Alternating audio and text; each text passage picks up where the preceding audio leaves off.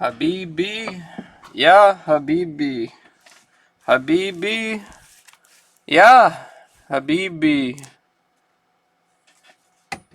I need to learn the rest of the lyrics to that song so I can sing it proper. That'd be pretty cool.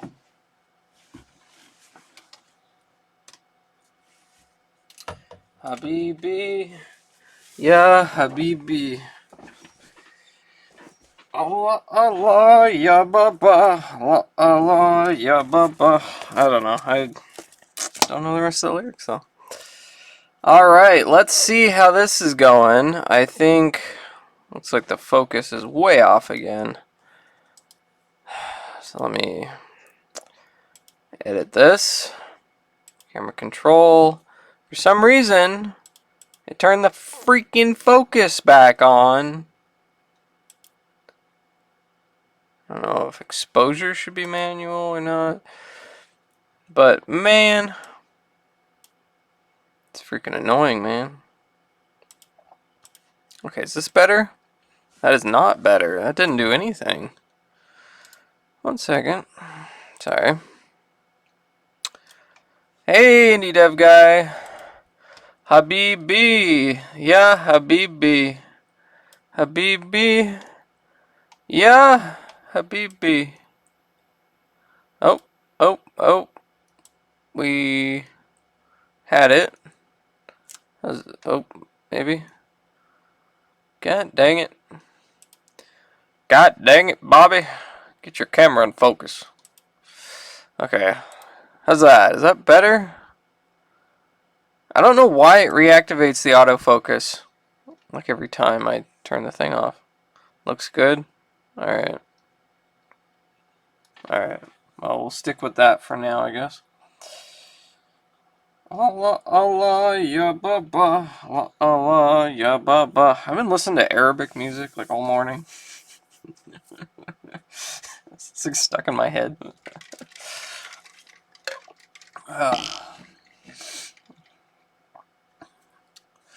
How you doing today, indie dev guy? What's up? Today we have to read. We've got Star Wars number 29. Looks like we're gonna have Darth Vader fighting. What the hell's that guy's name? Cyborg dude. What the hell's his name? I can't remember. Cyborg bounty hunter dude. But yeah, and then we have the return of the orb. From we saw the orb. His first appearance was in Marvel Team Up number 8, where Ghost Rider teamed up with Spider-Man. It looks like he's back now, so that's pretty cool, I guess. And then this, I actually got this, like, it's in really bad condition, but I got this from a, I think it was a thrift store. I forget, my parents got it. They found it at, like, a thrift store or a yard sale or something, and it was, like, essentially free, you know, like $1 or something. I forget, maybe it was less than that. Actually, I think it came in a pile of stuff that they got pretty cheap, so it was probably less. It's a really expensive issue in, like, nice condition or whatever. It's like, all the ones online I found were like $70. But, you know, this one's pretty beat up. Probably worth, like, maybe 30 still. I don't know. But this one, it is not the first appearance of Blade. His first appearance, I believe, was issue number 10 of Tomb of Dracula, which I do not have, and it's like $1,000, maybe $2,000, depending on condition. Maybe more if it's really nice. But I believe this is the origin of Blade, I want to say. I don't know. I haven't read it yet. I was just going off based off what I saw online, and I think people had mentioned that this was the origin of Blade. So it's kind of cool. But yeah, we'll read this afterwards. I don't have a lot of Tomb of Dracula. Like, actually, I got the facsimile of number 1, and then I have this one, and that's it. I did buy at an auction. I think I got issue number 5 at an auction, but it's still in the mail. I haven't gotten it yet, so maybe I'll read that next week if that gets here in time, which it probably should. So, but yeah, I thought about buying issue number 2, but it was like $50, and I was like, ugh, I don't know. I just spent like $300 on tapes for this month, so uh, yeah. Oh, sweet, the orb. Yeah, it's orb. Orb.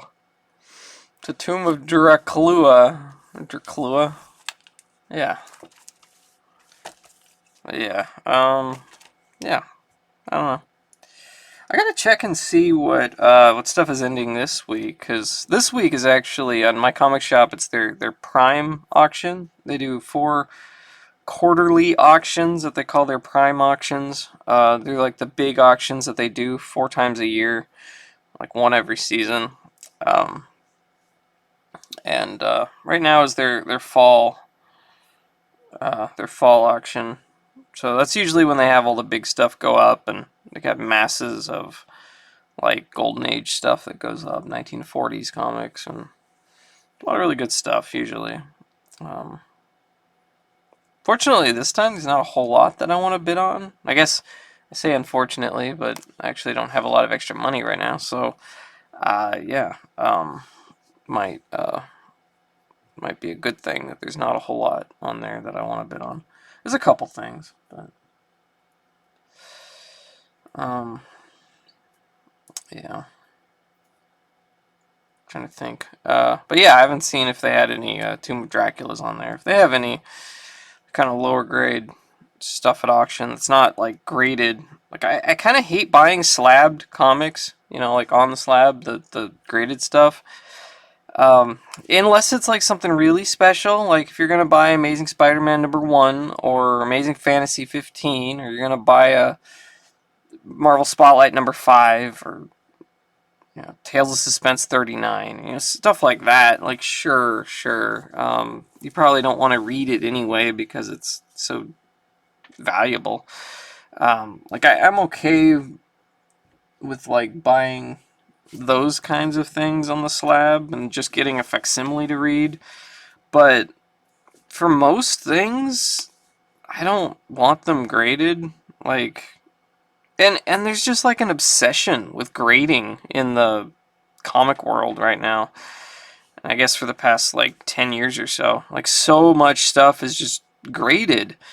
Like everything, freaking everything's put into slabs, and it's like, man, that's a 3.0 of like, I don't know, like I was looking the other day and they had like I think it was some X-Men or Spider-Man comics, but they weren't like the 60s ones. They were like from the 80s, I think. And it was like not even special keys or anything, but they were like just random issues that were just like 3.0 to 5.0, and they were all graded, and they're all at auction. I'm like, man, I don't want to buy these graded. Like, I might bid on them if they were unslabbed, just loose comics, so I could read them. But who's gonna want these in a freaking slab? You can't read it, and it's such a pain to break them out of the slabs. They're not like meant to be opened. You have to just crack open the slab to do it, which can sometimes you have to be careful how you do it because you could damage the comic. I broke a card out of a BGS slab once. It was just a sports card because I have some graded Power 9, and I was thinking about breaking those out of their slabs. And I was like, well, I'm gonna test that on a cheap sports card first. And God, it was horrible. It was so hard to get out.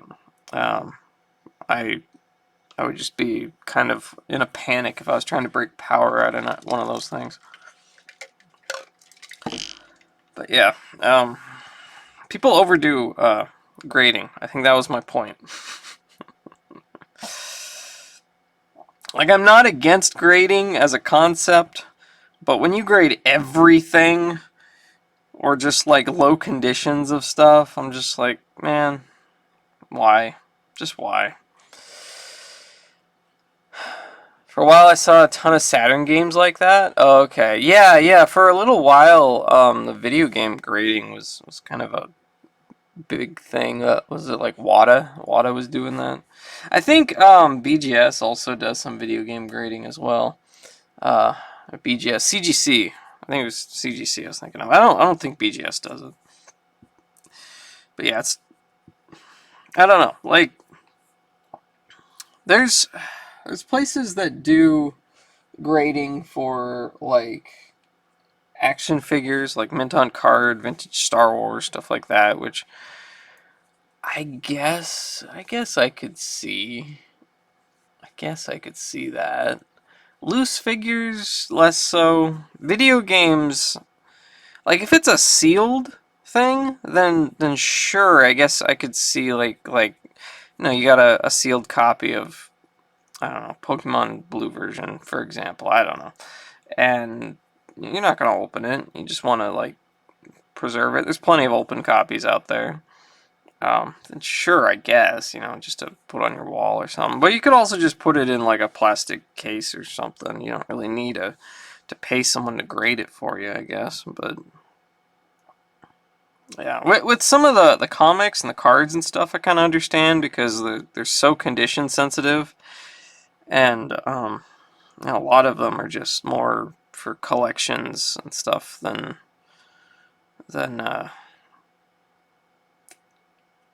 you you're like playing video games, but um, it's a lot of cards and comics that basically are just collector pieces, I guess.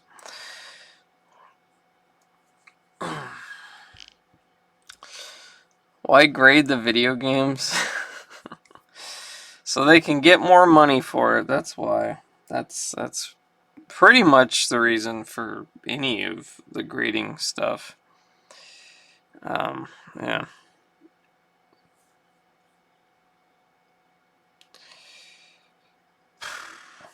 Yeah. Anyway, I found this copy of Final Fight in a box the other day. It's seen better days.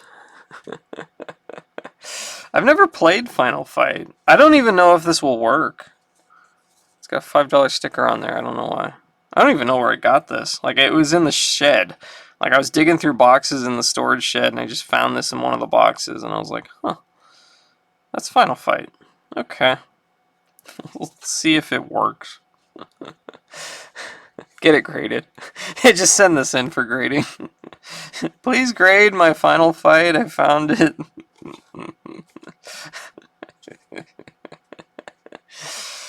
Yeah, I found that. This is kind of weird. I got this at a local comic shop actually, it was probably about a year ago.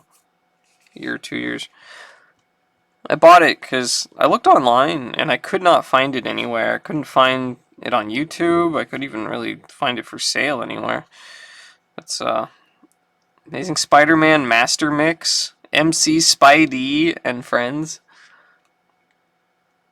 I would do that. Send in a random piece of crap to be graded. Yeah. Produced by Brian May.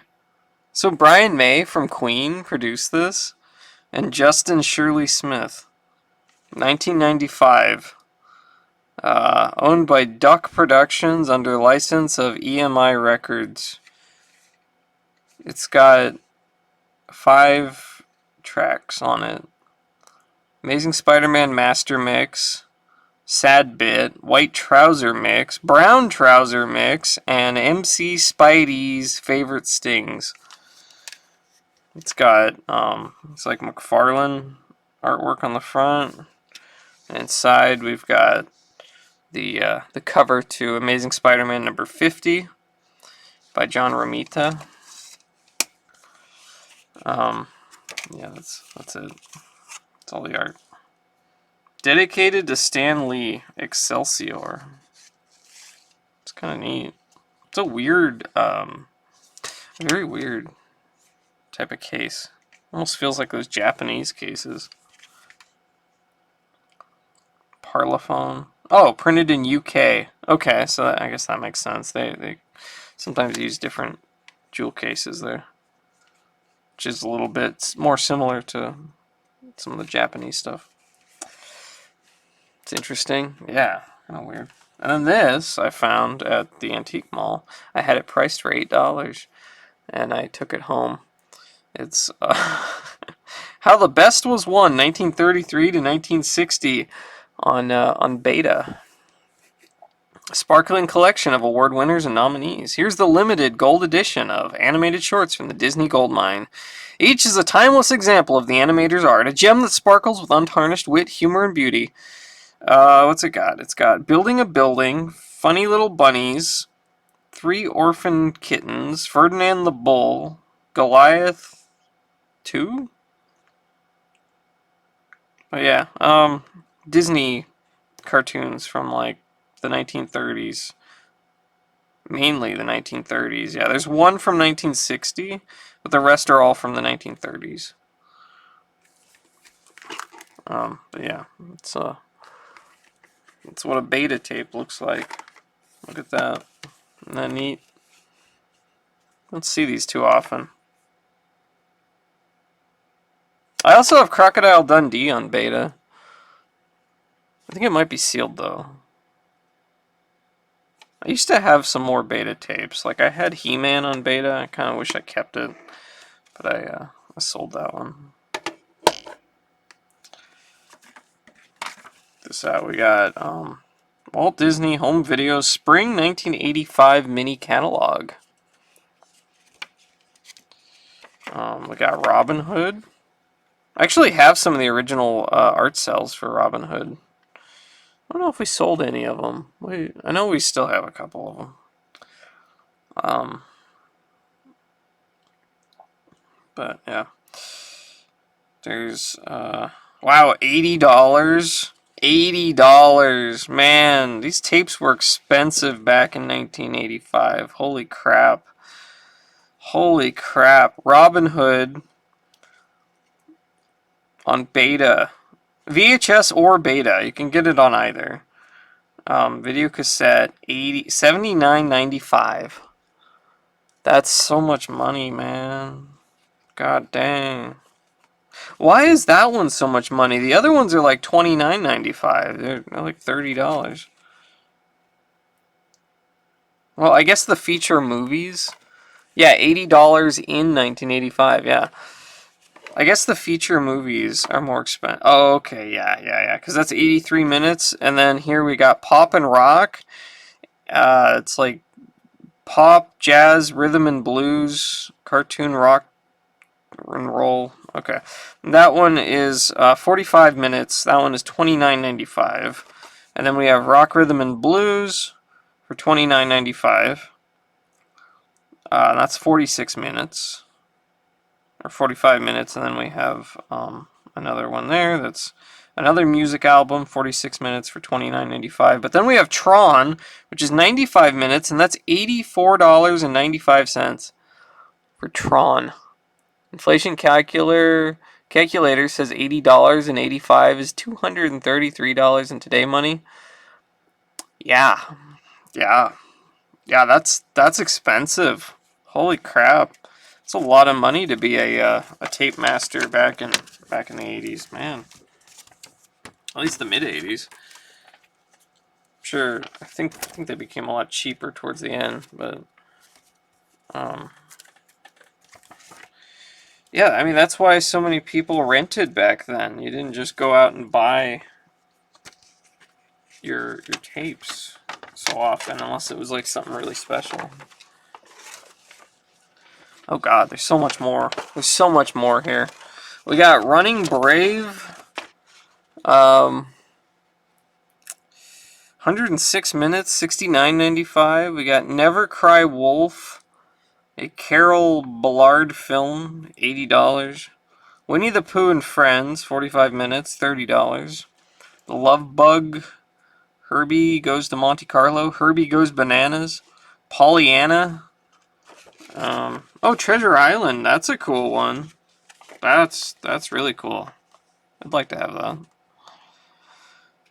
That one's 87 minutes, $70. Swiss Family Robinson.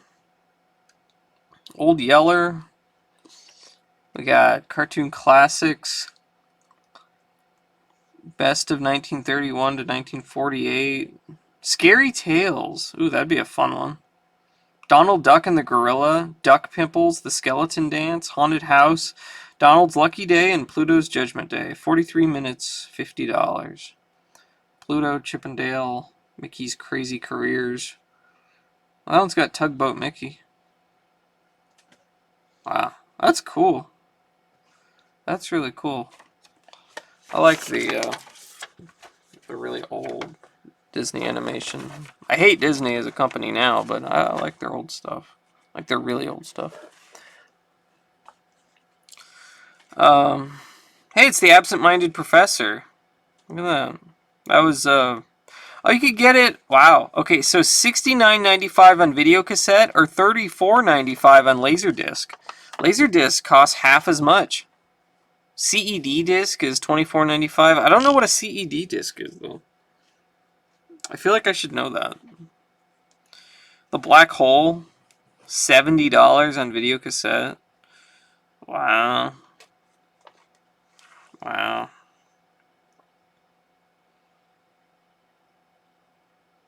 Huh.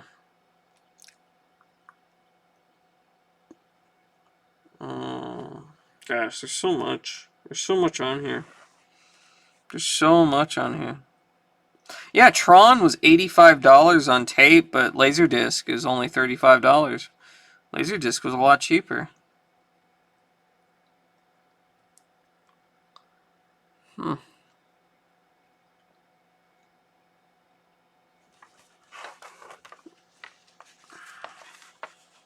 Watch for release dates on these upcoming titles from Walt Disney Home Videos. Love Leads the Way. You and Me, Kid, Volume 2. Picture Pages, Bill Cosby hosts an interactive children's series that kids will love. 5 Mile Creek, Volume 4. And more. 1985 Walt Disney. Wow. Anyway, yeah. So that's the Spring 85 mini catalog. And then what do we have here? What else we got? We got coming to theaters this summer. Magic 12 Years in the Making. 12 years? They took 12 years to make Black Cauldron? God dang. I like Black Cauldron. It's a good one. Walt Disney Classic Pinocchio. Okay, and then we have Great Disney Animation. When they're gone, they're gone. We got... Oh, okay, what is this? Oh, these are the Gold Edition classics.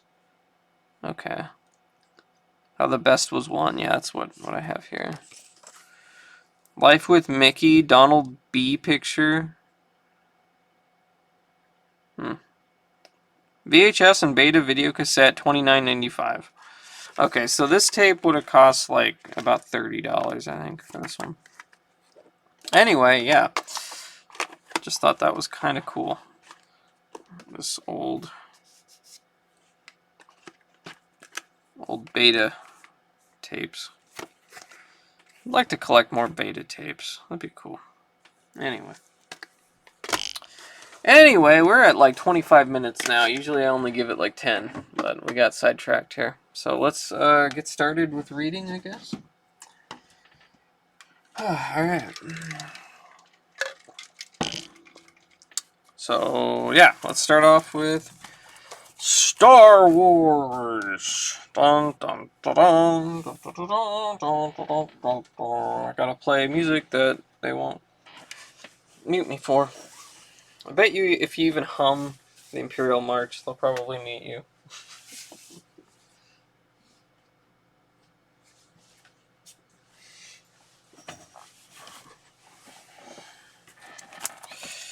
Da-dun, da-dun, da-dun, da-dun, da-dun, da-dun, da-dun.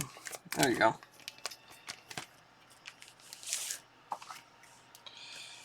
Royalty-free Star Wars music.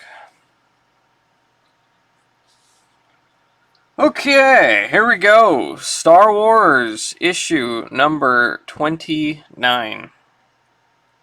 Adventures Beyond, the greatest space fantasy film of all. Ooh, nice and smooth cover. Very, very clean feeling. It's got a little bit of a wrinkle right there. Somewhere. This part is bent. We got a bend down here. A little bit of wrinkle up top. But not terrible.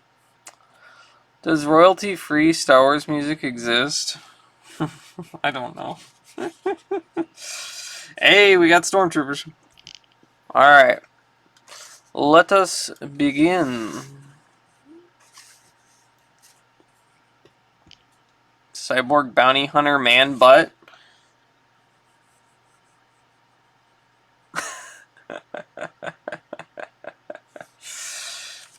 His name Valance? Is that what his name was? Valance? Something like that. I forget. Alrighty then. Long ago, in a galaxy far, far away, there exists a state of cosmic civil war. A brave alliance of underground freedom fighters has challenged the tyranny and oppression of the awesome galactic empire. This is their story. Stan Lee presents Star Wars, the greatest space fantasy of all. Continuing the saga begun in the film by George Lucas, released by 20th Century Fox, Archie Goodwin, writer-editor, Carmen Infantino and Bob Wysack as artists. Okay, back to the usual team, looks like. John Costanza as letterer, Glynis Wine as colorist, and Jim Shooter as consulting editor. Yep, same team. No changes here. Dark Encounter. No more! No more! Anything you want, I'll tell! I'll tell! What's the matter with you men? Turn around, you're supposed to be at attention. Don't tell me veteran stormtroopers haven't heard screams before. They have, but somehow, not like these. Not screams twisted out of a man's very soul by a master manipulator. Ooh. Alright, I gotta move this up here a bit, right? No, I gotta move it down, that's what it is. Sorry. Yeah. Yeah, here we go. Here we go. Here we go. There we are. Okay, so this is November 1979. Alright, next issue is going to be the final issue of the 70s. We're at the penultimate issue of the 70s right now. Oh boy. Oh boy. Holy moly, look at that. Darth Vader, Lord of the Sith. The ability to resist is always fascinating, eh, Wormus? It varies endlessly from individual to individual. This spy was better at it than average, wouldn't you say? I wonder if I might be excused, Lord Vader? I seem to have a touch of indigestion. Yes, I would have that seen to, Wormus. Most people get indigestion after a meal, not before. Just be certain we can move without delay, the instant I have what I seek. The name, Rebel. Start with the name. Tyler Lucian? This is one cantina in a fair-sized city in a whopping big galaxy, stranger. What makes you think anyone here would know your man? NBC, Saturday Morning Peacock Club. You can be proud as a peacock as a member of the NBC Saturday Morning Peacock Club and receive your very own peacock t-shirt, iron-on, and membership card. Fill in your answers on the questions listed below on NBC's sensational list of Saturday morning shows. Tear out the page and fill in the coupon. Send it to us and you'll be a member of the Peacock Club. Watch the new NBC show starting September 8th. Daffy Duck's fast-footed friend Speedy Gonzales is a disco dancer, roller skater, a roadrunner, or a mouse. I love Speedy Gonzales. That's my favorite Looney Tunes. On Casper and the Angels, a new TV show, Casper is a garbage collector, a dog catcher, a circus clown, or a guardian angel. In Fred and Barney Meet the Thing, the huge orange-colored thing turns into a robot, a girl, a mailman, or a teenager. On Saturday morning, September 8th, Fred and Barney get stranded on an island with a mermaid, or an ice cream cone, or a werewolf, or a giant lizard.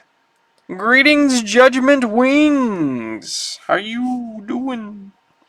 Curly Neal, a famous basketball player who stars in the Super Globetrotters, turns into a rock singer, a football star, a basketball. He turns into a basketball, yes. He turns into the President of the U.S. There you go. He turns into the President of the U.S. The new Shmoo looks like a chubby rock.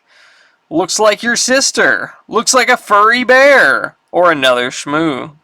Flash Gordon, as a superhero, becomes stranded on the New Jersey coast. I want to see that cartoon. Flash Gordon gets stranded on the New Jersey coast.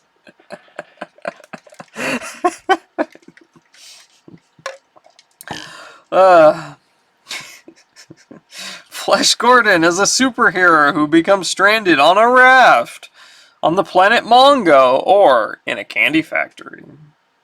The world-famous Godzilla is a giant frog, a green ape, a flying fish, or a big reptile. C. Johnny Quest. A quest is a search, a frisbee, someone who comes to dinner, or an inquiry. I want to see any of these except the actual answer. Yeah, where's the Flash Gordon as a superhero who becomes stranded on the New Jersey coast as a cartoon? I want that. I want that cartoon. Or Speedy Gonzales as a disco dancer? Like, give us that. Or Casper and the Angels. Casper is a garbage collector. The Thing turns into a girl. Fred and Barney get stranded on an island.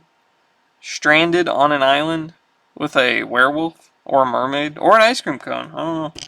Curly Neal becomes president of the U.S. and he also becomes a basketball at the same time. The one and only Jetsons are birds. A family, an organization, or racetrack driver. That Thing turns into a girl. Oh my god. Alright. Because in addition to running this dingy establishment, you hide people, Merrill, for a price. And Tyler Lucian has good reason to hide. He's a deserter from the Rebel Alliance. Stranger, if any of what you say is true, ain't it a bit foolish to go blurting it out? There isn't time to be subtle, Merrill. And on your type, it would be wasted anyway. My hand! Rah! You smashed right through the bar. That's not Ah! Hurry!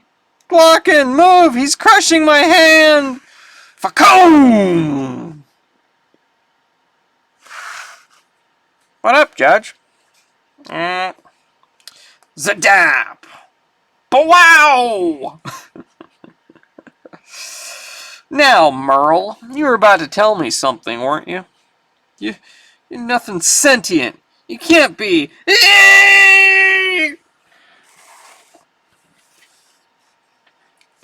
Swiftly, the cantina owner begins to talk. A short time later, the cloaked figure departs, stepping out onto the main thoroughfare of Centauri's spaceport and infamous Old Town section.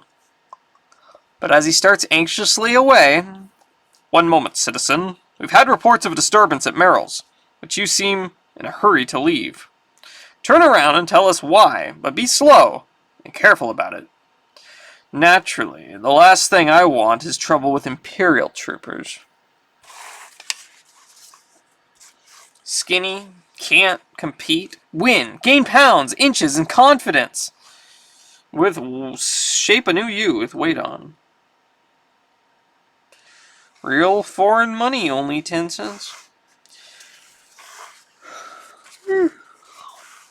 Yeah, it was Valance, okay. My name is Valance. I'm a bounty hunter, duly licensed for this and 28 other systems. 2 casino customers mistakenly thought I was looking for them. By the time we straightened it out, they were dead, and so was Merrill. I was rushing to report it when you stopped me. Credentials are in order.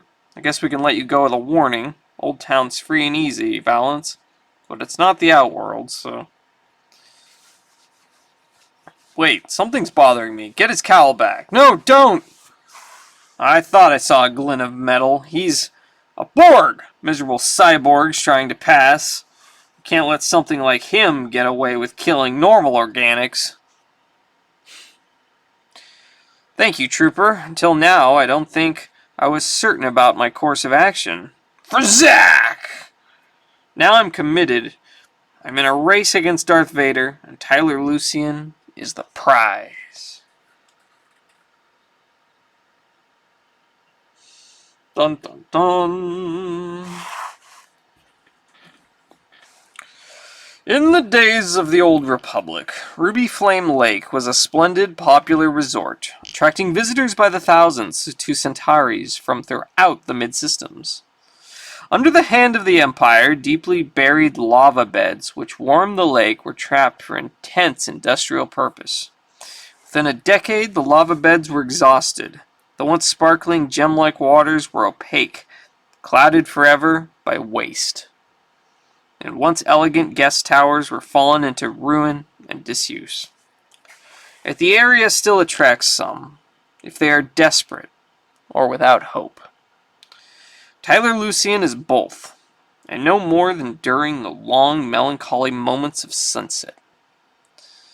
One more step is all it would take, an easy plunge into those blood-red waters.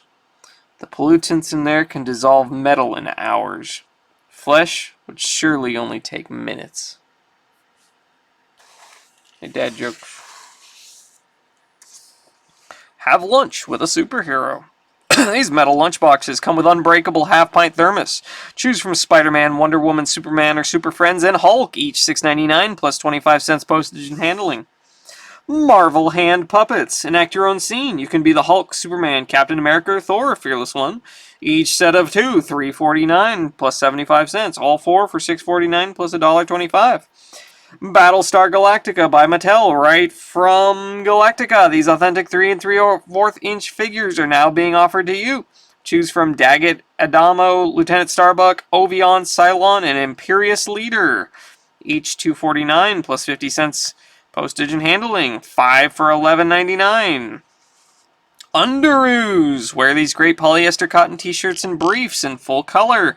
3 sizes, small, medium, and large. Choose from Spider-Man, Hulk, Superman, Batman, Aquaman, Wonder Woman, or Shazam. Please list alternate choice. Action fans, get your free Shogun Warriors Iron-On transfer. All you have to do is send proof of purchase of any 4 of 17 Mattel Shogun Warrior figures and vehicles shown on this page. Each sold separately. Figures not for use with vehicles. Stage your own battle of the Shogun Warriors. Poseidon, Shigcon Jet, Solar Saucer, Sky Arrow, Great Mazinga, Vertilift, Raider, Dragon, Dangard, Shigon Jet, Daimel, Shigcon Tank, Veritank, Voltus, Radi, and Liabi. Just send us the end flap from any 4 Shogun Warrior vehicle packages with the coupon at the right. We will send you a Shogun Warrior Iron-On transfer absolutely free.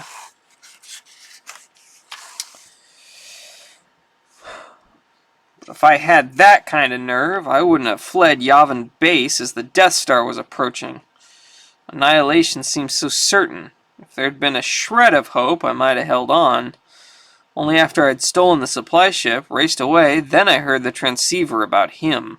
The T-65 pilot who shut down his computer and put a torpedo into the Death Star exhaust port unassisted. A mere farm boy from Tatooine. Luke Skywalker. So you do know his name, Lucian? And do you spend every sunset babbling to yourself about it? Who are you? I know everyone Merrill has delivering rations. Merrill won't be providing any more services, Lucian. And you won't be needing any. Merrill said Alliance spies were searching for me. Are you? Up till now, if I favored anyone, it was the Empire. After all, I used to serve them. Until a rebel bombardment turned me into something I hated. A machine. Then why are you doing this? I've value to the Empire with what I know. I'd hope to just be left alone, but if it will save my life... You're pitiful, Tyler Lucian. Unfortunately, I'm not known for my pity.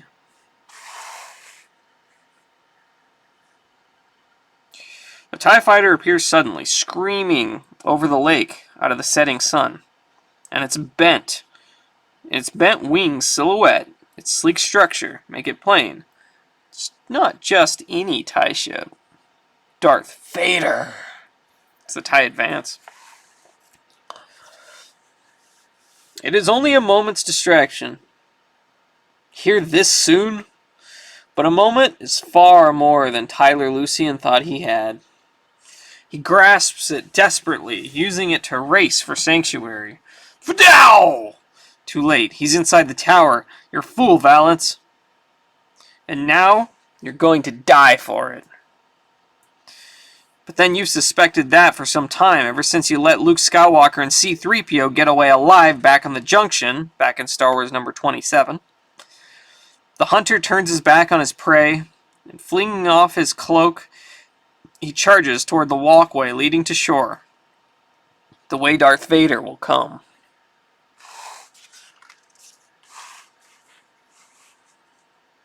Interlude. The main rebel base on the fourth moon of the gas giant Yavin. Here within the great stone walls of the Massassi ruins, a vigil is in progress. This is unfair. Totally unfair. A protocol droid isn't equipped to suffer an experience like this once, much less twice. What can be taking so long? Master Luke and I brought back all the materials they needed. Suppose some of the parts we got on Junction are faulty? With the Imperial blockade, it can't be easily replaced. Maybe R2-D2 can't be repaired, as he was after the Battle of the Death Star. He was almost fatally disabled in Star Wars number 26. No, I mustn't think that way. If they can make that little droid functional once more, I'll never say a harsh word to him. I'll... beep-a-deep. Surprise? Why, you unreasoning little mound of misplaced circuitry. Do you suppose I have nothing better to do than idle about waiting for you to play practical jokes? Whee boop! Just like old times again. What do you mean, twerp? And as a perpetual argument is resumed outside the supply and maintenance area, others are having words as well. How could you do it, General? Dodonna? Let the princess run off on a mission alone. Because she convinced me I might be letting personal considerations keep her at the base, Skywalker, much as you might be. You could be right, sir. I'm sorry. But didn't you always say she was needed here as a symbol of the Alliance? Leia Organa has abilities far beyond that. As we both know, yet in the place where she has gone, a symbol is desperately required. And perhaps rather than wait and worry here, you too need a mission, Luke. Here, an interlude ends. As light years away above the poisoned waters of Ruby Flame Lake on Centauri's. I like this panel. It's really cool. I like this art. A confrontation begins. The man in the tower has a name I require, bounty chaser. The only profit for you will be in letting me pass to get it. Today, Lord of the Sith, I'm not after profit.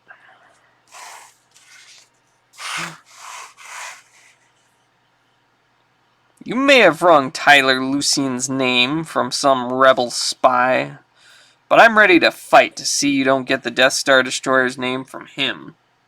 I believe you, Valance. But the why of it intrigues me. When I first heard of you, we seemed rivals for the same prey. Don't talk, Vader. Defend yourself. Surely you've noticed I already am. Star Wars number 21. Why else haven't you been able to fire yet?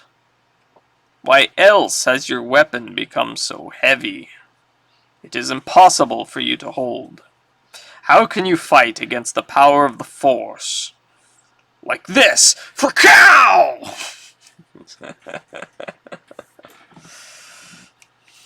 That panel has more butt.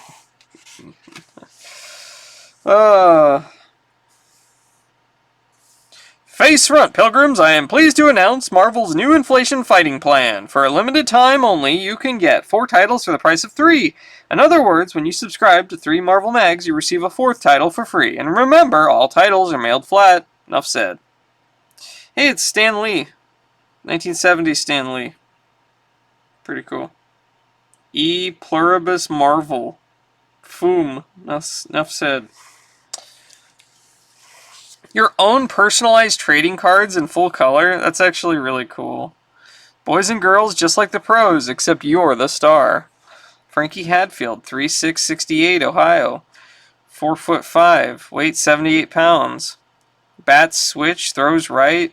Position, pitcher, outfield. Team, Lutot and Beatty. League, Cupertino, Little League. Favorite pro, Gaylord Perry. Favorite team, Cleveland Indians. That's really cool. You can, like, have your own custom baseball cards made of, like, you and your friends. I want that. I want the Late Guts card. Yeah. That's so awesome. God damn. I want to do that. I don't even play baseball. I just want my own cards. Made on, like, the old cardstock from the 70s. They don't even make cards like that anymore, man. It's all, like, computer printed now.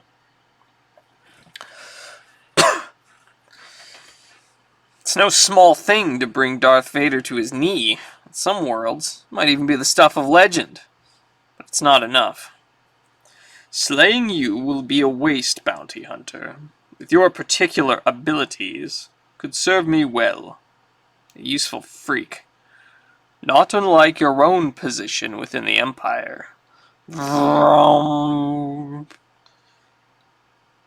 High in the decaying tower, beyond the walkway, Tyler Lucian watches with horrible fascination and listens.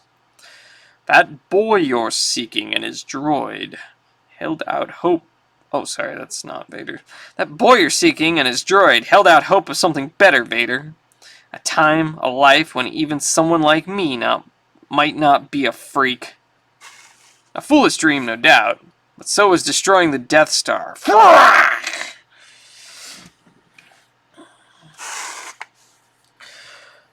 The chasm torn by the blast is wide, wider than most men might leap. But the Lord of the Sith is not most men. Krong! The combat that follows is fierce and brief. Shrak! And Darth Vader turns to the business that brought him. Tyler Lucian. No! The cybernetic hand clamps like a vice. Ooh, Howard the Duck and Dracula? Like, together? In one book? That sounds cool.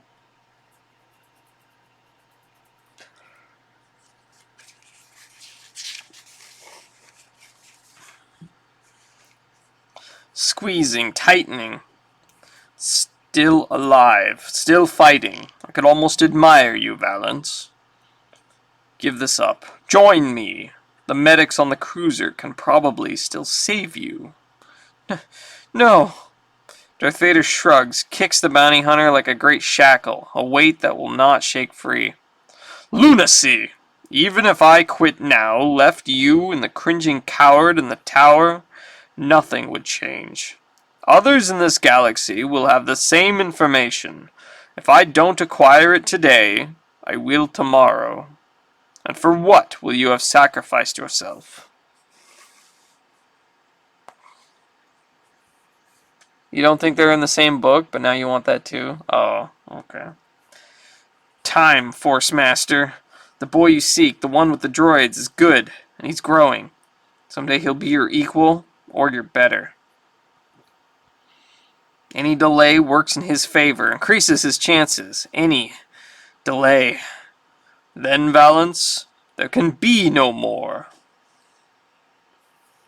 But as the lightsaber flashes, the doomed man rolls, hurtling himself toward the corrosive waters below, hauling the Sith Lord with him. And Darth Vader begins to feel just how heavy a dying man, half human, half machine, can be. The moments that follow are long, but they end. Ending with them, Valance the Hunter. Whoa. But his last words still echo in the mind of Tyler Lucian, and the man who could not face the Death Star. Holy crap, he just killed Valance. Brutal. Is he dead? I think so. Either that or he'll come out as like a full cyborg, because they said it takes hours to melt metal, but flesh will melt in like minutes. And he's like, cyborg man. So maybe he'll escape, but he'll be full machine now instead of like part machine. Which he would hate that even worse. We'll see. All right, I'll come back to these. Oh, here we go. Finds the courage that has so long deserted him. For a time, the only sound on Ruby Flame Lake is the steady, labored rasp of the Dark Lord's breath mask.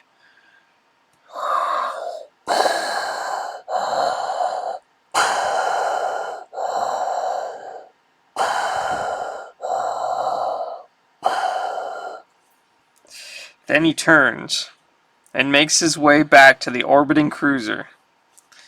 Finally off duty. I hate these double shifts. Right? Can't wait to shed this armor. Been in it so long I feel like a blasted Borg, or worse. Get underway at once, Wormus. I'll supply you with coordinates. And until I decree otherwise, we are on alert status. Even off-duty personnel will remain in full armor. And a long search begins again. Next issue, A Princess Alone. Whoa. Yeah, either that or is actually dead. I don't know. I haven't read...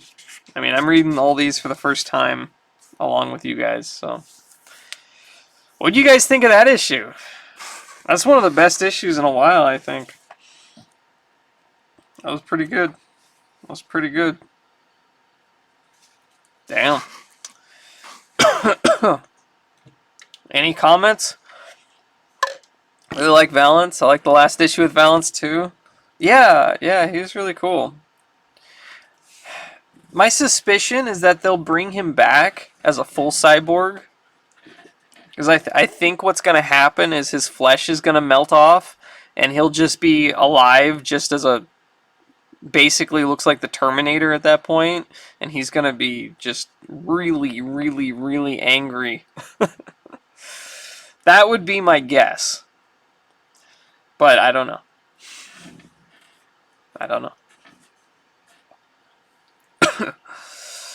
Hope he's not dead. Yeah, we'll see. Stan's soapbox. Okay, gang, gather round. Don't want you to miss a word of this. Here's the first hint of what you'll find in the super sensational, soon-to-be-unveiled premiere issue of Epic, the latest and possibly greatest mighty Marvel mag or anyone has ever unleashed upon the panting public. Even as these wondrous words are being breathlessly penned, senior editors Rick Marshall and Jim Shooter are lining up the greatest names in illustrated fantasy to launch our first issue. Here's a quick sample to whet your appetite. We're planning to introduce an exotic new feature by the widely acclaimed Rich Corbin, who will be gracing our pages for the very first time. Also making their dazzling debut in a Marvel mag will be the doubly legendary brothers Hildebrandt, whose sheer artistry will make you want to leap up and cheer.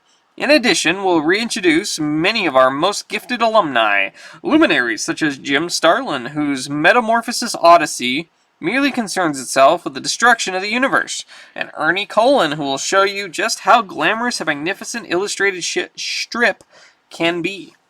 And Steranko, who returns to Marvel, scene of some of his greatest triumphs, to offer the first feature he's done in years, and Bob Larkin, whose torrid and terrific tale of a very special test alert will leave you gasping. And Craig Russell, who toys with your emotion as he lets you meet a somewhat different type of dragon. And John Buscema, who once again teams up with yours truly to present a brand new sparkling saga of the Silver Surfer as only Johnny can. Hi Chaotic, how you doing? But if you think that's all didn't I tell you there never was and never will be a mag like Epic? Look what else we have in store. A breathtaking preview of unpublished material from the wonders of Weird World. Possibly some wild pages by the dynamic European writer-artist Droulet, with whose Italian publisher we're negotiating. A thriller about death preceding life by none other than Marv Wolfman and Gene Colan. A time-warp tale with a terrific twist by Archie Goodwin and Bob Wacklett. Also, fantasy masterworks by the greatest names from Europe, Asia, South America, and far-flung underground. Names old and new, such as Steve Bissett, Art Suidam, Joe Jusko, George Bush, Ray Rue, Rick Veitch, and Carl Potts. Finally, I had to mention that I've heard both Jim and Rick huddling with Mike Kaluta, Neil Adams, Howie Chaykin, Jeff Jones, and dozens of others, longtime greats. So there will probably be even more artistic plums in store for you when Epic debuts. Whew! After all that, if you still can't figure out why we say Epic is destined to be the greatest mag of all time, forget the whole thing. We can always go back to Howard the Duck. Excelsior, Stan.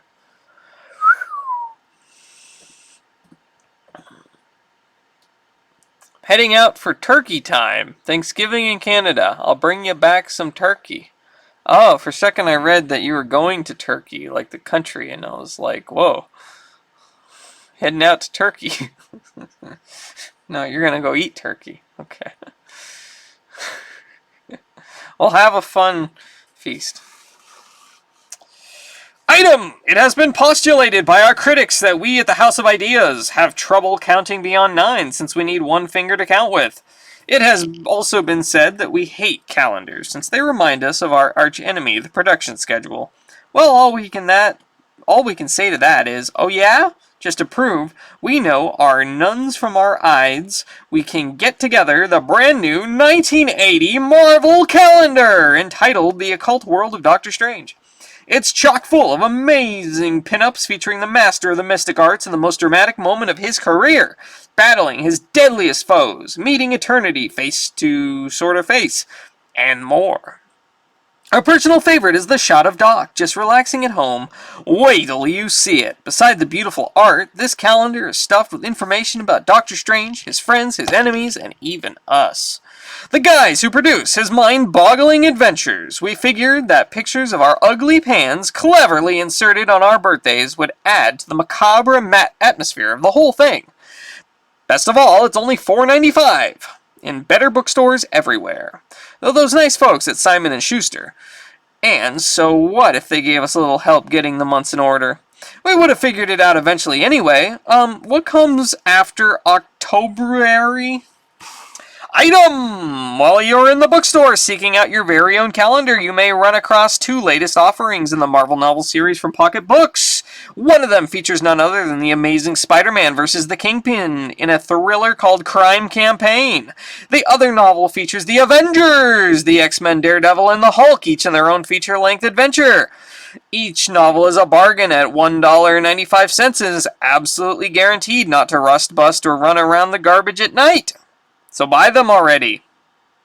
Right in the middle of the usual chaos, one day, Tom Batuka popped by to visit the bullpen. Tom, as astute syndicated strip followers know, is the man responsible for Funky Winkerbean. Funky Winkerbean. Okay. Delighted with the opportunity to hobnob with a fellow cartoonist, the beleaguered bullpenners left the day's worries behind for a few pleasant moments. Thanks for coming by, Tom. Item! Speaking of Toms, our own Tom Orzechowski, world-class heavyweight letterer, recently designed and rendered his first album cover. The disc is called Hellfield by the group of the same name, and with Tom's dazzling cover on it, it's sure to be a chart topper. We hear that the music is good too. Hellfield? Hellfield, okay. I'll have to check that out. Lots of special happenings are thundering your way in this month's menage of Marvel masterpieces. In Spider-Woman number 20, for instance, the most cataclysmic confrontation since Napoleon versus Wellington takes place. You guessed it, friends. This issue, Spider-Woman meets Spider-Man, and the world will never be the same. Meanwhile, in the pages of Avengers 189, Hawkeye goes it alone against a way-out winged villainess named Deathbird. Those of you who demanded that Hawkeye be given his chance to shine don't dare miss this one, unless for some reason you can only buy one comic this month, in which case let nothing prevent you from picking up Iron Man 128. This issue features a tale entitled Demon in a Bottle. Oh my god. Oh my god, 128, Demon in a Bottle. Holy crap, that's an expensive issue. That's the famous alcoholism issue where Iron Man just becomes a complete, just utter drunk, and he's just completely alcoholic. Just, you know, he's looking in the mirror, he's all unshaven, he looks like crap, his hands are shaking, and he's just like, yeah, he just becomes a complete alcoholic, and he's just like wandering the streets drunk, and yeah, he basically gives up being Iron Man after this point for a long time. But yeah, very famous issue. This issue features a tale entitled Demon in a Bottle, a moving, powerful, sensitive story that will be remembered and talked about years from now. I mean, they're not wrong. That's like one of the most famous Iron Man stories, actually. We won't tell you more than that. Please buy this issue, or borrow it, but somehow, somewhere, get your hands on it and read it. We think you'll be glad you did. I'd love to have a copy of that, but I don't want to spend the money for it, really. It's not like as high a priority as some other things. I'll probably get one eventually, someday, maybe, but I think it's like nearly $100 for an issue. Stan Lee proudly announces Part 2 of Marvel's Fantastic Weird World epic in the issue The Darklands Gems. Okay. Warriors of the Shadow Realm. Wild fantasy articles, maps, every panel a painting. I would like Turkey. I want to go to Turkey. Yeah, I'd like to go to Turkey. That'd be cool. Go visit Istanbul. See the Hagia Sophia. Captain Marvel versus Professor Sneer. Propelled by a glittering beam of photons, Captain Marvel closes in on Professor Sneer's spaceship, Sunkiller. I must stop Professor Sneer from extinguishing the sun. If I don't, all life in the solar system will perish in a lethal cloud of ice crystals. Professor Sneer. Captain Marvel, not even you can stop me from destroying the sun. Everything will then be nice and frigid. Ha ha! Your problem is that no one's ever done anything nice for you, but I'm going to change that. Well, you'd better do it fast. I've set the sun killer ray on automatic. Professor, just taste this delicious Hostess Twinkies cake. Nice golden cake. Nice creamed filling. This is the nicest thing anyone has ever done for me. Captain Marvel, one good turn deserves another, so I'll let you turn the sun killer ray off and turn the ship around. The sun is still in business, and so are Hostess Twinkie's cakes. You get a big delight in every bite of Hostess Twinkie's cakes. Yes. Alright, time for the Star Words. Sorry. Dear Archie, Carmine, and Jean. Someone involved with the Star Wars comic has a cruel streak, and issue number 25 is very definite proof of this. I've been following various comments in the letters column for some time, and it seemed to me that a lot of your readers felt like I did. All the adventures since you finished your adaptation of the movie have been good in terms of action and characterization, but they seem to take Luke Skywalker and company a long way from the basic struggle of the Rebel Alliance versus Empire. Without that, it seems to me Star Wars is in danger of becoming just any other space opera. Then came issue number 25, Siege at Yavin, shouts the cover blurb, and it appears you were finally back on track. TIE fighters in a planned attack, X-Wingers taking to the spaceways against them, Luke and Leia moving to take their places in a meaningful military action of rebels against the Imperials. Then came the cruel part. After getting so close to what I've always wanted to see in the Star Wars comic, you backed away from it! Luke and Leia didn't even get to the Rebel base on Yavin 4. Sure, they're in the Yavin system, but they're still stumbling around on their own, just like in every other adventure you've ever dreamed up for them. Please, get them back to Alliance headquarters for some realistic Galactic War-type episodes. You've only done the first half. There's still time to prove to me that you're not sadists by setting things right in Star Wars number 26. Of course I'm exaggerating. By and large, Siege at Yavin had a lot going on for it, and it did seem to be moving, at last, in a direction I'd hoped you'd explore long before now. Baron Tagg seems to definitely be an interesting addition to the series, and the notion that there's a whole family working with the Empire but at odds with Darth Vader is a good one. It gives a nice twist to the straight, dyed-in-the-wool villainy of the Sith Lord. I also like Jorman Thode. The idea of a used StarCraft dealer seems a bit much, but in a galaxy where everyone seems to whip across the light years as casually as you or I might drive a car, I guess it's a logical consequence.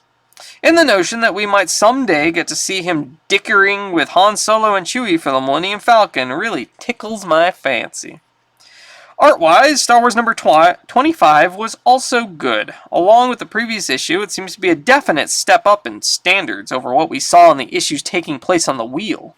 Carmine Infantino's visualization of the space scenes in and around the giant planet of Yavin were quite impressive, and Gene Day's inks seemed to complement them especially well. Some of Day's work I find a bit stiff and mechanical, and I tend to lean toward the softer looks, such as Bob Wyasek generally achieves, particularly in Star Wars number 24. But he's definitely carving, brushing a name for himself among the comic's newer talents. Also, after some pretty drab and muddy-looking issues, the colors were a real treat this time, bright and effective, like in the saber dueling scene. If you can just stay with the Rebellion and not wander too far afield, I'll certainly be staying with Star Wars. Don Showalter, 631 Northrop, Kansas City, Kansas. He was going to kill the sun. Yes, he was. He sure was.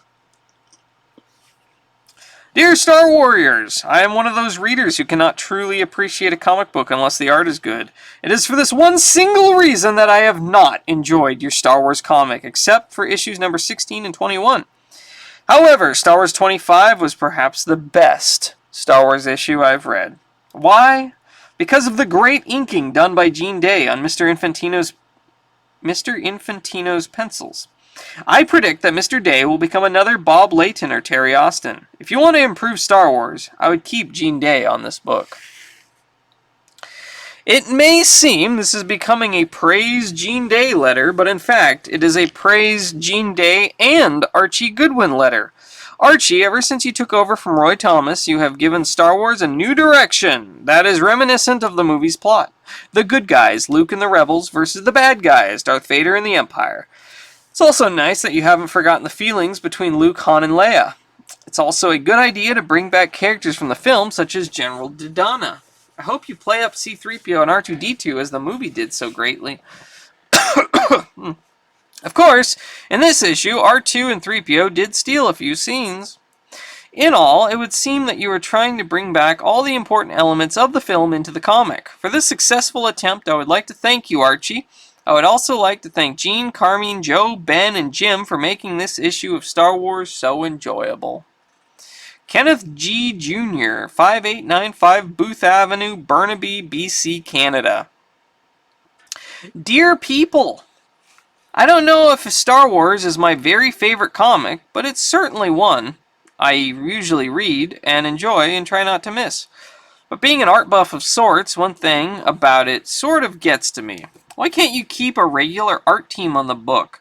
A long time ago, when Terry Austin left as regular inker, he said Bob Wyasek was going to replace him. But the pattern that seems to be developing, to judge from Star Wars 25, is that Bob inks 2 or 3 issues, and then Gene Day inks one. I think consistency is important in a continuing series.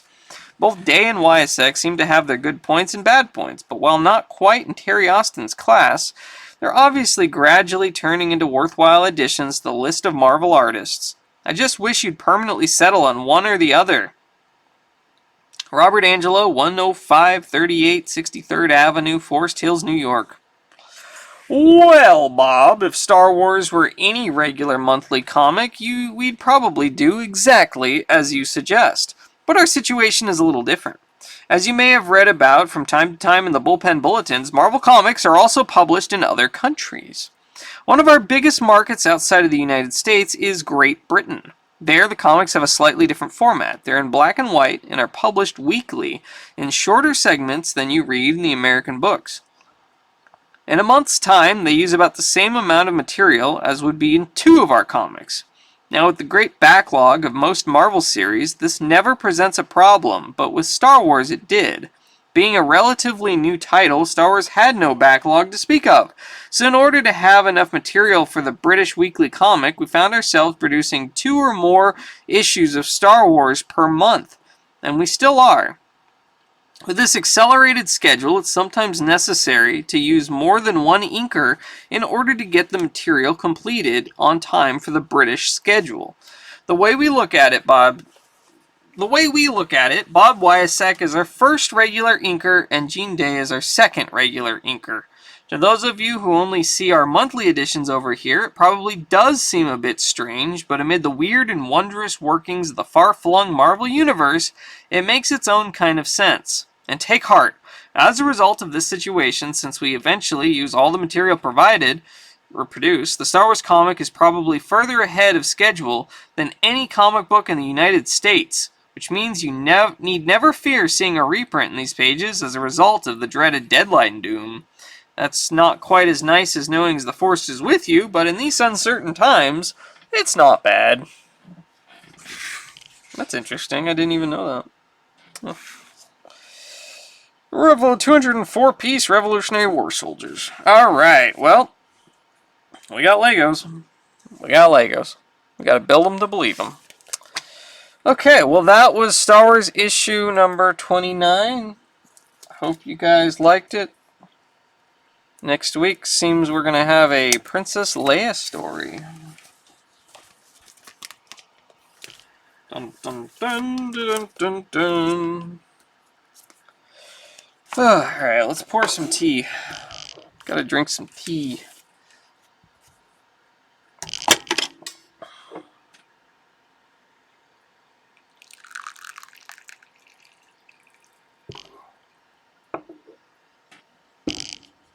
Ooh, tea time! Oh, it's hot. It's hot. It's hot. This is Indian tea I got from the halal market.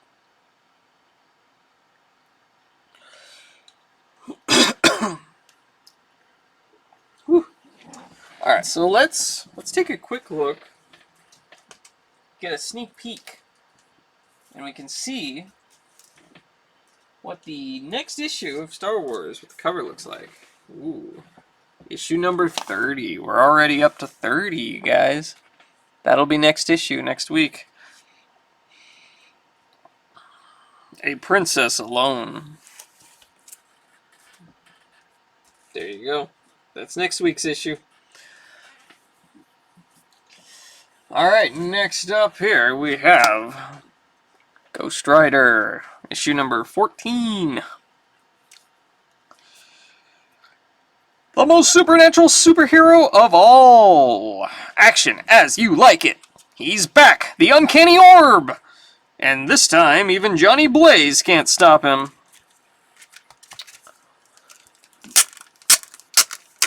Alrighty.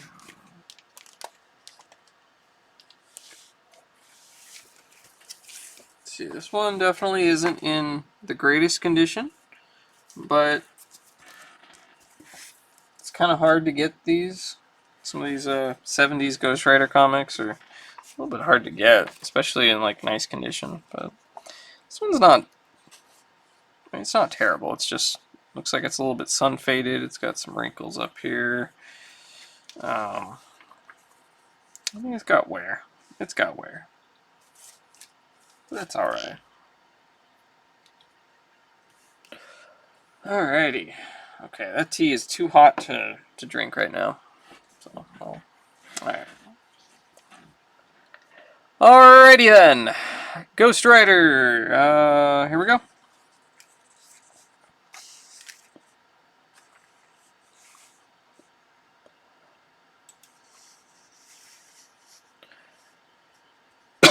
The Saga of Johnny Blaze.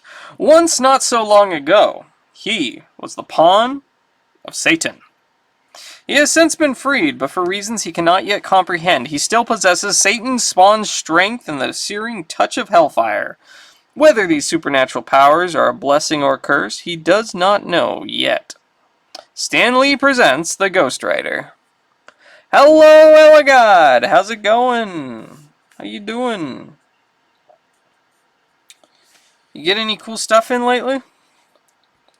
Tony Isabella, the writer. George Tuska, artist. Vince Coletta, inker. Joe Rosen, letterer. Phil Rache, colorist. And Marv Wolfman as editor. A specter stalks the soundstage. The latest, perhaps greatest adventure ever in the life of the fast-action superhero star who's taken Marveldom by storm, featuring the deadly return of the Uncanny Orb. Alright, this is October. Sweet, guys, look at that. We got an October issue for October. An October Ghost Rider issue. October 1975. Awesome. Man. This issue's almost 50 years old. God dang. Really? Yeah, this is like 48 years old this month. 48. God dang, man. Doesn't look that old. Man. I'm well, working right now. Just shipped an Evil Ernie #2. Oh, cool. I think I have some Evil Ernie. Hold on. I want to take a look real quick. Oh, perfect October issue. Let me look.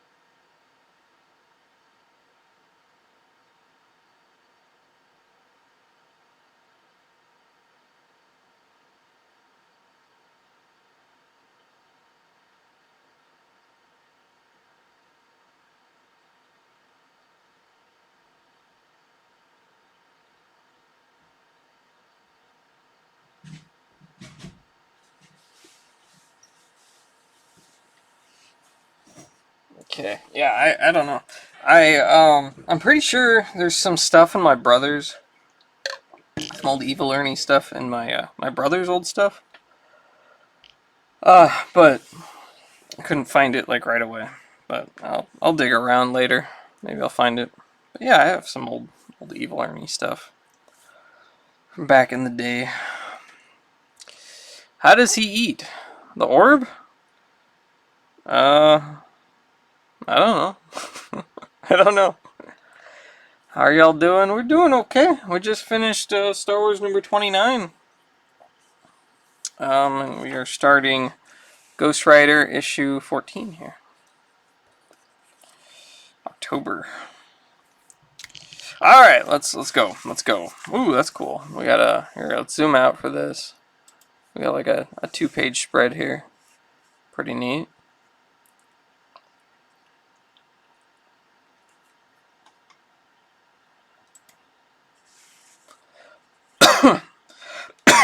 Sorry.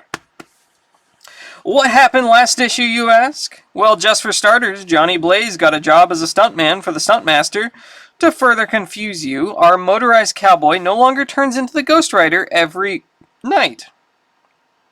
What now happens is that he becomes all skullhead whenever there's an unnatural danger hanging around. Like, for instance, when the Trapster tried to collect $1 million bounty somebody offered for Karen Page, wanted at least alive. Why somebody offered that kind of bread, we really don't know. But Ghost Rider rescued Miss Page, and that, gentle reader, brings us back to where we were before we were so rudely interrupted. Namely, Johnny Blaze's first on-the-job stunt. Whew! The above message brought to you courtesy of overworked Joe Rosen, Marv, and Tony. Okay, Blaze, the fire trucks are set up for your first and last stunt. Try not to get too much blood on the costume, eh? Ah, Coot, you do care, don't you? Yon Director Collier seems certain your stunt is somewhat dangerous, Johnny. I can't imagine why, Karen. It's fairly simple.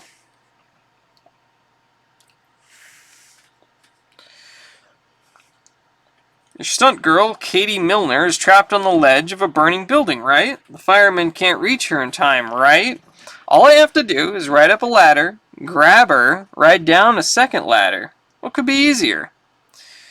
Would you consider me forward, Mr. Blaze, if I took out several large insurance policies on you? He's actually going to do it. What kind of fool did you hire, Stuntmaster? Coot, I think what we have here is an entirely new species. And you know something? I got a feeling we're also watching the birth of a star. Alright, everybody, quiet on the set. Action!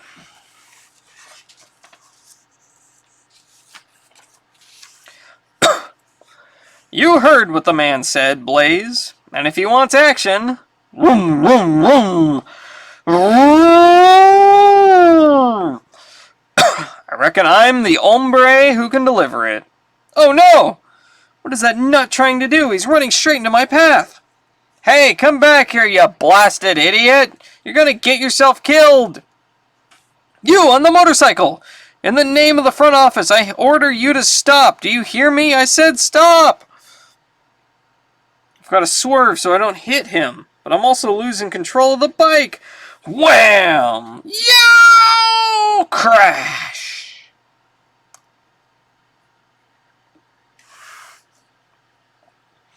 Guess I lucked out. Nothing's broken. But I'm gonna have me some words with that little sidewinder who messed me up. Cosgrove, you jackass of an accountant! What's the matter with you? You ruined that take! I'm just doing my job, which is more than a certain irresponsible director I know is doing. Irresponsible? You little twerp, I'm gonna string you up so high it'll take a moonshot to get you down. Threats don't impress me, Collier, especially coming from a man who has been hiring scab labor. What? This person you hired is not a member of the Stuntmen's Union. Don't you realize that they could close down the studio if you had shot even one stunt with him? Not a member of the union? I don't believe it. God, why are you dumping on me today? Break for lunch, you clowns, and somebody, anybody, get Blaze a union card. Next time, Mr. Collier, be a little choosy. Don't settle for any bum off the street. I'll kill him! Let me go, stunt master. I'm gonna murder me an accountant. Sorry, pal. There's a tour group on the set right now. Killing accountants is not considered to have socially redeeming value in most states. Gotta think of your image, you know. In the name of the front office. I'm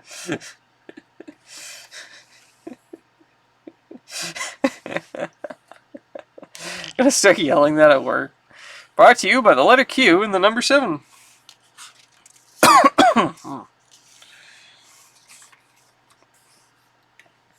Come on, I'll buy you a cup of coffee and explain some of the unpleasant facts of the TV land. That's the world-famous stuntmaster, folks, with one of his fellow actors. You see, Delasny Studios is like a big happy family working together to produce the shows you love. And that's why they must be destroyed! Huh? He's right. After them! Don't let them escape! Forget it, fella. I went through this once before with Inferno, issue number 8. I don't have a hankering to repeat myself. Let's get him, Johnny! I'm starting to change. And that wild hunch I had the other day was right on target. Wherever there's danger around, Johnny Blaze does a fade-out. And the Ghost Rider is back in the saddle again. Whap! Big deal. Now I know what changes me. Someday I'll find out why. Uh-oh. Looks like the stuntmaster isn't doing so well. The mob's knocked him flat. Maybe I can buy the both of us some breathing room with a quick circle of hellfire. Whoosh! Yep, that'll keep them back. Because even though they're obviously hypnotized or something, they know better than to go traipsing through those flames. Next question. Who's doing the hypnot... Dead? But of course. Did not you yourself see me perish? Wait. What? Oh, sorry. Start over here. Clever move, Johnny Blaze, but it will avail you not. The orb. But that's impossible. You're dead? But of course. Did you not yourself see me perish under Grand Central Station? Brought to an untimely end by you and the accursed Spider-Man? And we saw it too in Marvel Team Up number 15, Marv. Oh. Super bodybuilding course, the bodybuilding system that guarantees you'll put on inches of powerful muscles on your body. Alright. The hatred that drove me in life was intensified in death, Johnny Blaze. You not only took everything I had worked for from me, you took my life itself.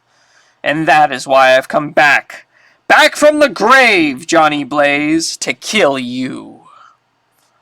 You doubt me, don't you? You foolishly believe your wall of flame protects you from those I have possessed. But what would you do if I ordered them to walk through your all-consuming fire? Oh my god. They're walking right towards us. Unless I drop my hellfire circle, they'll all be burned to death. But if I do drop it, the stuntmaster and I have had it. But it has been said that behind every cloud is a cloudburst? Glug. Who's the wise guy with the hose? What kind of honeypuck tour is this? The orb is fading away somehow. The water broke his hold over these folks. It appears my satanic self is doing a fast exit too. That's a pretty funny looking picture of him right there. He's like mid-transformation. He's got his hair back, but his teeth are like still all like skeletal weird. And his nose is like, looks like an orc. Welcome back, Johnny Blaze. And now I can see whose quick thinking saved this cowboy's hide. It worked, Caddy. Whatever that thing was, it did a disappearing act when the water freed those people from its controls. It's a good thing you know how to use one of these things, Karen. I couldn't get mine started. The stuntmaster's a mite battered, but he's okay. Better have the studio doc look at him anyway. Johnny, are you alright? I'm fine, pretty lady. Thanks to you. Hope you're not bashful about accepting a guy's gratitude. I was so Oh, think nothing of it, Johnny. After all, the members of a cast have to stick together.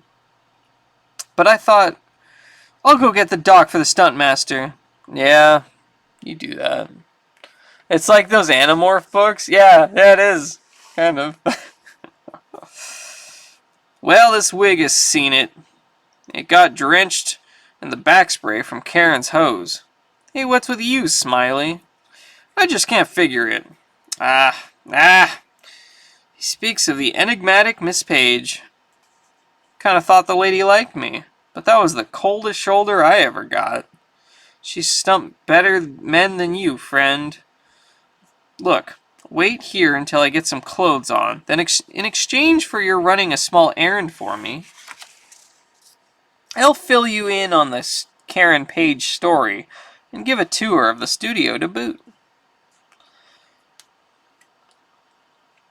Howdy, ma'am. Now what's this I hear tell about errand?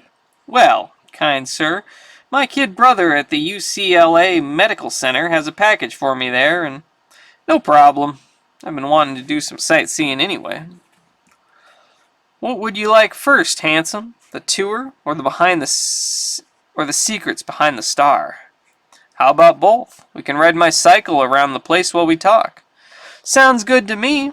Not to sound disparaging about our dear director, but by the time he cools off enough to be ready to start shooting again, we could be into summer reruns. This is your bike, huh? Kinky. What? You get scared by the Batmobile when you were a kid or something? I could let you run alongside while we... I think it's just darling, Johnny. Looks like a little Jeremy Irons.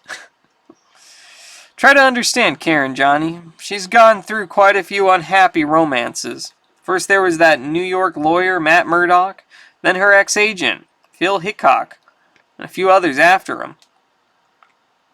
Her heart's been shattered so many times that she seems afraid of letting people get too close. When I watched her on TV, I always figured that a star like her had to have everything a person could ever want. I guess I'm kind of dumb sometimes. Boy, did you see that? Stuntmen get all the girls. What would you do with them? Your wife doesn't even like you going out to bowl once a week. Yeah, but... I know. Some guys have all the luck.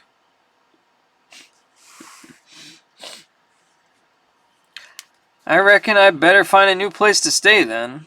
Where have you been staying? At Karen's. In the guest room. But of course, alone. I never doubted it for a minute, cowboy. I can probably crash with the stuntmaster. The stuntmaster? Are you kidding? Head for that warehouse over there. I don't know where you've been the past 40 years, sport. Haven't you heard about the stuntmaster's mansion? Heard what? The place is wall-to-wall females. It makes Hugh Hefner's pad look like a monastery. Sounds like a right nice place to live. You wouldn't last there 1 week, fella. Those broads would eat you alive. I got some friends who work for the studio. They got a beachside house with a spare room. You might be able to rent it from them. Friends of yours, huh? For a guy who rides the original Looney Tunes cycle, you're a fine one to talk, Blaze. Richard Wendy. There's somebody I want you to meet. Kinky? Like, what does that even mean? Why is this issue so funny? I don't know. Their names are Richard and Wendy Piney. Piney? I don't know. Rich is the special effects and prop man for the entire studio. Wendy is the costume designer. She also makes the most delicious brownies on the West Coast. Hello, Caddy. Who's your friend? The handle's Johnny Blaze, folks. I'm pleased to make your acquaintance. Johnny Blaze? Are you the guy with that skull cycle? The whole studio's been talking about it. Do tell. Ugh, motorcycles. Give me the whim-whams. What's that? Holy... Heads up, everybody. We got trouble. Did you think I would surrender my vengeance so easily, Johnny Blaze? You'll have no rest from me, save your final rest. Roar! Scatter, everybody! Smack! Roar! You only want me! Johnny, he'll be killed! You can't escape me, Blaze! Don't bet on it, kid. He's one gent who can take care of himself. The Whim Whams? Yeah, what is the Whim Whams? I don't know. Oh, there he is mid-transformation again, but with his mouth closed. Thanks for the vote of confidence, Caddy. But unless I can get to my skull cycle before that forklift gets to me, there won't be all that much left to take care of. This is a heck of a time to think of it, but I've always wanted to do this. Made it! The Ghost Rider rides again. Scrack! The Orb's latest mind slave couldn't turn that thing around in time, but those crates won't slow him down very long. Scash! What the? A laser beam! Too close! Sprack! Alive or dead, the Orb still has all his old tricks. But what would a ghost be doing with a laser gun? Frack! Whoops, I'd best be worrying about it later. Zattack! And concentrate on some fancy riding here. Now that time, Orb. You always were a fool, Blaze. My laser beams have merely served to maneuver you into an inescapable death trap. Now, my slave, kill the Ghost Rider. Inescapable, huh? Maybe so, Orb. What are these shirts? Full color iron-on transfers. We have Master and Slave. It's got feet on them. What is this? What the hell is this? You wear Master and your friend wears the Slave shirt? Like what? Pinball Wizard. Keep on truckin'. Love me, squeeze me, take me home. Let's boogie. The devil made me do it. Keep on biking. Going my way. Okay. I'm his because me deserve the best. I'm hers because she has good taste. You get a sheet of over 60 capital letters, 1 inch high, to create any message you want. What does that say? Oh, do unto others, then spit. Alice Cooper. The hell? Class of 75. Felix the Cat. 25 live seahorses, $2.98. Kit has 2 mated pairs of freshly caught seahorses, including 1 pregnant male, who will give birth to as many as 25 babies.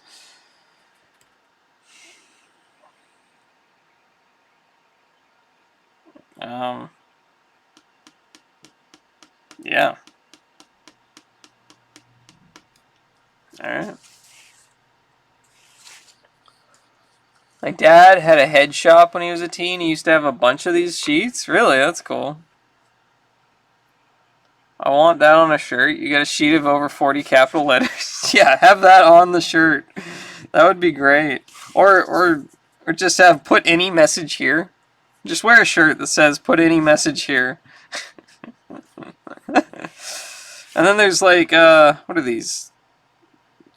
Flags, I guess. We got other countries. Afro? What's an Afro flag? Canada, England, France, Germany, Ireland, Israel, Poland, and USA. Alright. I'll do it. Bottom text. Yeah. Lorem ipsum. But when you're dealing with the world's greatest stunt rider, take a tip from me. Don't ever rule out anything.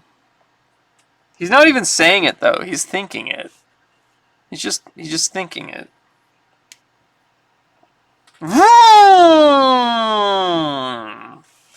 Okay, maybe I couldn't have done it without that conveniently placed plank, but then again, maybe I could have.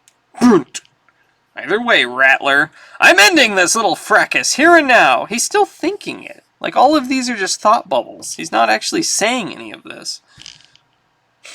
I don't know. Whoosh! We made shirts with the zigzag rolling paper guy when I was in 3rd grade. Oh, dang. Well, that's cool. Wow. Scrap! The forklift absorbed most of my blast. The driver's only stunned. It looks like the orb has split again, too. 'Cause I'm changing back to Johnny Blaze. Oh, there he is mid-transformation yet again. Johnny! I'm fine, Rich. But maybe you ought to have this fella looked at. I hope I didn't hurt him. Boy, I'd heard about your ghost tricks, but I never thought I'd get a chance to see them used like this. Don't worry about a thing, Johnny. Richard and I will see that poor Mr. Patton is taken care of. Why don't I take a rain check on the tour, Caddy? I don't feel much like continuing it right now. Give me direction to UCLA and I'll run that errand for you before we start shooting again. He has very intense inner dialogue. Yeah, he does. Alright, we'll come back here. But the errand is destined never to be completed. For in the hours that follow, Johnny Blaze finds himself part of a unique supergroup, whom the world will know soon as the Champions. Wait, what? What? What? What is going on? 6 courageous souls know a brief moment of victory before being brought down to crushing defeat. And the Johnny Blaze who returns to Delasny Studios that afternoon is a man caught in the grip of despair.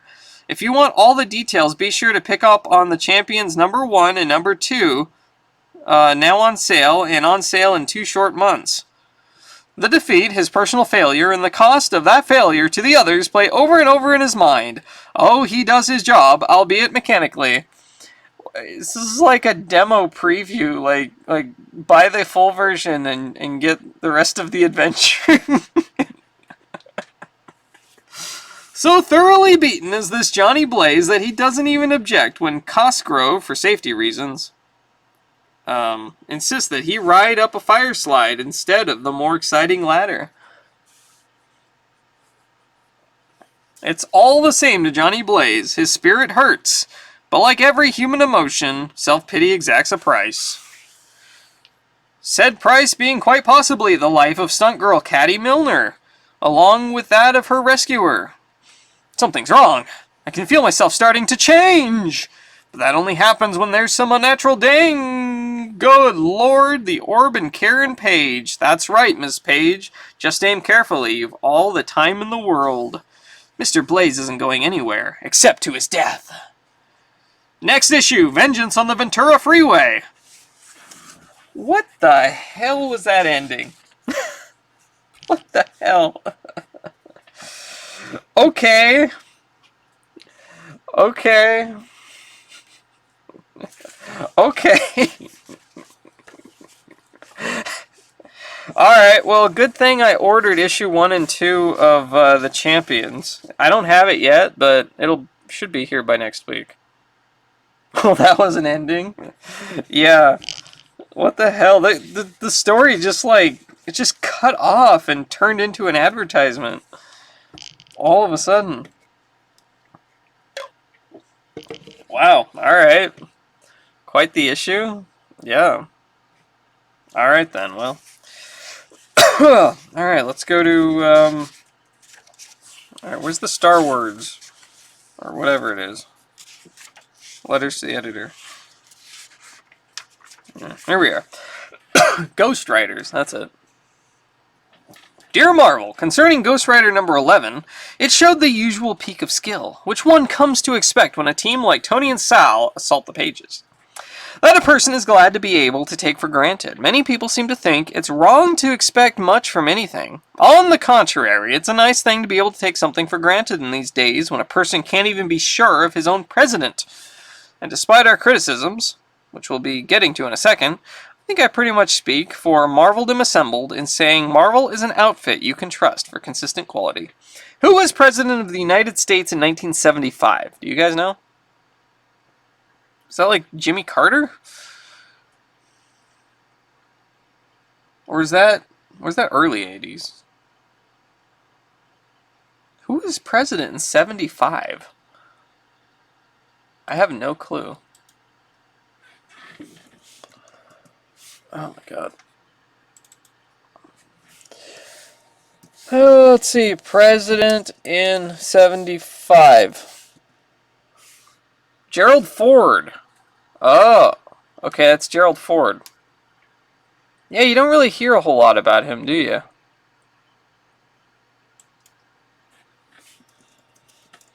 He doesn't get talked about that much. When was Jimmy Carter president? That was, 77. Okay, I thought it was 70s. 77 to 81. Alright, yeah, so early 80s, late 70s was Jimmy Carter. Okay, so it was close. It was close. Gerald Ford. Okay. I guess someone was not a fan of Ford, I guess. Actually, don't know much about Gerald Ford at all. Anyway. The Desolation run really hung in there. For the 10 or 15 minutes it took me to read the issue, there were no writers or artists. There was only Ghost Rider and company and me. Now that's something a person can look forward to. And so it went until the end of the book. Then it struck me. You've just ruined every Fantastic Four Hulk fight and any possibility for a Hulk Firelord or Hulk Son of Satan match. All any respectable fire-wielding superhero or villain has to do is remove the oxygen away from the area around the Hulk and he's finished. For that matter, they could do this to any oxygen breather. Unless you can figure out a way to solve this problem, send my no prize to Carl Cummins, Madison, Indiana. Okay. No prize for you this go-round, Carl. We thought it was pretty obvious that it was sheer dumb luck that allowed the Ghost Rider to best the Hulk in this instance. How often have you seen villains get the upper hand over the good guys through mere chance? We think it's about time the heroes got a break. Also, the supernatural nature of Ghost Rider's Hellfire could have contributed to his unexpected victory. Possibly Demon Hellstrom's Soulfire would turn out to be equally effective. Wait. Hold on. It looked like this thing...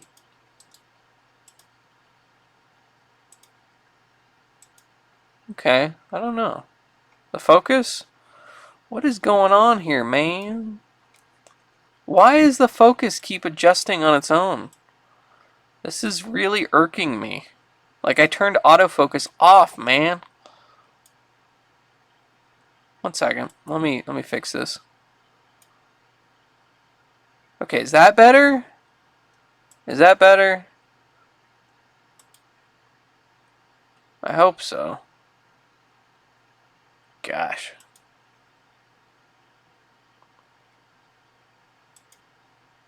Okay, I think it looks good. Dear Tony, Frank R., Frank G., and Mike.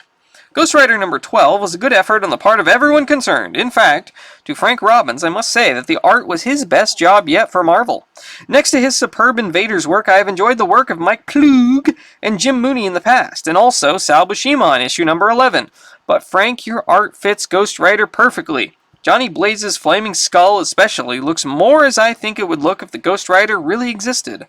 And to Frank Giacoya and Mike Esposito, I'd just like to say that the credits were right in calling you two inkers extraordinaire. Mark, your letter was but one of many praising Frank's power-packed pencils on Ghost Rider 12, and lest you think the bullpen can't recognize a reader's consensus when it comes crashing at our door, you'll be happy to know that starting in issue number 16, Frank Robbins returns to Ghost Rider as our new regular artist. But what about George Tuska, you ask, the man whose fine work has graced the past 2 issues of this mag? Well, folks, look for Tony and George to join forces once more in a brand new comic sensation. We're talking about Black Goliath. The first issue is just being started now, but it's a blockbuster you won't want to miss. On sale in just 3 short months. Black Goliath. Check it out. I think the focus shift might just be vibrations when you bump the table. Oh. You're right. You're right. Sorry. Okay. Dear Tony, Frank, and Len, while the overall saga of Ghost Rider was not greatly advanced by issue 12, it was nevertheless an above-par issue. The return and resolution of the Phantom Eagle was a welcome plot turn. Tony wrote Kaufman's demise and life without life in a line with the previous Trimp conception.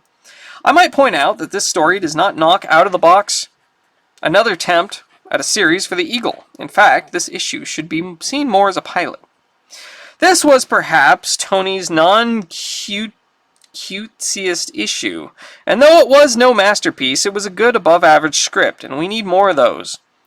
I hope, though, that the next issue brings us a little more on the ever-changing life of Johnny Blaze, and that we see more of the Stuntmaster and a few new supporting characters in the near future.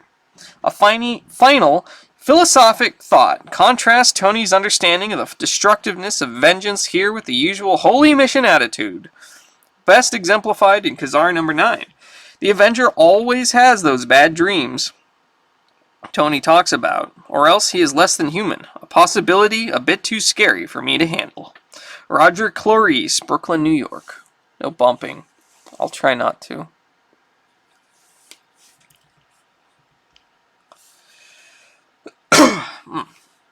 Dear whoever is responsible for the cover of Ghost Rider 12. How interesting that Hermann von Reitberger is portrayed on your cover as a helpless, leggy redhead being rescued by Ghost Rider. The only woman to appear in this issue was Roxanne Simpson in one panel of a flashback. The presence of a pair of shapely legs on the cover did not compel us to buy this issue. We are disappointed to think that Marvel has to resort to such a ploy as this merely to boost sales. You said you were trying to minimize such sexist treatment of women in your books. Being subscribers to 17 of your books, we have noticed a general improvement concerning Marvel women in recent months. We just want to keep you on your toes. Marie Oppenheim, Peter Glassman, Saratoga Springs, New York. Nice start, Roger Cloris. Here, let's take a look at that cover, if I can find it here.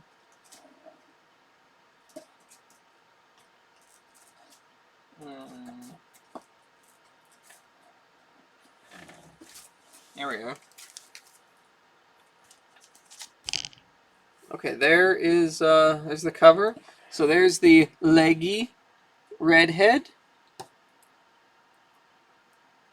Was she not even in the story? I don't even remember. I honestly do not remember.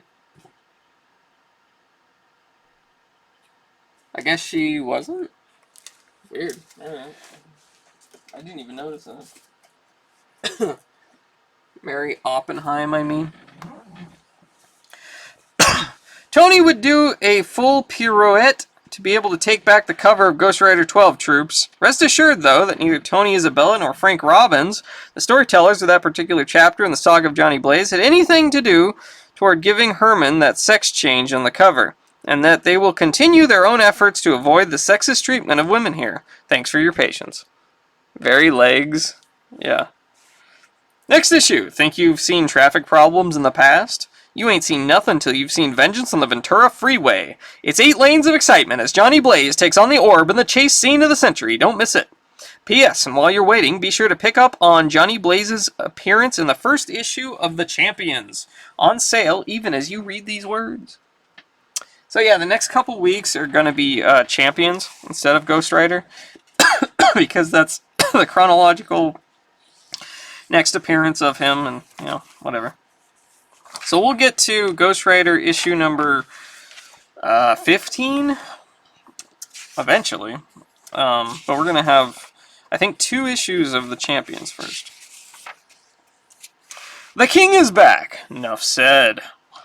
This month's news is too big to hold off for another minute. Jack Kirby is back. Yep, that's right, old King Kirby, and don't forget it was at Marvel that he got that sobriquet, has returned to the bosom of the blushing bullpen. This is where his heart is. This is where it all started. This is where one of the greatest talents in comics belongs. One of Jolly Jack's first projects will be a Marvel Treasury edition of Hold On to Your Hat, 2001: A Space Odyssey. Also, he'll start on another brand new series dealing with the gods that walk among us. And just to prove the Master's hand still hasn't lost its touch, he'll be taking over the strip he started more than 3 decades ago. The one and only Captain America. Jack will be writing and drawing the whole Magilla by his lonesome. Much as I'm itching to collaborate with him once more, I've still got to finish writing Son of Origins, so that the great new sequel to Origin of Marvel Comics can be on sale for you before this Christmas. But as soon as Jack and I get a breather, and when you least expect it, watch for a gigantic special edition of, you guessed it, the Silver Surfer. Anyway, one of the most dramatic moments in the mighty Marvel Con, which was held at Easter time, was when most of the bullpen was on stage for a panel destruction of the Fantastic Four. And I mentioned that I had a special announcement to make. As I started telling about Jack's return to a totally incredulous audience, everyone's heads started to snap around as Kirby himself came waltzing down the aisle to join us on the rostrum. You can imagine how it felt clowning around with the co-creator of most of Marvel's greatest strips once more. Now if we could only find poor Irving Forbush. Anyway, the con was a total triumph. Kirby's back, Howard the Duck loves you all, and every day is a holiday at Marvel. So till we meet again, remember these imperishable words of Aunt Petunia. Never speak harshly of your enemy when you can kick him in the shins instead. Excelsior, Stan. Item, if you think the triumphant return of the King, which has got to be the most awesome arrival since MacArthur trucked on back to the Philippines, is the only big event coming at you from your brain-blasting bullpen, we'll just have to casually mention the title of our grandest, goofiest, and possible greatest guest star extravaganza of all, the Super Team Supreme, the Champions, featuring 5 of the most far-out fightin' furies ever to cross the pages of a comic mag. This brainchild of Tony the Tiger Isabella is even at this moment being blazingly brought to life by dashing Don Heck, whose pulse-pounding pencils on both the Avengers and the Defenders elicited such enormous approval from Marveldom assembled. So join Tony, Dawn, the Angel, the Black Widow, Ghost Rider, Hercules, the Iceman, and a volume of vile villains for this power-packed premiere on sale in July. And while you're waiting, you might pick up on a few other supergroup sensations, namely the Fantastic Four, the aforementioned Avengers and Defenders, the X-Men, the Guardians of the Galaxy, and those wide-eyed wonders of the World War II, the Invaders. At Marvel, everybody gets into the act. Item! Look out, Lockjaw. Watch out, Red Wing. Here comes the all-time ace of the animal kingdom, Howard the Duck. That's right, oh true believer. Stan and the Marvel gang proudly present an all-new comic mag masterpiece starring the aquatic Avenger whose uncanny deeds of daring do have astonished readers in the Man-Thing. Once more, Steve Gerber, Frank Brunner combine talents to give you what may turn out to be the greatest humor or greatest adventure mag the world has ever known. Once more, that's Howard the Duck, now in his own book, and you thought we didn't love you. Item! Cut off a limb, and 2 more shall take its place. So saith Hydra, and so saith Marvel. In case you were wondering what we had in store for you in our magnificent magazine line, wonder no more. First off, Savage Tales starring Kazar is gone, but it's being replaced by not 1 but 2 great new titles. Marvel Super Action starring Kazar, the Punisher, and Dominic Fortune, and Sherlock Holmes, the Dean of Detectives, in exciting adventures as portrayed by Devil May Care, Doug Munch, and Valiant Val Myrick. Secondly, Dracula Lives and Vampire Tales are gone, but they're being replaced by not 1, not 2, but 4 new magazines. The Legion of Monsters, presenting the spine-chilling stories of Dracula, the Frankenstein Monster, and the all-new Amphibian, Master of Terror. The works of Robert E. Howard, H.P. Lovecraft, Robert Bloch, and other titans of the typewriter represented in comic form. Marvel movie premiere, The Sensations of Cinema Land, brought to you by Masterful Marvel and Star-Lord. Science fiction with a difference. How's that for making Hydra look like a pack of pikers? Item. It had to happen after 2 years and 196 pages, surely a rollicking record of some sort. Dauntless Don McGregor's classic tale of heroism and revolution, Panther's Rage, is drawing to a close. So don't dare miss the latest issue of Jungle Action starring the Black Panther. P.S. for Billy Graham watchers, just who is that handsome dude we've been seeing in the backgrounds of television commercials for such diverse products as beer and chewing gum? Darned if he doesn't look familiar. Item, if you missed MarvelCon 75, Pilgrim, then you missed the comics cavalcade of the decade. Not only with Jack Kirby's return to Marvel announced before an enthralled crowd, but most of your favorite Marvel madmen were there to meet and greet all the Keepers of the Flame who likewise keep us from going bankrupt. There were panels, displays, and even guest appearances by Spidey and old Cap America themselves. Even if you missed the event of the convention year, though, you can still share in the fun. Just pick up Foom magazine number 10 and dig on our special photo news report on the festivities. And of course, there's always MarvelCon 76, year after year, Marvel's #1, believe it. Whew. Okay. That was Ghost Rider, number 14. Wow, I'm out of breath. Woo! Alright. What do you guys think?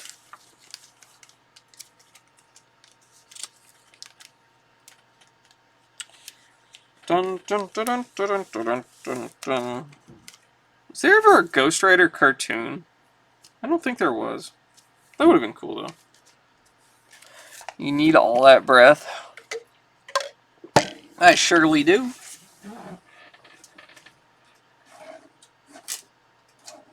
Alright. Alright. Let's get some tea. I was a little goofy. You liked it? Yeah, not too bad.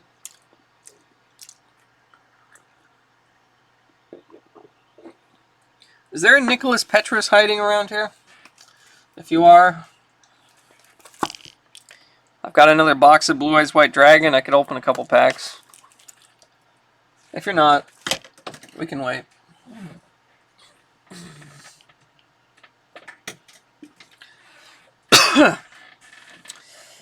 But next up we have The Tomb of Dracula, issue 13.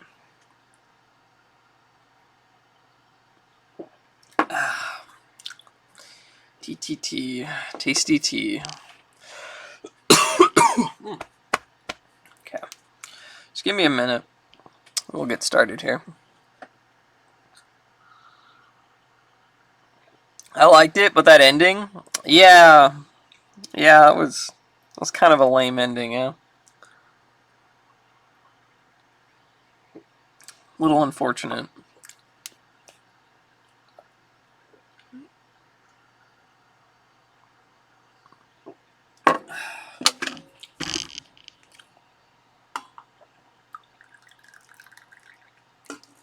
Just turned into an ad for the Champions, which we'll read.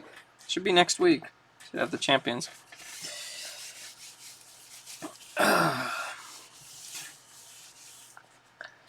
Alright.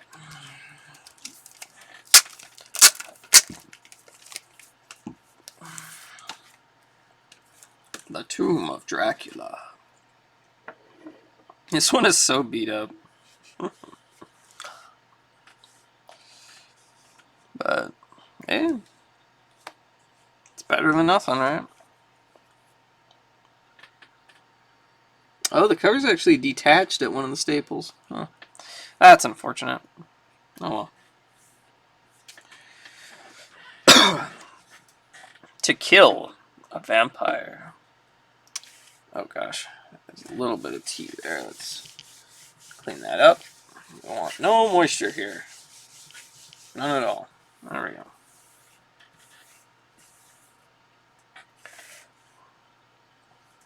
Okay, let's zoom in. So we get to see Blade. I think. Let's see. Stanley presents Tom B of Dracula. Why is the color suddenly change on the B? That's weird. To kill a vampire. Edith Harker is dead. Dracula murdered her. Quincy Harker, her father, thrust the final stake, ending her existence as one of the undead almost before it began. And for a long, very long moment, all time seems to cease. This is written by Marv Wolfman, Gene Colan as artist, Tom Palmer, inker, John Costanza as letterer, Tom Palmer as colorist, and Roy Thomas as editor. Tomb of Dracula is published by Marvel Comics. This is 1973, and what do you know? It's another October issue. October 1973. This book is today, or, well, I don't know today exactly, but is this month 50 years old. This book is 50 years old this month. October 73. Can you believe this is 50 years old? Man.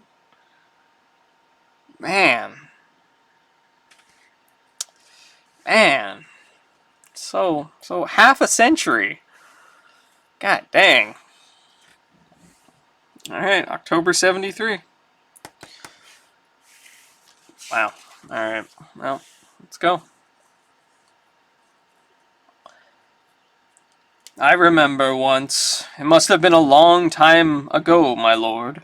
She was only 3 or 4, yet she knew all about my work. She said, "Daddy, I don't ever want to become a vampire. Please don't let me become one." And I would laugh and tell her not to worry, that I would protect her always. Oh God. Oh God. There's a time for mourning, Harker, and maybe for you, it's now. But Dracula is loose, and who knows who else he might kill tonight. Now I'm willing to join you people for a while, if we do it my way, understand? It's Blade. Check it out. It's Blade. This is like his 3rd appearance, or 4th maybe. I don't know. Really early though. Just wait one blasted minute, Blade. Who do you think you're ordering around? Edith's dead. Maybe that doesn't mean anything to you. But I'll tell you this. She was important to us. Get that, Blade? To us. So if you want to do anything, you do it our way. Or you can just take your stinking knives and stick them where it hurts. Look who's talking, Drake. You're descended from Dracula, aren't you? How do we know you're not playing both sides? Why, you lousy knife-happy maniac, I oughta. Stop it, both of you. Edith's dead. This isn't the time for fighting. Look, I'm sorry about that last crack, Drake. It was out of place, I know it. But why not have Edith's funeral? And then get back on the trail, dig? There's to be no funeral, Mr. Blade. Her body will be cremated, as is the procedure. But you are right. There is no time to lose. Already Dracula may have found another victim. Man, these comics are awesome. Now I really want to collect these Tomb of Draculas. They're so expensive, though.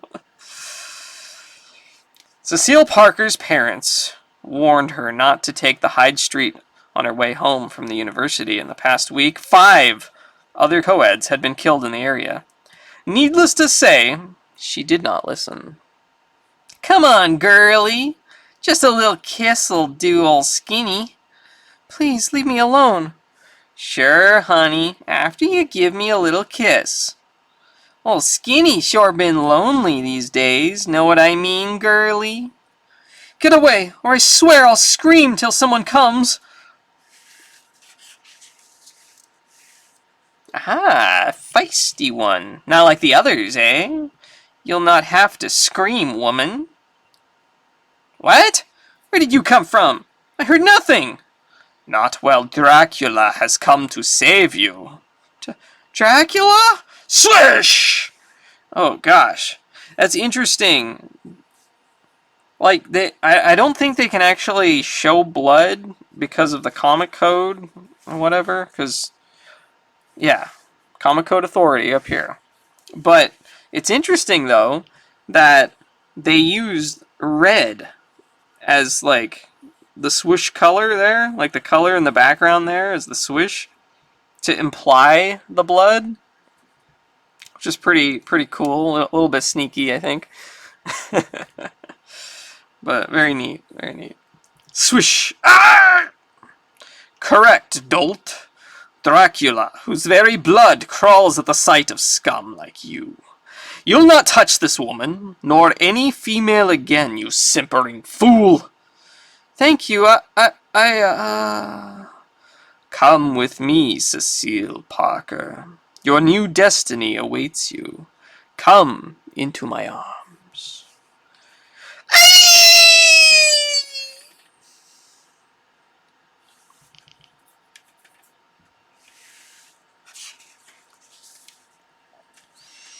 Worry not, dear Cecile. You will awaken soon, still alive, still human, and you'll have forgotten all that has happened here this night. But there will be a time in the future when you will hear my mental call, and you shall come to me as my unfailing slave. For the nonce, your life shall be unchanged, Cecile. You'll laugh, you'll love. Whatever came before shall still be yours. And also, you will be but another of Dracula's unseen army, waiting for my signal to rise into action. Farewell, my slave, farewell! Ha, ha, ha, ha.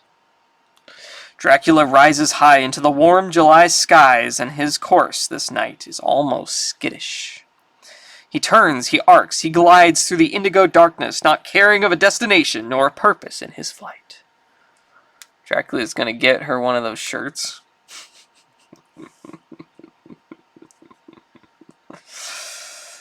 And then, almost lightly, he lowers himself to the ground, not as a bat, but as a man. I've been too long away from humans. If I am to eventually conquer them, I must know their every whim, their every mood. And where best to observe them than in a place where all passions burst free? Tonight, none shall fall beneath Dracula's hand. Tonight is a night for study. Tonight, Dracula's going to the sports arena. He's going to watch some football. Maybe some basketball. I don't know. We'll see. Now we switch our scene, where a muggy heat descends about the London morgue. London Morgue Division of Scotland Yard.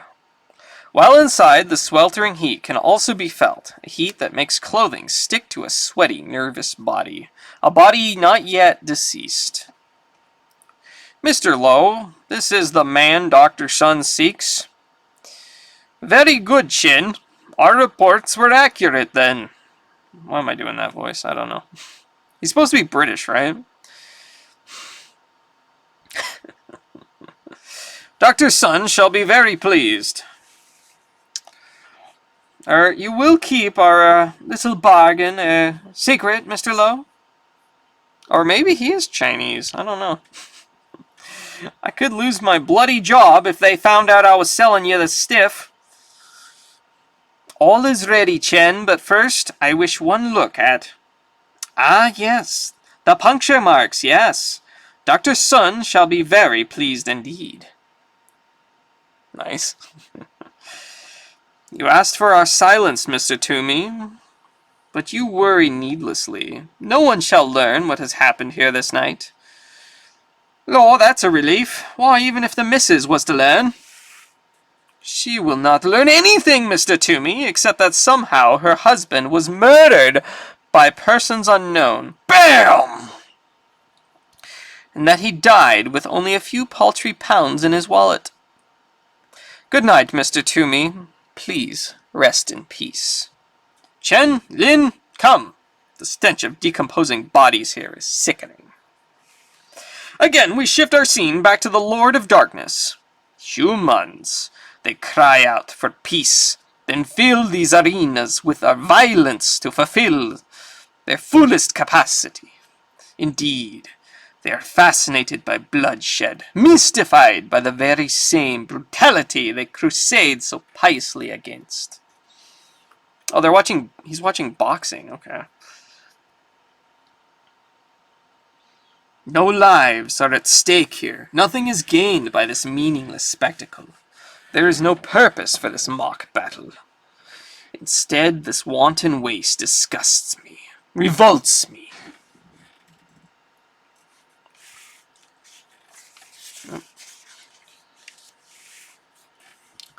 Dracula leaves, flying high into the foggy skies of London, while on the outskirts of that very same city.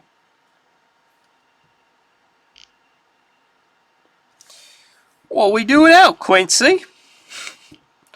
With Edith dead, her ashes preserved within that porcelain urn, we must again begin our search, Mr. Drake. To wait any longer is foolish. To avoid another conflict with that fiend in the name of mourning the dead is a mistake we cannot afford. After he is slain, there will be time enough for us to mourn the dead. For you, maybe, old man, but for me? But it won't be over for me. What? Not till I find the stinking bloodsucker that killed my mother. You didn't think I was chasing vampires for my health, did you, Drake?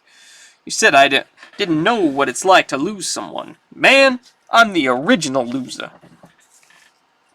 Yeah, it began just before I was born, with my mother's friends taking care of her as she started going into labor.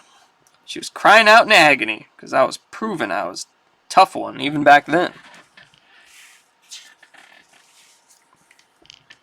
I wasn't letting go, no way. I was making her sweat hot and cold. Blast it, I was making my own mother die. Her friends were helpless, so they called a doctor. And man, it took forever before they got one who'd come to them. And even then, it was hours later before he finally came, before they finally heard the knock on their door. I never forget that they told me he looked like he was tall, taller than most of the dudes they knew. And he had white hair, slicked back, and it was long. But the strangest part of him was his eyes. They glowed even in the dull down lighting of that place. And they glowed red as the fires of hell itself. He sent the others into a room while he moved back, cat-like, toward my mother's shaken body. She looked up at him through pain-racked eyes, and what she saw, she nearly killed her then. She saw his lips part, his teeth spread wide, and she saw two long, pointed fangs gleaming hungrily in the dark. And she knew then that screaming would be useless.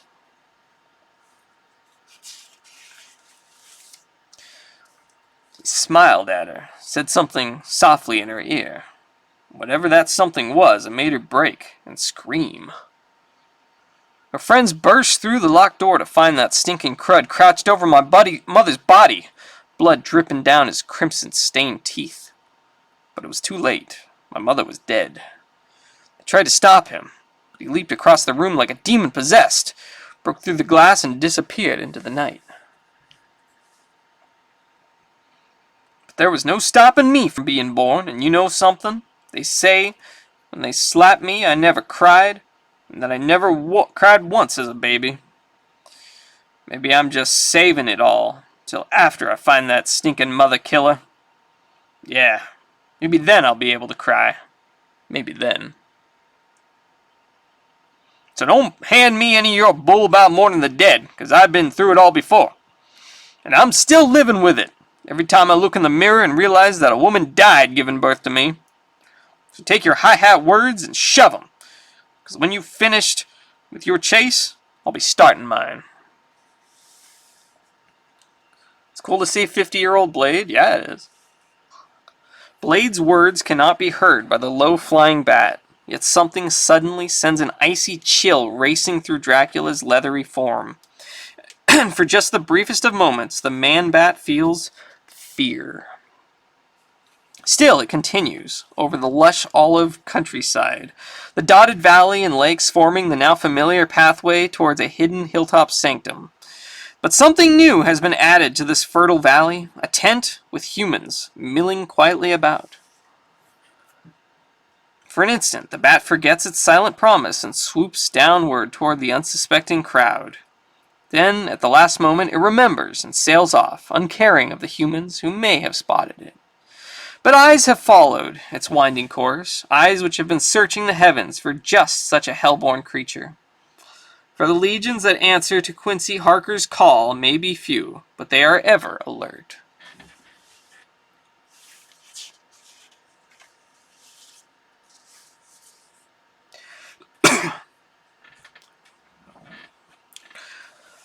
The dark begins to fade beneath the early morning dawn, a dawn which heralds not only the coming of day, but also of death.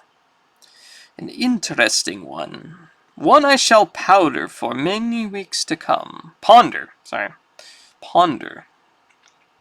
Mankind has changed little these 500 years. Still they are selfish, arrogant, mindless. Indeed, they are a fertile crop, one which awaits the sowing of the new order. Yes, the seeds of vampirism that I plant this night shall flourish the world over. But first, there are some who must be done away with, such as that fool Blade, who dared attack me with his damnable wooden knives. But enough of such petty nuisances. Now is the time for rest. No, Dracula. Now is not the time for rest, for only a scant few kilometers away. You have any idea where we're going, Harker? I've got better things to do than traipse around the countryside. Shut up, Blade. I've already got a headache. Besides, if Quincy says we drive, unless you'd rather walk back to London. Yes, thank you, Mr. Haskell. This news may help us to finally lay our deer count away forever. Hallelujah. Quincy, did Scotland Yard get a fix on that bat that was spotted?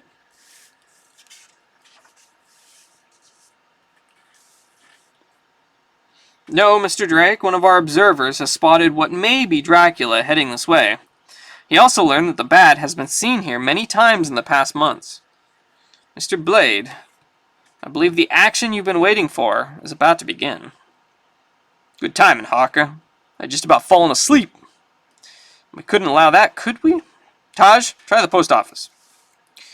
Sorry to bother you so early, but don't hardly see no one these hours, but you're welcome. Name's Jasper O'Connor. What can I be doing for you? Looking for a bat? Why, I seen a large bat on flying, what was it? South, I think. Yeah, south it is. Why you asking? We're asking, that's all. Did you see a strange dude, about 6'5", red eyes? Looks something like this. Like he just stepped out of a death mask, only he's still wearing it. For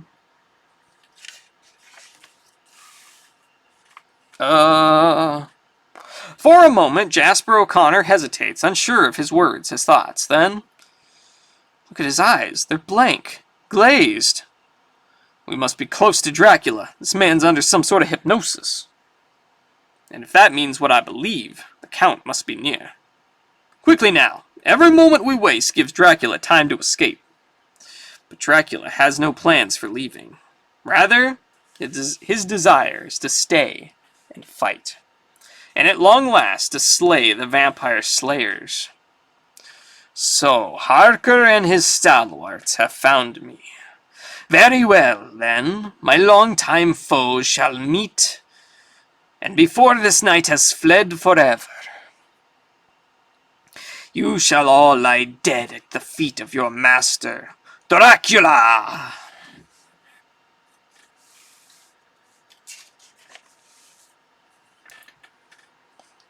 But all must go quickly, for the dawn is only minutes away, when again I must rest in the sacred earth of my homeland. So come this way, be led by the instincts I plant in your childish minds. Come to your deaths. They approach. Good. For a moment I feared the coming day might have diminished my mental powers. But no, they come like moths, drawn to their last fatal flame. He's inside. I feel it. Hurry, now, before he vanishes again. He mustn't live one extra moment. He's got to die now, for Edith. He'll die, old man. Don't worry. He'll die tonight.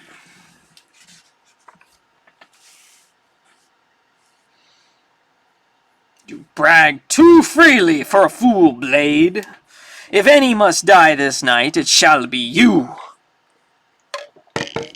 Don't place any bets on it, Fang, 'cause I'm just not in the dying mood.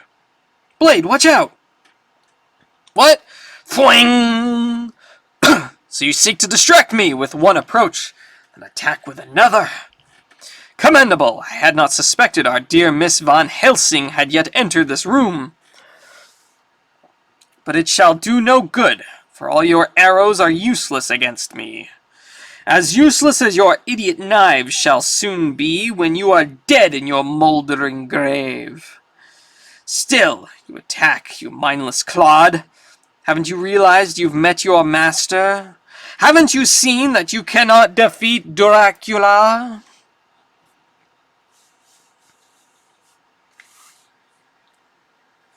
But then, what you see or believe matters little in the scheme of things, Blade. Arr! And all that is important is that Dracula has lived 500 years, and shall never be defeated by one such as you. Blade sinks unconscious against the wall of the stone building, while scant meters away, others begin a silent march toward the very same structure. They move quietly, their minds stolen by one who already possessed them many months before, and now needing their assistance, calls them once again to his command. Guns cocked, knives bared, they lumber hypnotically toward their murderous goal, while long have I waited, Van Helsing, for the moment when my fangs would drink deeply of your warm, rich blood. But wait, your foolish protector comes to save you. Strange, since he himself needs saving. Ha ha ha ha! Put him down, Dracula! Put him down! Of course, my dear. That was always my intention. I'll put him down, but not on this concrete floor. No!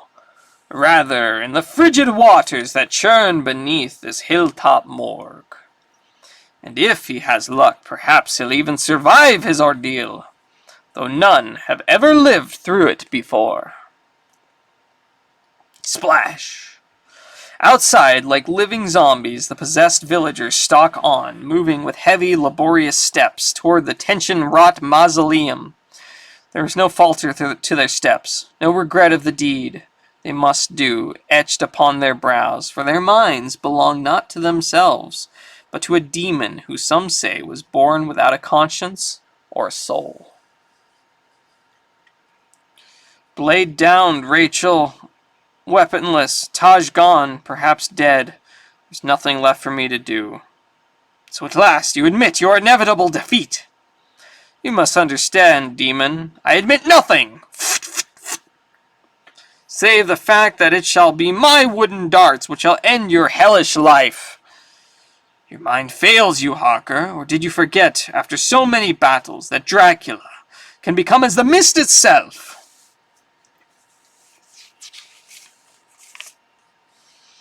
That as such for your weapons fly harmlessly through me. But you need worry not of your insanity or your life, for as I forsake this intangible form, I come towards you to finally end your life now. Now! No! Look! Mother of mine, I've finally done it. I've killed Dracula. Next, the final death. Well, there you go. There you go.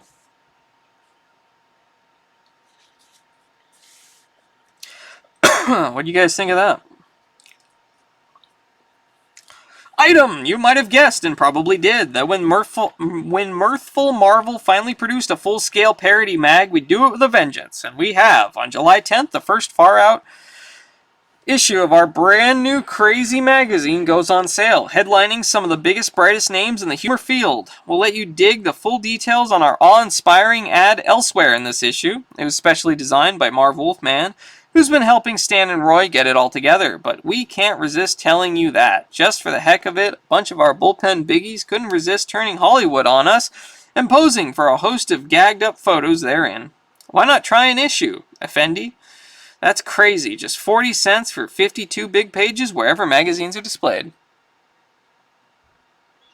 The art in these, exquisite. That was great. The end was kind of abrupt, though. Yeah, they usually have fairly abrupt endings, because they want you to go buy the next issue. But yeah. Yeah, so that's the origin of Blade, I guess. This issue is actually quite expensive and in decent condition. Like I said, I think this condition probably would still go for maybe $30. I would guess. But not as much as issue number 10, which is Blade's first appearance. And that one's like $1,000. What's the cover? Here, I'll show it to you. There we go. Zoom out. There you go.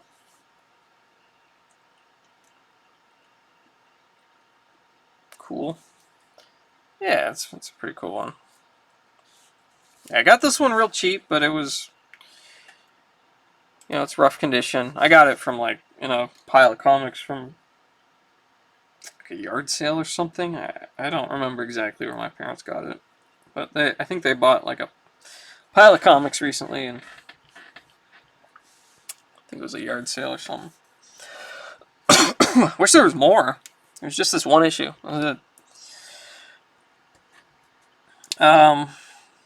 This month likewise heralds the mind-bending beginning of a startling new series called The Son of Satan. The one not only picks up where Ghost Rider left off in the pages of Marvel Spotlight, but guest stars our supernatural cyclist just for good measure. Hey, you know what? I've got that one right here. The one they're talking about. Son of Satan, #1, right there.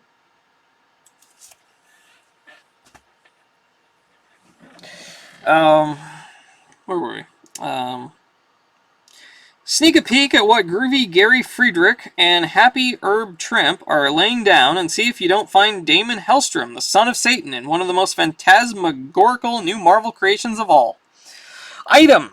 Make room for Satana. That's right, our son of Satan hero villain is barely out of the brimstone bag, and already he's supporting a sinister but beautiful sister. Strictly speaking, she's the devil's daughter. Not a full-fledged kissing cousin of Count Dracula, but nonetheless she'll be bat-winging it your way in the second issue of Vampire Tales, now on sale, as is the third big issue of Monsters Unleashed. For that matter, who knows? Between Satana and the macabre Morbius, Vampire Tales may just give our Smash Dracula Lives title a run for its money. Item! Looks like it's crossover time at Mixed Up Marvel. Try these tantalizing tidbits on for size. Remember the android called the Recorder from Thor? Well, he's more enigmatic and eerie than ever in the pages of Warlock, now on sale. Meanwhile, Kraven the Hunter. Let's see now, what mag was that he appeared in again? Stalks Daredevil in the nighted streets of San Francisco. And one Dr. Spectrum, formerly of Avengers infamy, is trying for revenge on Iron Man. All this plus a titanic clash between a wall-crawling Spider-Man and the Savage Submariner in this current issue of Marvel Team-Up. Ought to keep a few heads spinning till next time. Oh yes, we almost forgot. We want to apologize for accidentally misleading a few of you in a recent Bullpen Bulletins where we mistakenly reported the cover price of our new Haunt of Horror Digest size magazine at 60 cents instead of the correct 75 cents. We mixed it up for a moment with Monster Madness, which itself has just added 15 coppers to its price and a bunch of pages to its format to become, under Roy and our hard-working new recruit Tony Isabella, a bigger bargain than ever. If you don't believe us, pick up our fabulous 4th issue, which zeroes in on none other than the immortal King Kong and see what we mean. Item, a reminder that Savage Tales #2 should still be on sale. If you're living right, this one features work by the likes of Thomas Smith, Bushima Kane, Brunner, and top comic strip illustrator Al Williamson. Matter of fact, Roy and Jeannie Thomas just paid a whirlwind weekend visit to Al's rural retreat, especially to line up some of the finest action sketches you'd ever want to see, just to decorate the pages of Savage Tales, which may yet just be the supreme achievement yet in the cataclysmic career of Conan the Barbarian. Enough said? Did you notice we just ran out of room? Oh, you did, huh? Oh well. See you next time, Marvelites. Tomes to the Tomb. Dear Marv, I pity you, for you have been handed the writing chores of the feature which will prove in the long run the most difficult of all Marvel's mags to write. The storyline forces you to concentrate, almost to the exclusion of all else, upon the battles between Dracula and his pursuers, which, if the feature is to continue, cannot result in a total victory for either side. This is exactly the sort of plotline which can very easily become repetitious and boring, stymieing the development of intricate plots, themes, and moods, encouraging the presentation of stories devoted solely to creation of a false sense of melodrama. To transcend these difficulties, you're going to have to perfect your characterization and your use of language. The two aspects of a writer's technique which are not restricted by such plots.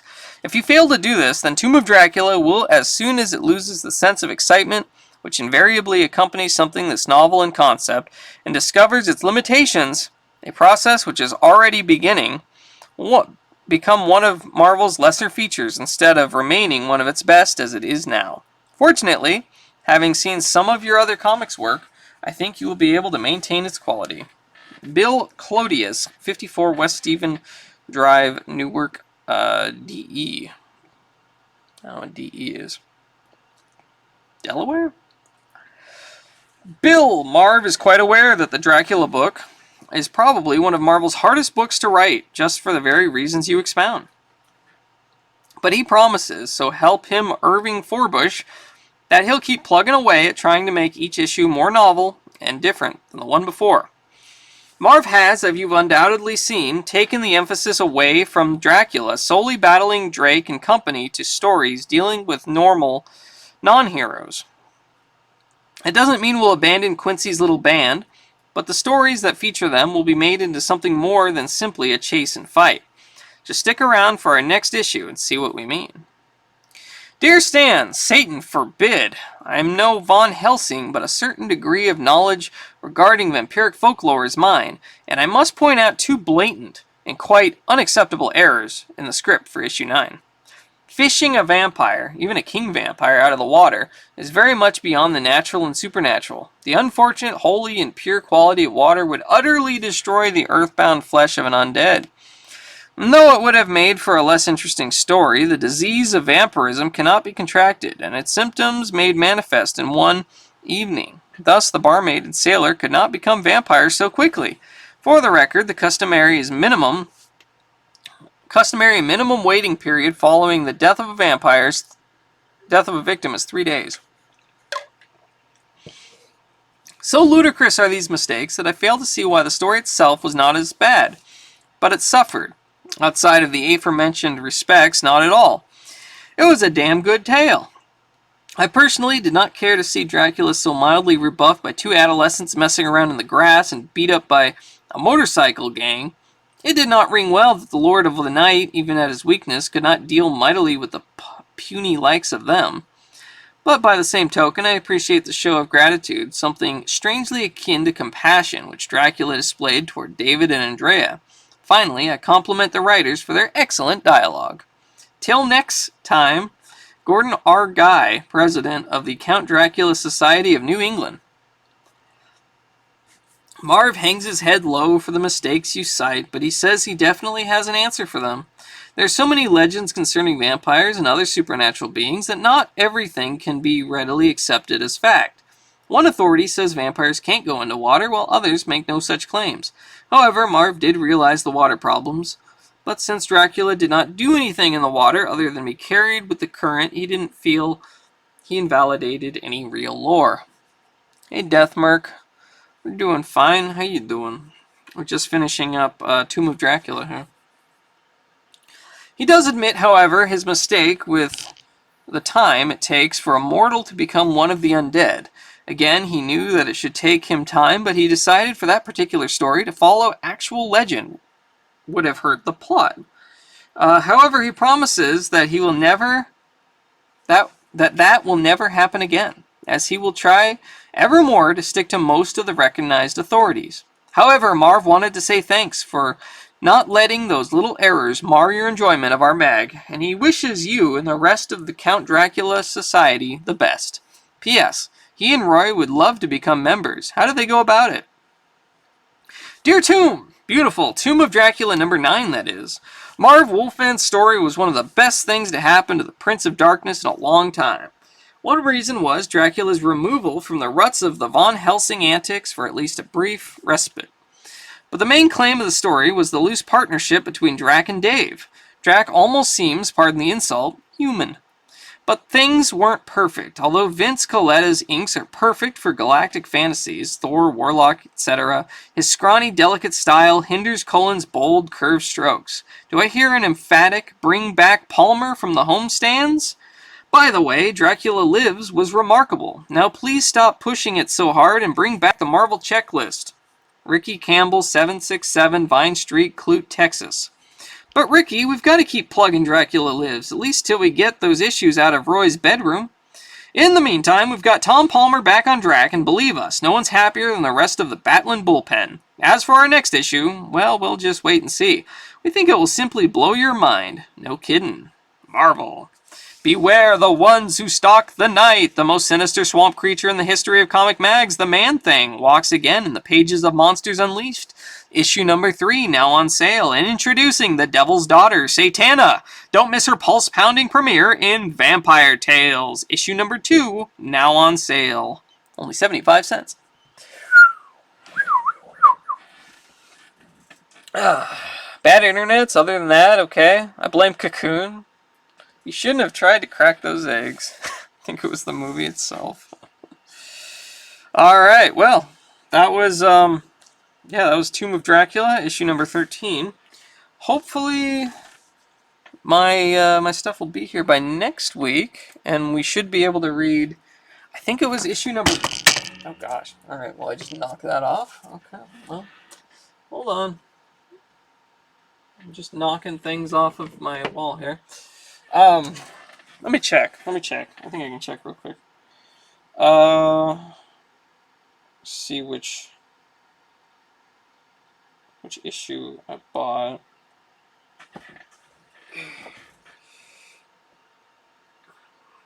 For next week. Should be here. It might even be here tomorrow. I don't know.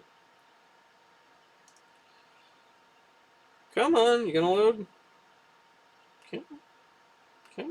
There we go. Let's go to my orders.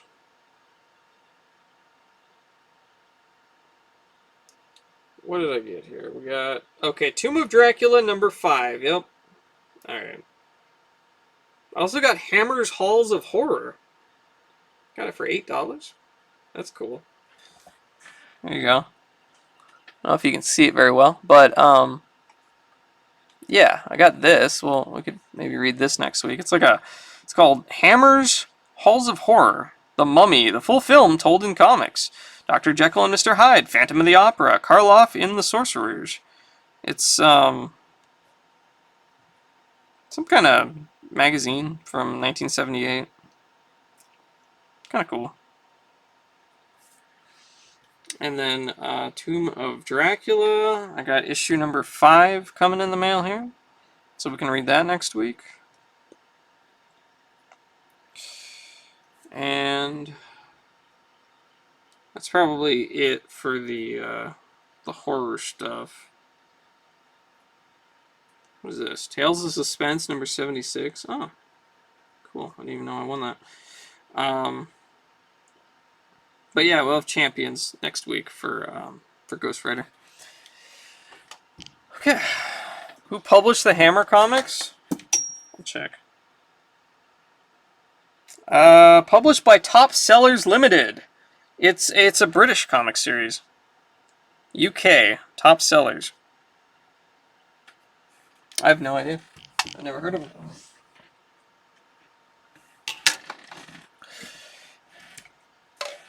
Nice Hammer horror. Yeah, should be fun. But yeah, there you go. There was Tomb of Dracula 13. Okay, so we're gonna start H.P. Lovecraft here in a minute. I want to go get a snack and some water before we start, because I'll be going for another, probably another like at least 3 or 4 hours. So probably. All right, let me get this in the bag. There we go. So take a quick break here, and then I'll be back, and we can start.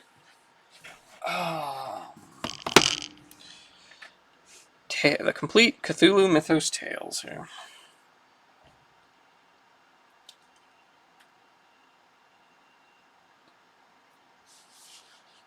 I wonder if I can put on some spooky music while you wait.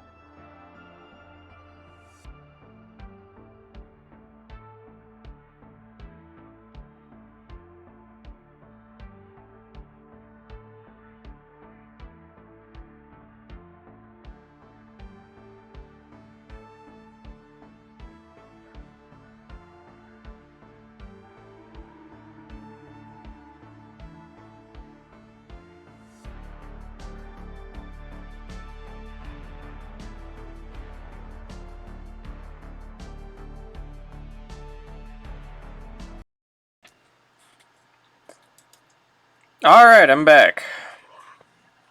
I'm back. Sorry, it took a little longer than I thought.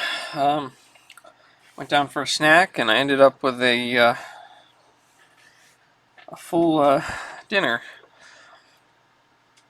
So many ribs. My mom cooked ribs today, so yeah, there's a bunch of ribs down there. So I had some ribs.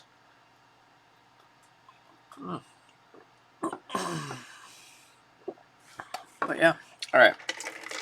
We're back now. You're so startled by art, I'm back. Sorry. Have you done the horror at Red Hook yet? I don't think so. I'll show you what all's in here. We got about like 65 pages or so. The first time, or last week. Is the horror at Red Hook even in this book? So we just finished The Call of Cthulhu. So the next one would be The Color Out of Space. Oh, sweet horror music? Okay, cool. Yeah, it was, I just searched for royalty-free horror music or spooky music on YouTube. That one looked pretty good. It's one of your favorite Lovecraft stories. Is it at all related to Cthulhu stuff? Because this book is specifically Cthulhu-related stories.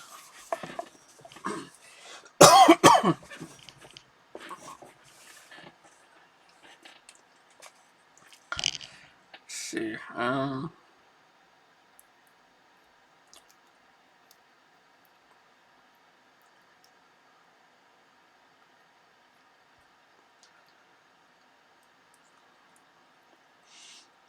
Yeah, I don't see it in here.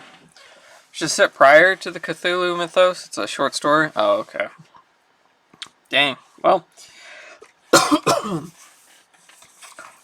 maybe another time I'll because I'd like to collect more of the Cthulhu or more of H.P. Lovecraft's works. So maybe we'll get to it eventually. But Call of Cthulhu, that was printed in Weird Tales, February 1928. The next story is The Color Out of Space. First printed in Amazing Stories, September 1927. Okay. Cool. A lot of these appeared in Weird Tales.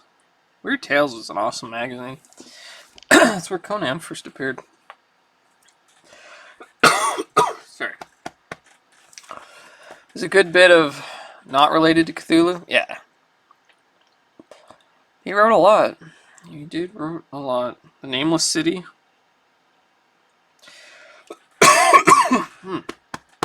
Okay. Alright, let us continue.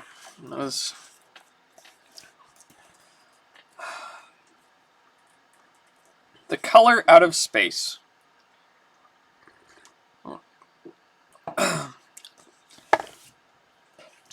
West of Arkham, the hills rise wild. There are valleys with deep woods no axe has ever cut.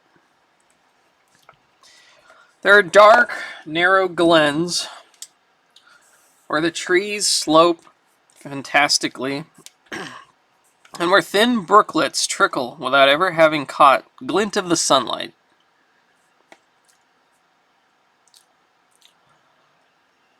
Hold on, me. Alright. Sorry.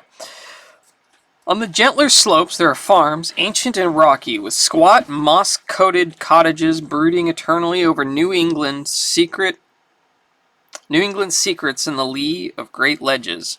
But these are all vacant now. The wide chimneys crumbling and the shingled sides bulging perilously beneath low bramble roofs.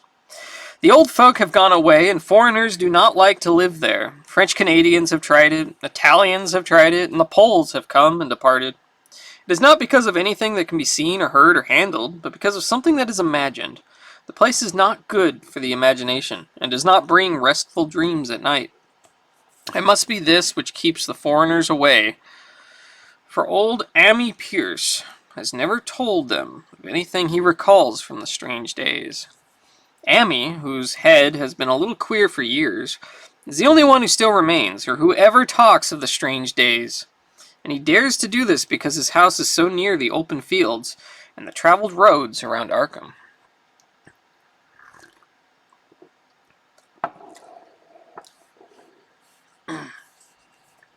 There was once a road over the hills and through the valleys that ran straight where the blasted heath is now. But people ceased to use it, and a new road was laid, curving far toward the south. Traces of the old one can still be found amidst the weeds of a returning wilderness, and some of them will doubtless linger even when half the hollows are flooded for the new reservoir. Then the dark woods will be cut down, and the blasted heath will slumber far below blue waters whose surface will mirror the sky and ripple in the sun. And the secrets of the strange days will be one with the deep secrets, one with the hidden lore of old ocean, and all the mystery of primal earth. When I went into the hills and vales to survey for the new reservoir, they told me the place was evil. They told me this in Arkham. And because that is a very old town, full of witch legends, I thought the evil must be something which grandams had whispered to children throughout centuries. The name, Blasted Heath, seems to me very odd and theatrical. I wondered how it had come into the folklore of a Puritan people. Then I saw that dark westward tangle of glens and slopes for myself, and ceased to wonder at anything besides its own elder mystery. It was morning when I saw it, but shadow lurked always there. The trees grew quickly, and their trunks were too big for any healthy New England wood. There was too much silence in the dim alley between them, and the floor was too soft with the dank moss and mattings of infinite years of decay. In the open spaces, mostly along the line of the old road, there were little hillside farms, sometimes with all the buildings standing, sometimes with only one or two, and sometimes with only a lone chimney or fast-filling cellar. Weeds and briars reigned, and furtive wild things rustled in the undergrowth. Upon everything was a haze of restlessness and oppression, a touch of the unreal and the grotesque, as if some vital element of perspective, or chiaroscuro were awry. I did not wonder that the foreigners would not stay, for this was no region to sleep in. It was too much like a landscape of Salvator Rosa, too much like some forbidden woodcut in a tale of terror. But even all this was not so bad as the blasted heath. I knew it the moment I came upon it at the bottom of a spacious valley, for no other name could fit such a thing, or any other thing fit such a name. It was as if the poet had coined the phrase from having seen this one particular region. It must, I thought, as I viewed it, be the outcome of a fire. But why had nothing new ever grown over those 5 acres of gray desolation that sprawled open to the sky like a great spot, eaten by acid in the woods and fields? It lay largely to the north of the ancient road line, but encroached a little on the other side. I felt an odd reluctance about approaching, and did so at last, only because my business took me through and past it.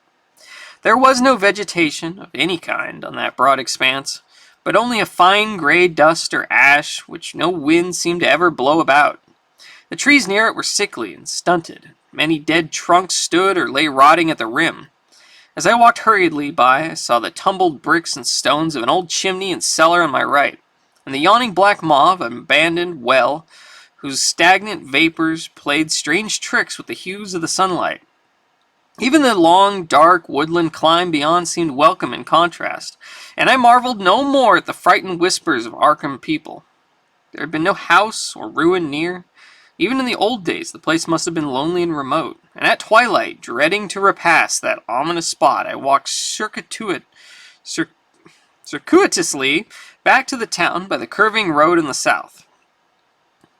I vaguely wished some clouds would gather, for an odd timidity about the deep, skyey voids above had crept into my soul. In the evening, I asked old people in Arkham about the blasted heath and what was meant by the phrase strange days, which so many evasively muttered. I could not, however, get any good answers, except that all the mystery was much more recent than I had dreamed. It was not a matter of old legendary at all, but something within the lifetime of those who spoke. It happened in the 80s, and a family had disappeared or was killed. Speakers would not be exact, because they all told me to pay no attention to old Ami Pierce's crazy tales. I sought him out the next morning, having heard that he lived alone in the ancient tottering cottage where the trees first began to get very thick. It was a fearsomely archaic place, and had begun to exude the faint miasmal odor which clings about houses that have stood too long. Only with persistent knocking could I rouse the aged man, and when he shuffled timidly to the door I could tell he was not glad to see me. He was not so feeble as I had expected, but his eyes drooped in a curious way, and his unkempt clothing and white beard made him seem very worn and dismal. Not knowing just how he could best be launched on his tales, I feigned a matter of business, told him of my surveying, and I asked vague questions about the district.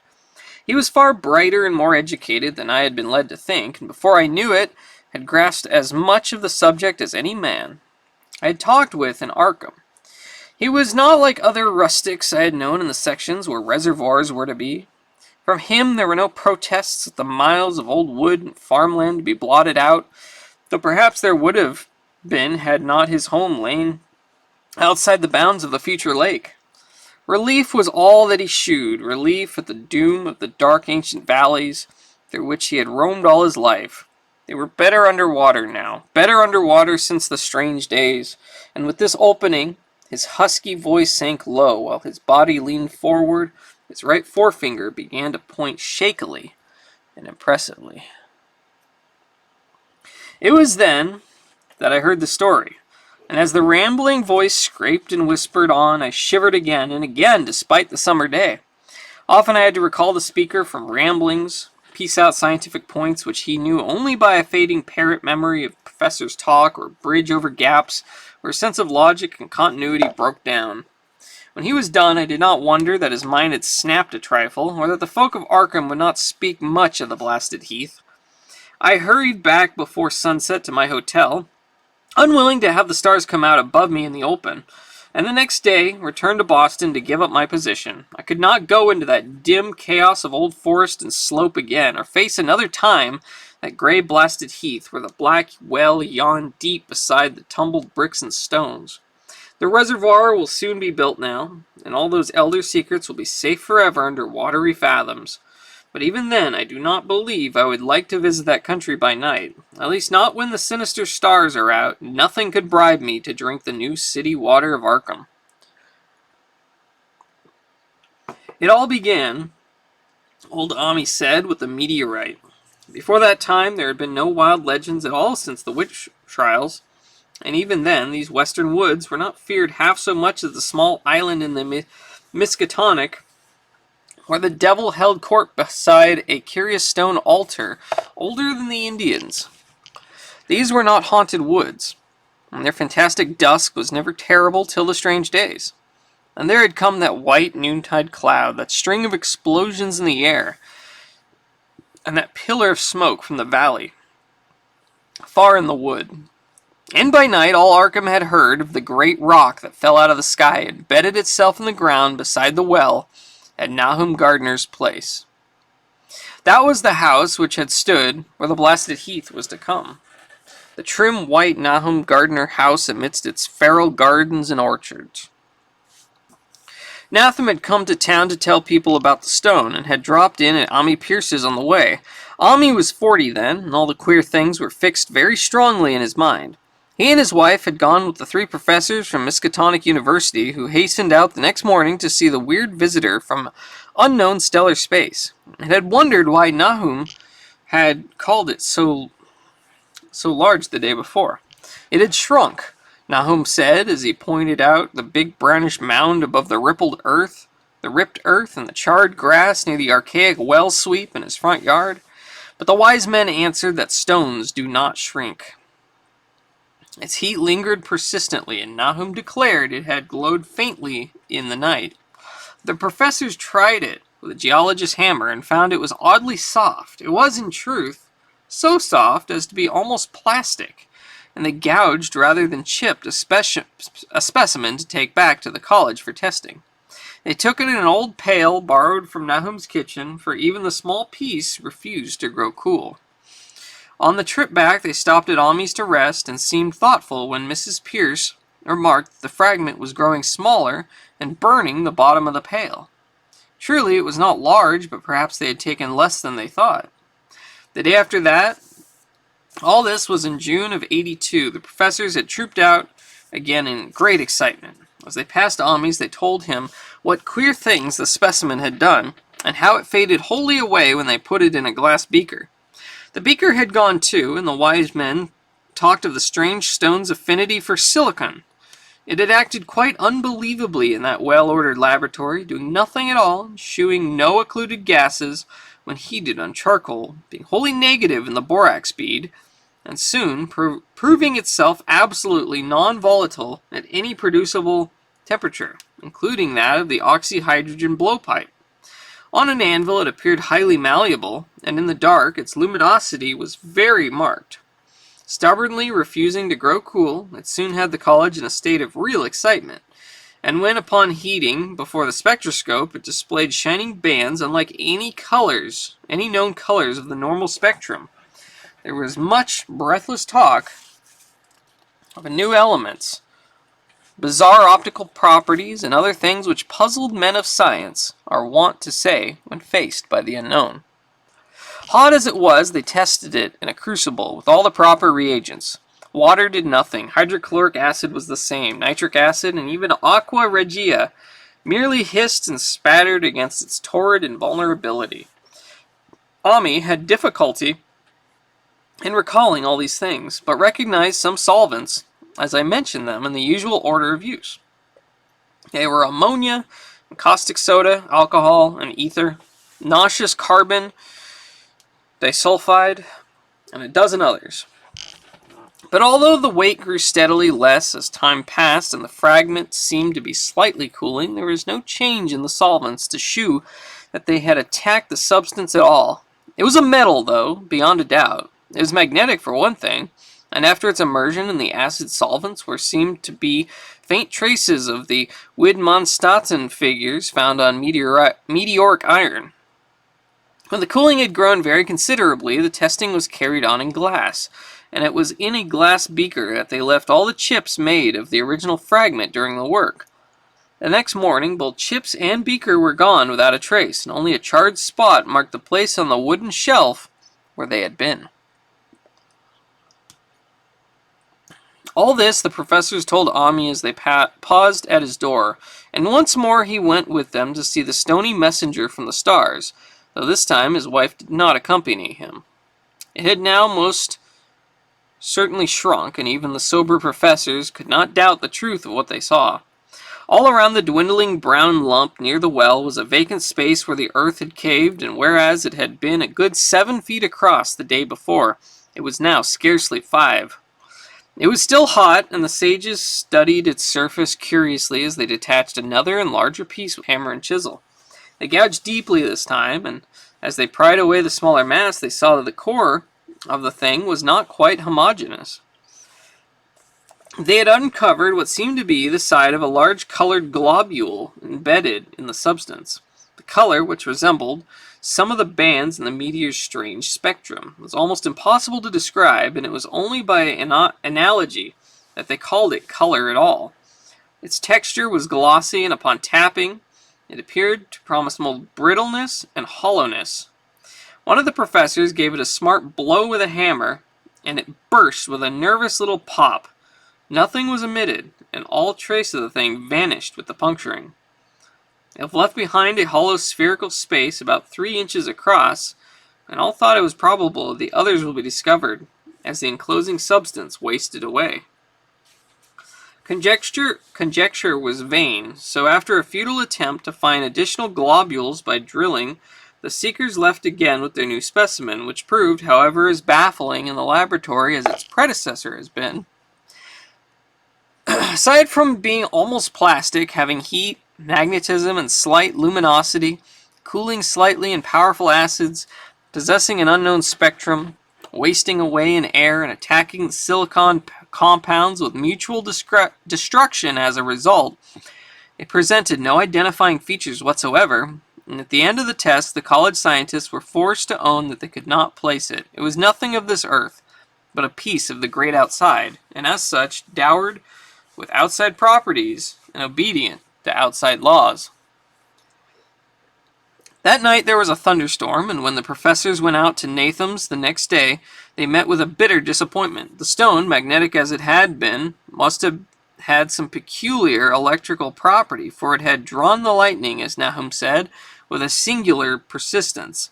6 times within an hour the farmers saw the lightning strike the furrow in the front yard, and when the storm was over, nothing remained but a ragged pit by the ancient well sweep, half choked with caved-in earth. Digging had borne no fruit, and the scientists verified the fact of the utter vanishment. The failure was total, so that nothing was left to do but go back to the laboratory and test again the disappearing fragment left carefully cased in lead. That fragment lasted a week, at the end of which nothing of value had been learned from it. When it had gone, no residue was left behind, and in time the professors felt scarcely sure they had indeed seen with waking eyes that cryptic vestige of the fathomless gulfs outside, that lone weird message from other universes and other realms of matter, force, and entity. As was natural, the Arkham papers made much of the incident with its collegiate sponsoring and sent reporters to talk with Nahum Gardner and his family. At least one Boston daily also sent a scribe, and Nahum quickly became a kind of local celebrity. He was a lean, genial person of about 50, living with his wife and 3 sons on the pleasant farmstead in the valley. He and Ami exchanged visits frequently, as did their wives, and Ami had nothing but praise for him after all these years. He seemed slightly proud of the notice his place had attracted, and talked often of the meteorite in the succeeding weeks. That July and August were hot, and Nahum worked hard at his haying in the 10-acre pasture across Chapman's Brook. His rattling wain wearing deep ruts in the shadowy lanes between. The labor tired him more than it had in other years, and he felt that age was beginning to tell on him. Then fell the time of fruit and harvest. The pears and apples slowly ripened, and Nahum vowed that his orchards were prospering as never before. The fruit was growing to phenomenal size and unwanted gloss, and in such abundance that extra barrels were ordered to handle the future crop. But with the ripening came sore disappointment. For all that gorgeous array of special lusciousness, not one single jot was fit to eat. Into the fine flavor of the pears and apples had crept a stealthy bitterness and sickishness, so that even the smallest of bites induced a lasting disgust. It was the same with the melons and tomatoes, and Nahum sadly saw that his entire crop was lost. Quick to connect events, he declared that the meteorite had poisoned the soil, and thanked heaven that most of the other crops were in the upland lot along the road. Winter came early, and it was very cold. Ami saw Nahum less often than usual, and observed that he had begun to look worried.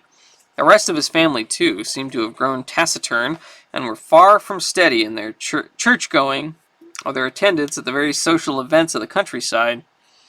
For this reserve or melancholy no cause could be found, though all the household confessed now and then to poorer health and a feeling of vague disquiet.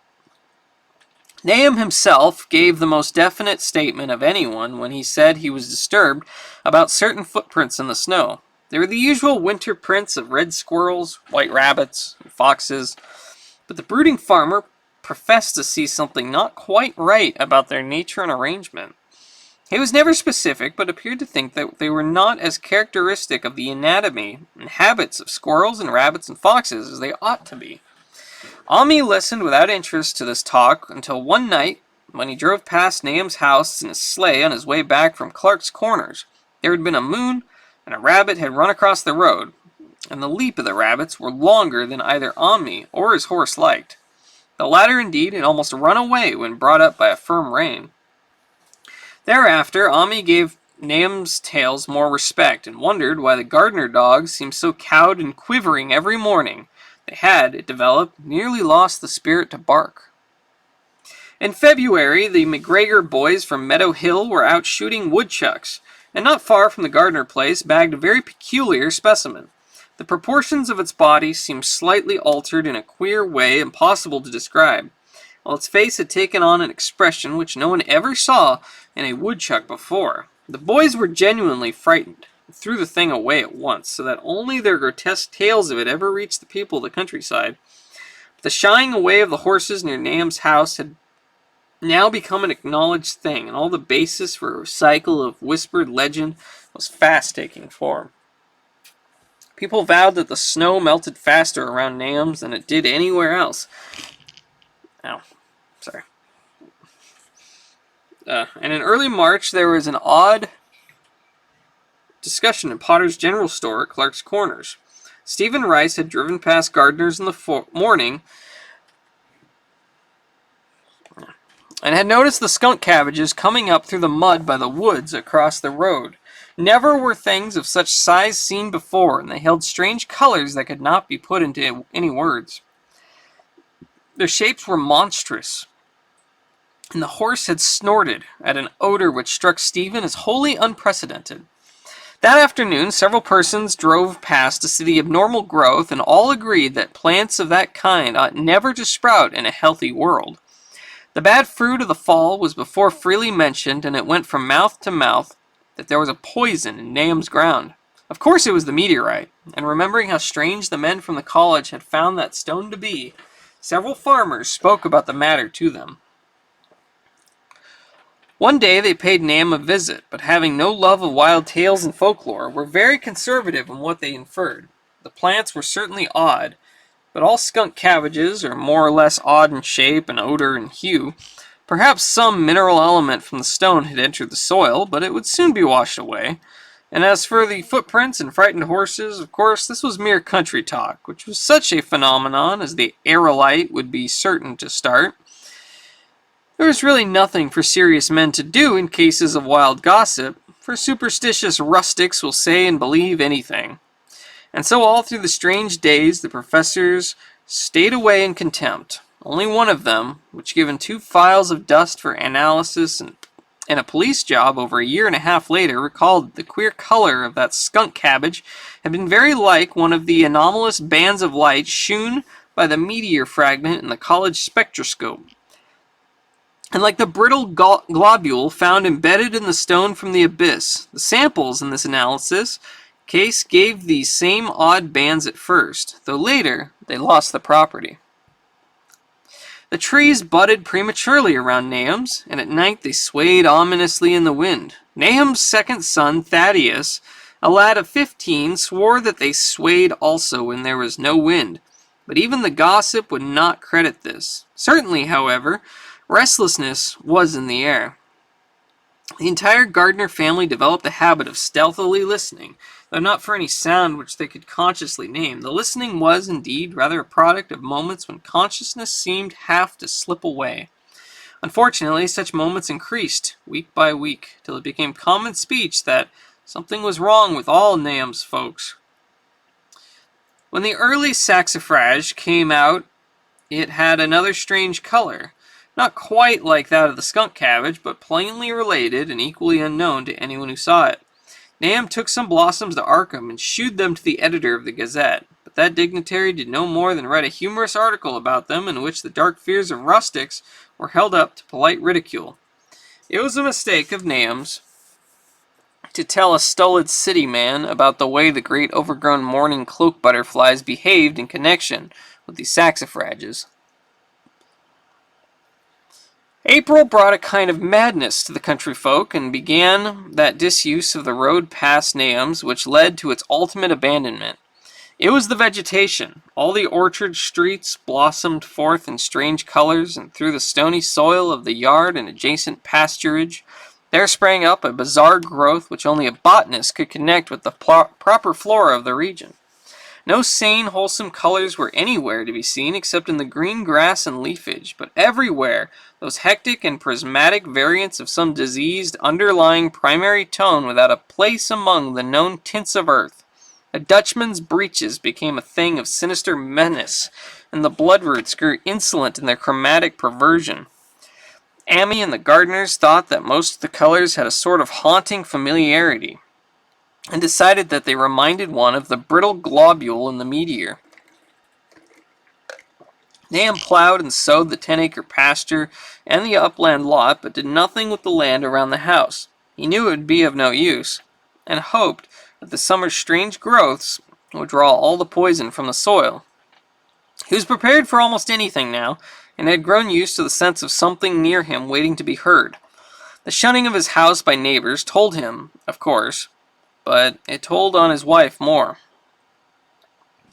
The boys were better off being at school each day, but they could not help being frightened by the gossip. Thaddeus, an especially sensitive youth, suffered the most. In May, the insects came, and Nahum's place became a nightmare of buzzing and crawling. Most of the creatures seemed not quite usual in their aspects and motions, and their nocturnal habits contradicted all former experience. The gardeners took to watching at night, watching in all directions at random for something. They could not tell what. It was then that they all owned that Thaddeus had been right about the trees. Mrs. Gardner was next to see it from the window as she watched the swollen boughs of a maple against a moonlit sky. The boughs surely moved, and there was no wind. It must be the sap. Strangeness had come into everything growing now, yet it was none of Nahum's family at all who made the next discovery. Familiarity had dulled them, and what they could not see was glimpsed by a timid windmill salesman from Bolton, who drove by one night in ignorance of the country legends. What he told in Arkham was given a short paragraph in the Gazette, and it was there that all the farmers, Nahum included, saw it first.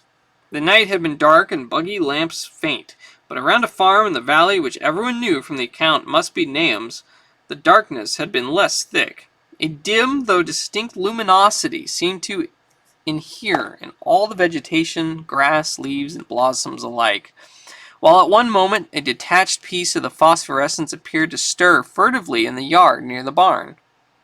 The grass had so far seemed untouched, and the cows were freely pastured in the lot near the house. But toward the end of May, the milk began to be bad. Then Nahum had the cows driven to the uplands, after which the trouble ceased. Not long after this, the change in grass and leaves became apparent to the eye. All the verdure was going gray, and was developing a highly singular quality of brittleness. Ami was now the only person who ever visited the place, and his visits were becoming fewer and fewer. When school closed, the gardeners were virtually cut off from the world, and sometimes let Ami do their errands in town. They were failing curiously, both physically and mentally, and no one was surprised when the news of Mrs. Gardner's madness stole around. It happened in June, about the anniversary of the meteor's fall, and the poor woman screamed about things in the air which she could not describe. In her raving there was not a single specific noun, but only verbs and pronouns. Things moved and changed and fluttered, and ears tingled to impulses which were not wholly sounds. Something was taken away. She was being drained of something. Something was fastening itself on her that ought not to be. Someone must make it keep off. Nothing was ever still in the night. The walls and windows shifted. Nahum did not send her to the county asylum, but let her wander about the house as long as she was harmless to herself and others. Even when her expression changed, he did nothing. But when the boys grew afraid of her, and Thaddeus nearly fainted at the way she made faces at him, he decided to keep her locked in the attic. By July, she had ceased to speak and crawled on all fours, and before that month was over, Nahum got the mad notion that she was slightly luminous in the dark, as he now clearly saw was the case with the nearby vegetation. It was a little before this that the horses had stampeded. Something had aroused them in the night, and their neighing and kicking in their stalls had been terrible. There seemed virtually nothing to do to calm them, and when Nahum opened the stall door, they all bolted out like frightened woodland deer. It took a week to track all four, and when they found they were seen to be quite useless and unmanageable, Something had snapped in their brains, and each one had to be shot for its own good. Nahum borrowed a horse from Ami for his haying, but found it would not approach the barn. It shied, balked, whinnied, and in the end he could not do nothing but drive it into the yard, while the men used their own strength to get the heavy wagon near enough to the hayloft for convenient pitching. And all the while the vegetation was turning gray and brittle. Even the flowers, whose hue had been so strange, were graying now, and the fruit was coming out gray and dwarfed and tasteless. The asters and goldenrod bloomed gray and distorted, and the roses and zinnias and hollyhocks in the front yard were such blasphemous-looking things that Nahum's oldest boy, Zenos, cut them down. The strangely puffed insects died about that time. Even the bees had left their hives and taken to the woods. By September, all the vegetation was fast crumbling to a grayish powder, and Nahum feared that the trees would die before the poison was out of the soil. His wife now had spells of terrific screaming, and he and the boys were in a constant state of nervous tension. They shunned people now, and when the school opened, the boys did not go. But it was Ami, on one of his rare visits, who first realized that the well water was no longer good. It had an evil taste that was not exactly fetid, nor exactly salty. And Ami advised his friend to dig another well on higher ground to use till the soil was good again. Nahum, however, ignored the warning, for he had by that time become callous to strange and unpleasant things. He and the boys continued to use the tainted supply, drinking it as listlessly and mechanically as they ate their meager and ill-cooked meals, and did their thankless and monotonous chores through the aimless days. There was something of stolid resignation about them all, as if they walked half in another world, between lines of nameless guards, to a certain and familiar doom. Thaddeus went mad in September after a visit to the well. He had gone with a pail and had come back empty-handed, shrieking and waving his arms, and sometimes lapsing into an inane titter or a whisper about the moving colors down there. 2 in one family was pretty bad, but Nahum was very brave about it. He let the boy run about for a week until he began stumbling and hurting himself, and then he shut him in an attic across the hall from his mother's. The way they screamed at each other from behind locked doors was very terrible, especially to little Merwin, who fancied they talked in some terrible language that was not of earth. Merwin was getting frightfully imaginative, and his restlessness was worse after the shutting away of the brother who had been his greatest playmate. Almost at the same time, the mortality among the livestock commenced. Poultry turned grayish and died very quickly, their meat being found dry and noisome upon cutting. Hogs grew inordinately fat, and suddenly began to undergo loathsome changes which no one could explain. Their meat was of course useless, and Nahum was at his wit's end. No rural veterinary would approach his place, and the city veterinary from Arkham was openly baffled. The swine began growing gray and brittle and falling to pieces before they died, and their eyes and muzzles developed singular alterations. It was very inexplicable, for they had never been fed from the tainted vegetation. Then something struck the cows. Certain areas, or sometimes the whole body, would be uncannily shriveled or compressed, and atrocious collapses or disintegrations were common. In the last stages, and death was always the result, there would be a graying and turning brittle like that which beset the hogs. There could be no question of poison, for all the cases occurred in a locked and undisturbed barn. No bites of prowling things could have brought the virus, for what live beast of earth can pass through solid obstacles? It must be only natural disease, yet what disease could wreak such results was beyond any mind's guessing. When the harvest came, there was not an animal surviving on the place, for the stock and poultry were dead, and the dogs had run away. These dogs, 3 in number, had all vanished one night and were never heard of again. The 5 cats had left some time before, but their going was scarcely noticed, since there now seemed to be no mice, and only Mrs. Gardner had made pets of the graceful felines.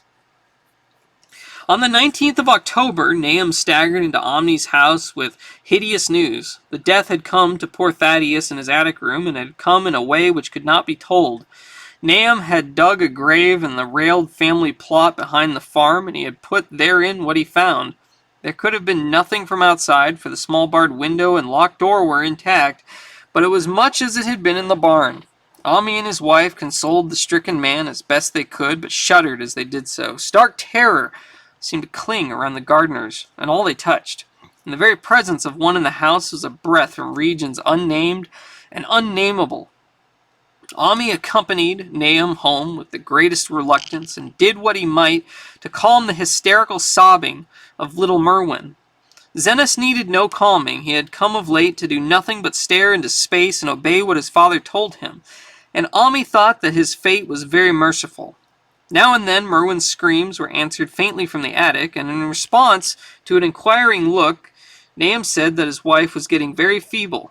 When night approached, Ami managed to get away, for not even friendship could make him stay in that spot when the faint glow of the vegetation began and the trees may or may not have swayed without wind. It was really lucky for Omni that he was not more imaginative. Even as things were, his mind was bent ever so slightly, but he had been able to connect and reflect upon all the portents around him, and he must inevitably have turned a total maniac. In the twilight he hastened home, the screams of the mad woman and the nervous child ringing horribly in his ears. 3 days later, Nahum lurched into Ami's kitchen in the early morning and in the absence of his host stammered out a desperate tale once more, while Mrs. Pierce listened in a clutching fright. It was little Merwin this time. He was gone. He had gone out late at night with a lantern and a pail for water and had never come back. He'd been going to pieces for days and hardly knew what he was about. Screamed at everything. There had been a frantic shriek from the yard then, but before the father could go to the door, the boy was gone. There was no glow from the lantern he had taken, and of the child himself no trace. At the time, Nahum thought the lantern and pail were gone too, but when dawn came, and the man had plodded back from his all-night search of the woods and fields, he had found some very curious things near the well. There was a crushed and apparently somewhat melted mass of iron, which had certainly been the lantern, while a bent bale and twisted iron hoops beside it, both half-fused, seemed to hint at the remnants of the pail. That was all. Nahum was past imagining. Mrs. Pierce was blank, and Ami, when he had reached home and heard the tale, could give no guess. Merwin was gone, and there would be no use in telling the people around, who shunned all gardeners now. No use either in telling the city people at Arkham, who laughed at everything. Thad was gone, and now Murney was gone. Something was creeping and waiting to be seen and felt and heard. Nahum would go soon, and he wanted Ami to look after his wife and Zenos if they survived him. It must all be a judgment of some sorts, though he could not fancy what for, since he had always walked uprightly in the Lord's ways, so far as he knew. For over 2 weeks, Ami saw nothing of Nahum. And then, worried about what might have happened, he overcame his fears and paid the gardener place a visit. There was no smoke from the great chimney, and for a moment the visitor was apprehensive of the worst. The aspect of the whole farm was shocking. Grayish withered grass and leaves on the ground, vines falling and brittle wreckage from archaic walls and gables, and great bare trees clawing up at the gray November sky with a studied malevolence which Ami could not but feel had come from some subtle change in the tilt of the branches. But Nahum was alive, after all. He was weak and lying on a couch in the low-ceiled kitchen, but perfectly conscious and able to give simple orders to Zenos. The room was deadly cold, and as Ami visibly shivered, the host shouted huskily to Zenos for more wood. Wood, indeed, was sorely needed, since the cavernous fireplace was unlit and empty, with a cloud of soot blowing about in the chill wind that came down the chimney. Presently, Nahum asked him if the extra wood had made him any more comfortable, and then Ami saw what happened. The stoutest cord had broken at last, and the hapless farmer's mind was proof against more sorrow. Questioning tactfully, Ami could get no clear data at all about the missing Zenos. "In the well, he lives in the well," was all that the clouded father would say. Then there flashed across the visitor's mind a sudden thought of the mad wife, and he changed his line of inquiry. "Nabby? Why, here she is," was the surprised response of poor Nahum, and Ami soon saw that he must search for himself. Leaving the harmless babbler on the couch, he took the keys from their nail beside the door and climbed the creaking stairs to the attic.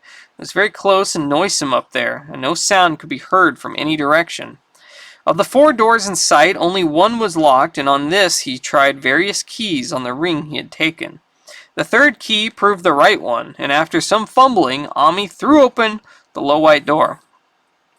It was quite dark inside, for the window was small and half obscured by the crude wooden bars, and Ami could see nothing at all on the wide planked floor. The stench was beyond enduring, and before proceeding further he had to retreat to another room and return with his lungs filled with breathable air. When he did enter, he saw something dark in the corner, and upon seeing it more clearly, he screamed outright. While he screamed, he thought a momentary cloud eclipsed the window, and a second later he felt himself brushed as if by some hateful current of vapor. Strange colors danced before his eyes, and had not a present horror numbed him, he would have thought of the globule and the meteor that the geologist's hammer had shattered, and of the morbid vegetation that had sprouted in the spring. As it was, he thought only of the blasphemous monstrosity which confronted him, and which all too clearly had shared the nameless fate of young Thaddeus and the livestock. But the terrible thing about the horror was that it was very slowly and perceptibly moved as it continued to crumble. Ami would give me no added particulars to the scene, but the shape in the corner does not reappear in his tale as a moving object. There are things which cannot be mentioned, and what is done in common humanity is sometimes cruelly judged by the law. I gathered that no moving thing was left in that attic room, and that to leave anything capable of motion there would have been a deed so monstrous as to damn any accountable being to eternal torment. Anyone but a stolid farmer would have fainted or gone mad, but Ami walked conscious through the low doorway and locked the accursed secret behind him. There would be Nam to deal with now. He must be fed and tended, and removed to some place where he could be cared for. Commencing his descent to the dark stairs, Ami heard a thud below him. He even thought a scream had been suddenly choked off, and recalled nervously the clammy vapor which had brushed by him in that frightful room above. What presence had his cry and entry started up? Halted by some vague fear, he heard still further sounds below. Indubitably, there was a sort of heavy dragging, and most detestably sticky noise, as if some fiendish and unclean species of suction. With an associative sense goaded to feverish heights, he thought unaccountably of what he had seen upstairs. Good God, what eldritch dream world was this into which he had blundered? He dared move neither backwards nor forwards, but stood there trembling at the black curve of the boxed-in staircase. Every trifle of the scene burned itself into his brain. The sounds, the sense of dread expectancy, the darkness, the steepness of the narrow steps, and merciful heaven! The faint but unmistakable luminosity of all the woodwork in sight, steps, sides, exposed laths, and beams alike. Then there burst forth a frantic whinny from Ami's horse outside, followed at once by a clatter which told of a frenzied runaway. In another moment, horse and buggy had gone beyond earshot, leaving the frightened man on the dark stairs to guess what had sent them. But that was not all. There had been another sound out there, a sort of liquid splash. Water. It must have been the well. He had left Hero untied near it, and a buggy wheel must have brushed the coping and knocked in stone, and still the pale phosphorescence glowed in that detestably ancient woodwork. God, how old the house was! Most of it built before 1670, and the gambrel roof not later than 1730. A feeble scratching on the floor downstairs now sounded distinctly, and Ami's grip tightened on a heavy stick he had picked up in the attic for some purpose. Slowly, nerving himself, he finished his descent and walked boldly toward the kitchen. But he did not complete the walk, because what he sought was no longer there. It had come to meet him, and it was still alive after a fashion. Whether it had crawled, or whether it had been dragged by any external force, Ami could not say, but the death had been at it. Everything had happened in the last half hour, but collapse, graying, and disintegration were already far advanced. There was a horrible brittleness, and dry fragments were scaling off. Ami could not touch it, but looked horrifiedly into the distorted parody that had been a face. What was it, Nahum? What was it? He whispered, and the cleft, bulging lips were just about able to crackle out a final answer. Nothing. Nothing. The color, it burns, cold and wet, but it burns. It lived in the well. I seen it. Kind of smoke. Just like the flowers last spring. The well shone at night. Thad and Murney and Zenas, everything alive, sucking the life out of everything. And that stone. It must have come in that stone. Pies in the whole place.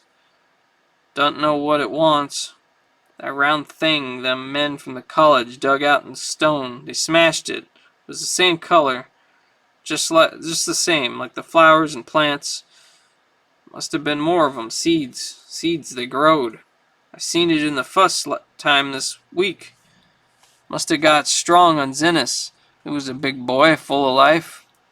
It beats down your mind and gets ya. Burns you up. In the well water. He was right about that. Evil water. Zennis never come back from the well. Can't get away. Draws ya. Draws ya. Know summit's comin', but 'tain't no use. I seen it time and again. Sank Zennis was took. War's nabby, Ammy. My head's no good. If I know how long sank I fed her. I'll get her if we ain't keerful. Just a color. Her face is gettin' to have that color sometimes toward night. And it burns and sucks. Comes from some place where things ain't as they is here. One of them professors said so. He was right. Look out, Ammi. It'll do suthin' more. Sucks the life out.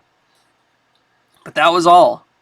That which spoke could speak no more because it had completely caved in.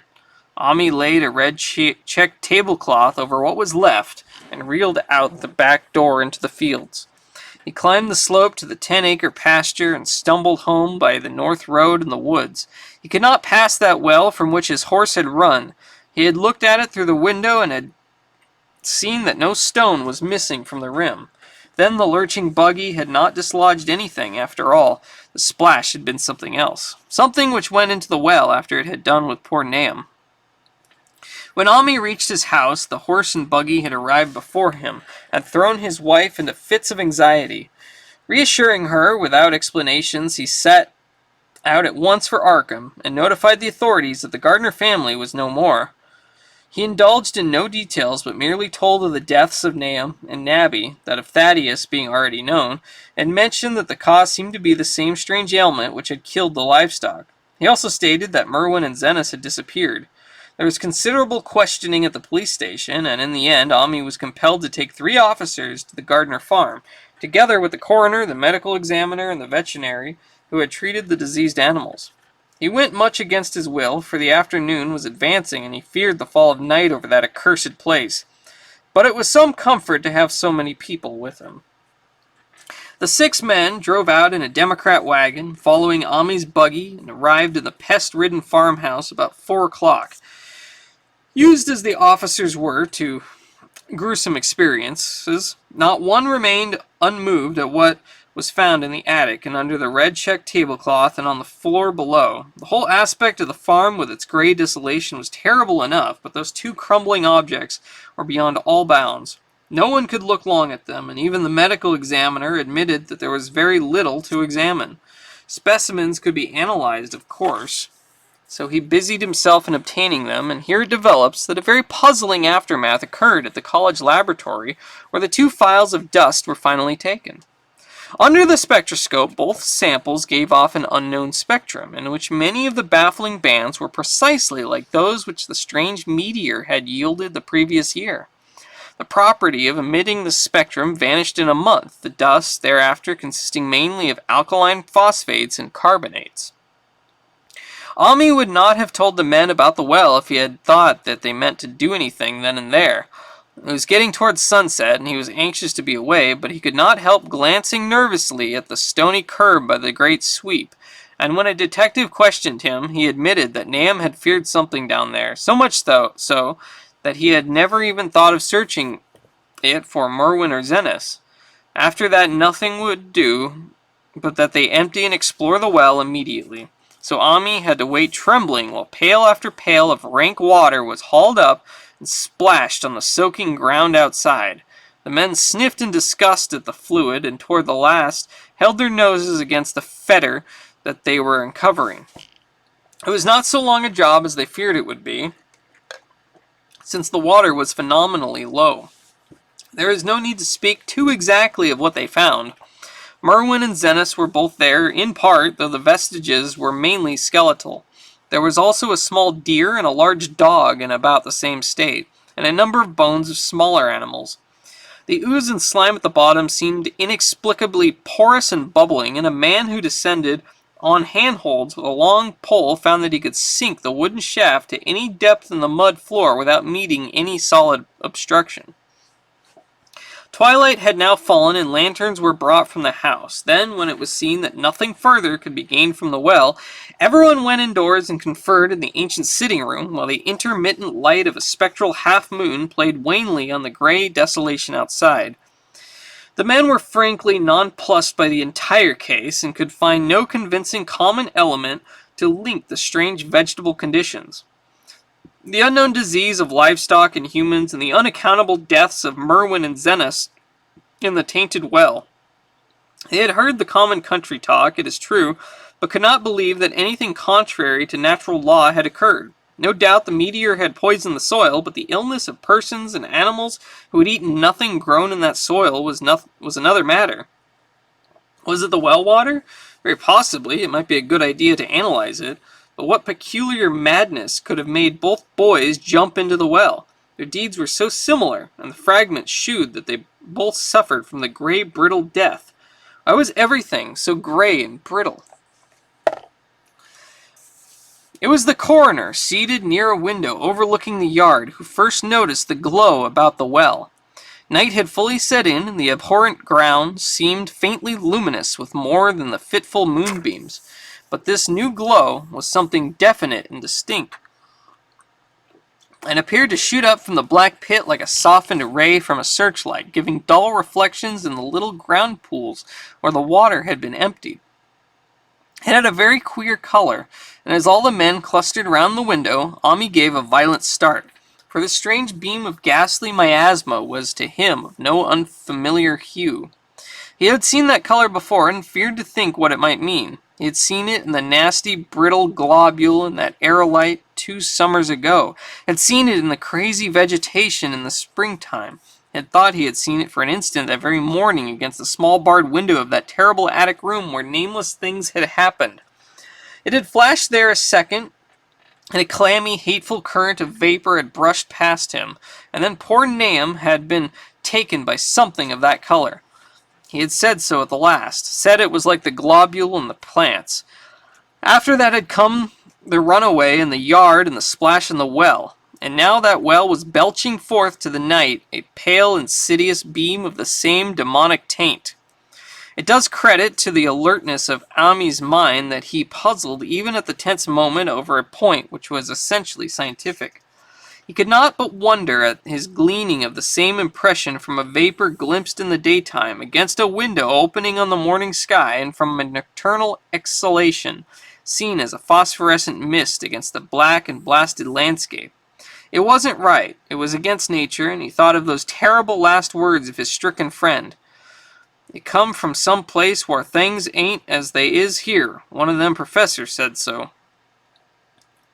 All 3 horses outside, tied to a pair of shriveled saplings by the road, were now neighing and pawing frantically. The wagon driver started for the door to do something, but Ami laid a shaky hand on his shoulder. "Don't go out thar," he whispered. "They's more to this nor what we know. Nahum said something lived in the well that sucks your life out. He said it must be summat growed from a round ball like one we all seen in the meteor stone that fell a year ago June. Sucks and burns, he said, and is just a cloud of color like that out thar now, that you can hardly see and can't tell what it is. Nahum thought it feeds on everything living and gets stronger all the time. He said he seen it this last week. It must be something from way off in the sky, like the men from the college last year says the meteor stone was. The way it's made and the way it works ain't like no way of God's world. its summit from beyond. So the men paused indecisively as the light from the well grew stronger and the hitched horses pawed and whinnied in increasing frenzy. It was truly an awful moment. With terror in that ancient accursed house itself, 4 monstrous sets of fragments, 2 from the house and 2 from the well. In the woodshed behind, in that shaft of unknown and unholy iridescence from the slimy depths in front, Ami had restrained the driver on impulse, forgetting how uninjured he himself was after the clammy brushing of that colored vapor in the attic room. But perhaps it is just as well that he acted as he did. No one will ever know what was abroad that night, and though the blasphemy from beyond had not so far hurt any human of unweakened mind, there's no telling what it might not have done at that last moment, and with its seemingly increased strength and the special signs of purpose it was soon to display beneath the half-clouded moonlit sky. All at once, one of the detectives at the window gave a short, sharp gasp. The others looked at him, and then quickly followed his own gaze upward to the point at which its idle straying had been suddenly arrested. There was no need for words. What had been disputed in country gossip was disputable no longer, and it is because of the thing which every man of that party agreed in whispering later on that the strange days are never talked about in Arkham. It is necessary to premise that there was no wind at that hour of the evening. One did arise not long afterward, but there was absolutely none then. Even the dry tips of the lingering hedge mustard, gray and blighted, and the fringe on the roof of the standing Democrat wagon were unstirred. And yet amid that tense, godless calm, the high, bare boughs of all the trees in the yard were moving. They were twitching morbidly and spasmodically, clawing in convulsive and epileptic madness at the moonlit clouds, scratching impotently in the noxious air as if jerked by some alien and bodiless line of linkage with subterrene horrors, writhing and struggling below the black roots. Not a man breathed for several seconds. Then a cloud of darker depth passed over the moon, and the silhouette of clutching branches faded out momentarily. At this there was a general cry, muffled with awe but husky and almost identical from every throat. For the terror had not faded with the silhouette, and in fearsome instant of deeper darkness the watchers saw wriggling at the treetop height 1,000 tiny points of faint and unhallowed radiance, tipping each bow like the fire of St. Elmo or the flames that came down on the apostles' heads at Pentecost. It was a monstrous constellation of unnatural light, like a glutted swarm of corpse-fed fireflies dancing hellish sarabands over an accursed march, and its color was that same nameless intrusion which Ami had come to recognize and dread. All the while, the shaft of phosphorescence from the well was getting brighter and brighter, bringing to the minds of the huddled men a sense of doom and abnormality which far outtraced any image their conscious minds could form. It was no longer shining out, it was pouring out, and as the shapeless stream of unplaceable color left the well, it seemed to flow directly in the sky. The veterinary shivered and walked to the front door to draw up the heavy extra bar across it. Ami shook no less and had to tug and point for lack of a controllable voice when he wished to draw notice of the growing luminosity of the trees. The neighing and stamping of the horses had become utterly frightful, but not a soul of that group in the old house would have ventured forth for any earthly reward. With the moments, the shining of the trees increased, while their restless branches seemed to strain more and more towards verticality. The wood of the well sweep was shining now, and presently a policeman dumbly pointed to some wooden sheds and beehives near the stone wall in the west. They were commencing to shine too, though the tethered vehicles of the visitors seemed so far unaffected. Then there was a wild commotion and clopping in the road, and as Ami quenched the lamp for better seeing, they realized that the span of frantic grays had broke their sapling and run off with the Democrat wagon. The shock served to loosen several tongues, and embarrassed whispers were exchanged. "It spreads on everything organic that's been around here," muttered the medical examiner. No one replied, but the man who had been in the well gave a hint that his long pole must have stirred up something intangible. It was awful, he added. There was no bottom at all, just ooze and bubbles and the feeling of something lurking under there. Ami's horse still pawed and screamed deafeningly in the road outside and nearly drowned its owner's faint quaver as he mumbled his formless reflections. Come from that stone, it growed down thar. Got everything livin'. It fed itself on him, mind and body. Thad and Murney, Zenas and Nabby. Nahum was the last. They all drunk the water. It got strong on 'em. It come from beyond, where things ain't like they be here. Now it's going home. At this point, as the column of unknown color flared, suddenly stronger and began to weave itself into fantastic suggestions of shape, which each spectator later described differently, there came from poor tethered hero such a sound as no man before or since ever heard from a horse. Every person in that low-pitched sitting room stopped his ears, and Ami turned away from the window in horror and nausea. Words could not convey it. When Ami looked out again, the hapless beast lay huddled inert on the moonlit ground between the splintered shafts of the buggy. That was the last of Hero till they buried him the next day. But the present was no time to mourn, for almost at this instant a detective silently called attention to something terrible in the very room with them. In the absence of the lamplight, it was clear that a faint phosphorescence had begun to pervade the entire apartment. It glowed on the broad planked floor and the fragment of rag carpet and shimmered over the sashes of the small pane windows. It ran up and down the exposed corner posts, coruscated about the shelf and mantel, and infected the very doors and furniture. Each minute saw it strengthen, and at last it was very plain that healthy living things must leave that house. Ami shewed them the back door and the path up through the fields to the 10-acre pasture. They walked and stumbled as if in a dream, and did not dare look back till they were far away on the high ground. They were glad of the path, for they could not have gone the front way by that well. It was bad enough passing the glowing barn and sheds, and those shining orchard trees with the gnarled fiendish contours, but thank heaven the branches did their worst twisting high up. The moon went under some very black clouds as they crossed the rustic bridge over Chapman's Brook, and it was blind groping from there to the open meadows. When they looked back toward the valley and the distant Gardner place at the bottom, they saw a fearsome sight. All the farm was shining with the hideous unknown blend of color, trees, buildings, and even such grass and herbage as had not been wholly changed to lethal gray brittleness. The boughs were all straining skyward, tipped with tongues of foul flame, and lambent tricklings of the same monstrous fire were creeping about the ridgepoles of the house, barn, and sheds.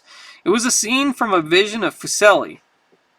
And over all the rest reigned that riot of luminous amorphousness, that alien and undimensioned rainbow of cryptic poison from the well, seething, feeling, lapping, reaching, scintillating, straining, and malignly bubbling in its cosmic and unrecognizable chromaticism. Then, without warning, the hideous thing shot vertically up toward the sky like a rocket or meteor, leaving behind no trail and disappearing through a round and curiously regular hole in the clouds before any man could gasp or cry out.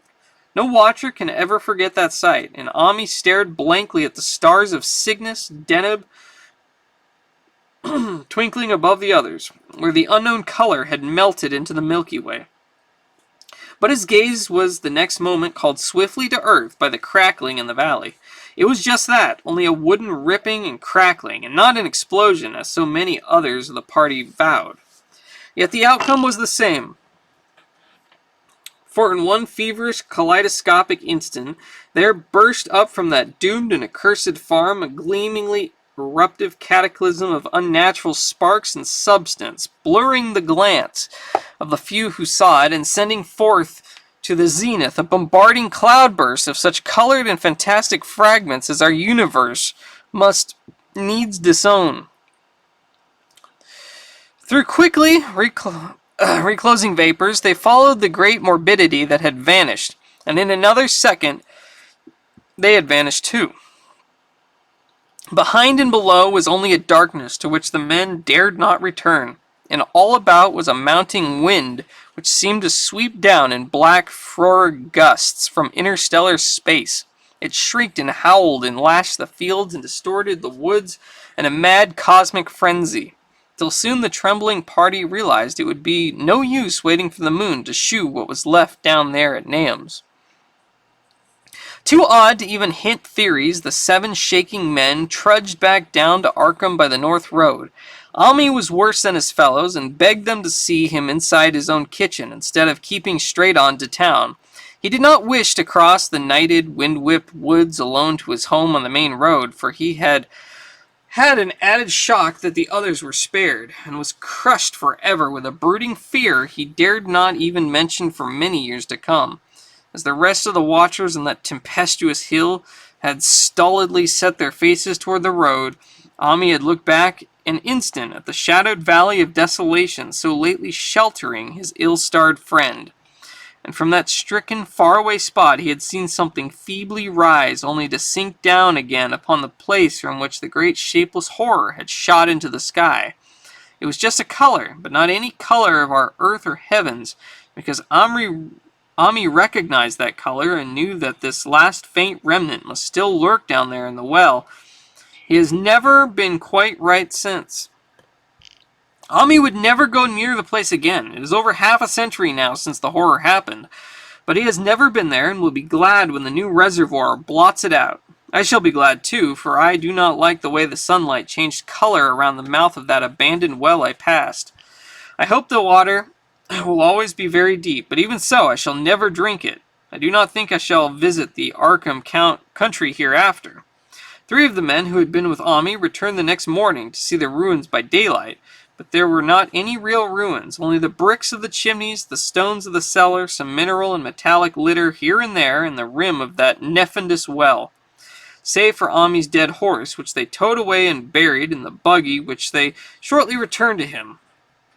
Everything that had ever been living had gone. 5 eldritch acres of dusty gray desert remained, nor has anything ever grown there since. To this day it sprawls open to the sky like a great spot eaten by acid in the woods and fields, and the few who have ever dared glimpse it in spite of the rural tales have named it the Blasted Heath. The rural tales are queer. They might even be queerer if city men and college chemists could be interested enough to analyze the water from that disused well, or the gray dust that no wind seems to ever disperse. Botanists, too, ought to study the stunted flora on the borders of that spot, for they might shed light on the country notion that the blight is spreading. Little by little, perhaps an inch a year, people say that the color of the neighboring herbage is not quite right in the spring, and that wild things leave queer prints in the light winter snow. Snow never seems quite so heavy on the Blasted Heath as it is elsewhere. Horses, the few that are left in this motor age, grow skittish in the Silent Valley, and hunters cannot depend on their dogs too near the splotch of grayish dust. They say the mental influences are very bad too. Numbers went queer in the years after Nahum's taking, and always they lacked the power to get away. Then the stronger-minded folk all left the region, and only the foreigners tried to live in the crumbling old homesteads. They cannot stay, though, and one sometimes wonders what insight beyond ours their wild, weird stories of whispered magic have given them. Their dreams at night, they protest, are very horrible in that grotesque country, and surely the very look of the dark realm is enough to stir a morbid fancy. No traveler has ever escaped a sense of strangeness in those deep ravines, and artists shiver as they paint thick woods whose mystery is as much of the spirit of the eye as of the eye. I myself am curious about the sensation I derived from my one lone walk before Ami told me his tale. When twilight came, I had vaguely wished some clouds would gather, for an odd timidity about the deep skied voids above had crept into my soul. Do not ask me for my opinion. I do not know, that is all. There is no one but Ami to question, for Arkham people will not talk about the strange days, and all 3 professors who saw the aerolite and its colored globule are dead. There were other globules, depend upon that. One must have fed itself and escaped, and probably there was another which was too late. No doubt it is still down in the well. I know there was something wrong with the sunlight I saw above that miasmal brink. The rustics say that the blight creeps an inch a year, so perhaps there is a kind of growth or nourishment even now. But whatever demon hatchling is there, it must be tethered to something, or else it would quickly spread. Is it fastened to the roots of those trees that claw the air? One of the current Arkham tales is about fat oaks that shine and move as they ought not to do at night.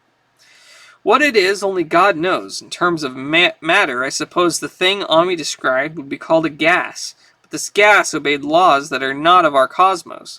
This was no fruit of such worlds and suns as shine on the telescopes and photographic plates of our observatories. This was no breath from the skies whose motions and dimensions our astronomers measure or deem too vast to measure. It was just a color out of space, a frightful messenger from unformed realms of infinity beyond all nature as we know it, from realms whose mere existence stuns the brain and numbs us with the black extra-cosmic gulfs it throws open before our frenzied eyes.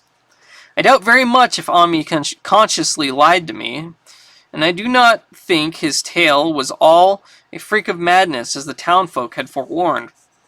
Something terrible came to the hills and valleys on that meteor. And something terrible, though I know not in what proportion, still remains. I shall be glad to see the water come. Meanwhile, I hope nothing will happen to Ami. He saw so much of the thing, and its influence was so insidious. Why has he never been able to move away? How clearly he recalled those dying words of Nahum's. Can't get away, draws ye. You know summit's comin', but tain't no use. Ami is such a good old man. When the reservoir gang gets to work, I must write the chief engineer to keep a sharp watch on him. I would hate to think of him as the gray, twisted, brittle monstrosity which persists more and more in troubling my sleep.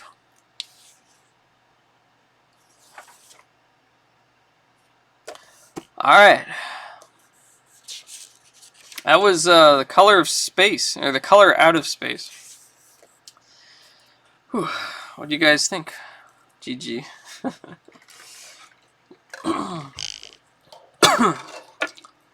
Great story. Alright, I will be back in 1 minute. Just give me a second.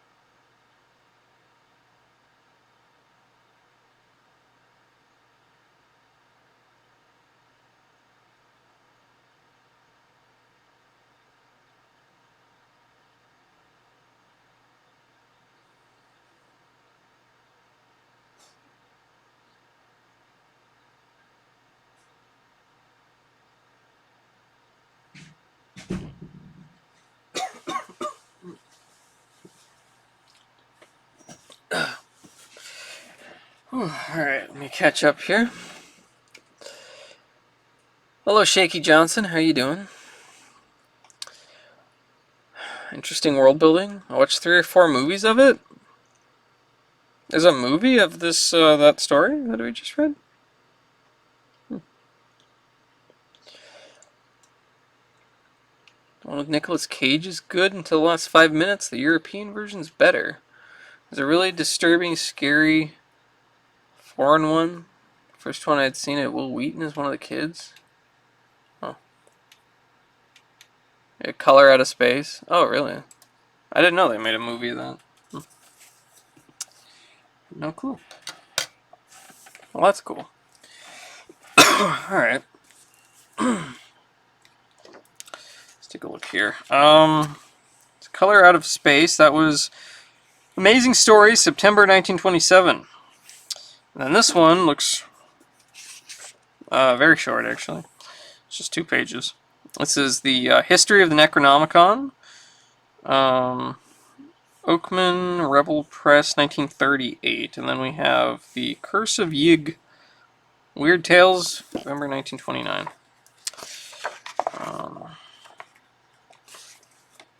Okay.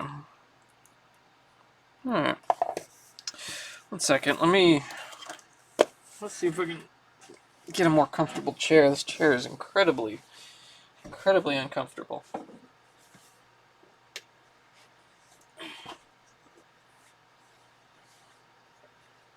is this?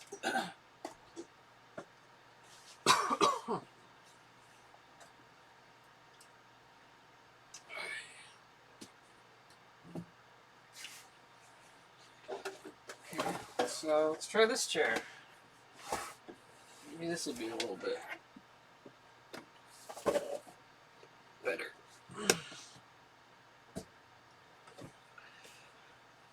Oh, ow. Oh.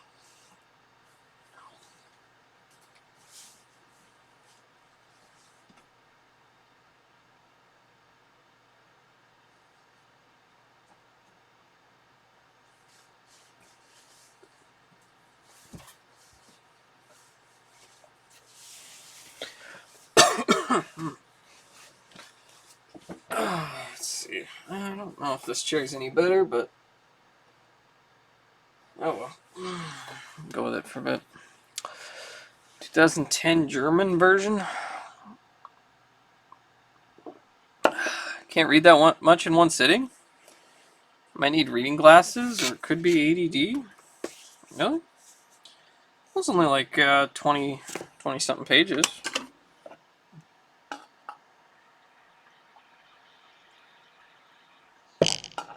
How long is this entire book? It's like, what, 500, 600?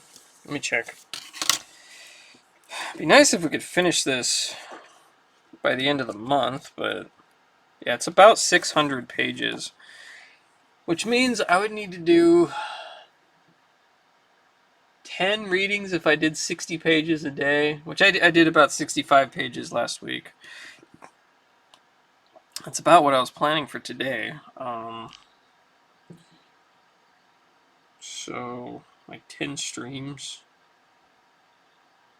Well, I guess, I don't know. I could just keep reading this even when it's not October, I guess. I don't know. Whatever. I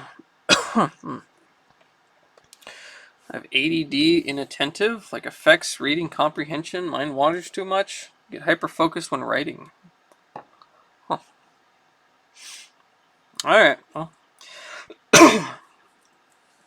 History of the Necronomicon. Original title, Al-Azif, Azif being the word used by the Arabs to designate that nocturnal sound made by insects, supposed to be the howling of demons. Composed by Abdul al-Hazred, a mad poet of Sana'a in Yemen, who is said to have flourished during the period of the Umayyad caliphs, circa 700 AD. He visited the ruins of Babylon and the subterranean secrets of Memphis and spent 10 years alone in the great southern desert of Arabia. Yeah, I'll be going there pretty soon. The Roba el Khalieh, or empty space, of the ancients, and Dana, or crimson desert of the modern Arabs, which is held to be inhabited by protective evil spirits and monsters of death. Of this desert, many strange and unbelievable marvels are told by those who pretend to have penetrated it. In his last years, Al-Hazred dwelt in Damascus where the Necronomicon, Al-Azif, was written, and his final death or disappearance, 738 AD. Many terrible and conflicting things are told. He is said by Ibn Khalakhan, 12th century biographer, to have been seized by an invisible monster in broad daylight and devoured horribly before a large number of fright-frozen witnesses. Of his madness, many things are told. He claimed to have seen the fabulous Iram, or City of Pillars, and to have found beneath the ruins of a certain nameless desert town the shocking annals and secrets of a race older than mankind. He was only an indifferent Muslim, worshipping unknown entities whom he called Yog, Sothoth, and Cthulhu. In AD 950, the Azif, which had gained a considerable though surreptitious circulation amongst philosophers of the age, was secretly translated into Greek by Theodorus Philetus of Constantinople under the title Necronomicon. For a century, it impelled certain experimenters to terrible attempts.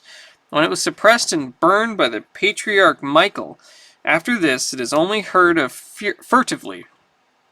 But 1228, Olaus Wormius made a Latin translation later in the Middle Ages, and the Latin text was printed twice. Once in the 15th century in black letter, evidently in Germany, and once in the 17th, probably Spanish.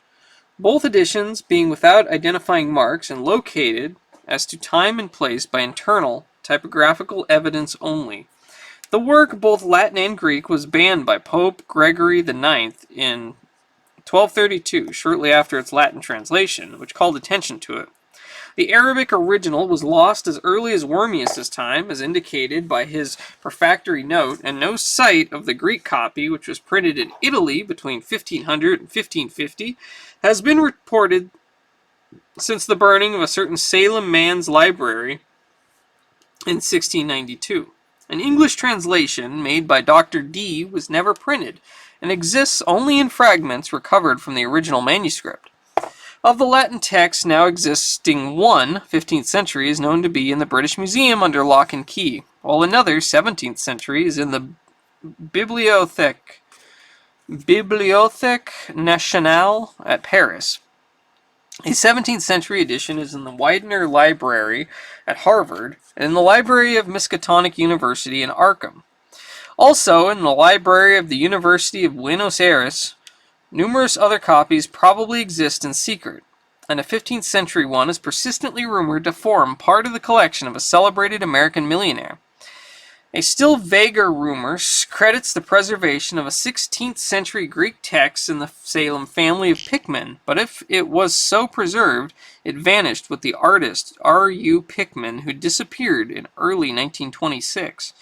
The book is rigidly suppressed by the authorities of most country and by all branches of organized ecclesiasticism. Reading leads to terrible consequences. It was from rumors of this book, of which relatively few of the general public know, that R.W. Chambers is said to have derived the idea of his early novel, The King in Yellow. Chronology. Al-Azif, written circa 730 A.D. at Damascus by Abdul al-Hazred, translated to Greek 950 A.D. as Necronomicon by Theodorus Philetus, burnt by Patriarch Michael 1050, i.e. Greek text, Arabic text now lost. Olaus translates Greek to Latin 1228. 1232 Latin edition and Greek suppressed by Pope Gregory IX. 14th black letter printed edition Germany. 15 German text printed in Italy. 16 Spanish reprint of Latin text. Well, there you go. It's the history of the Necronomicon.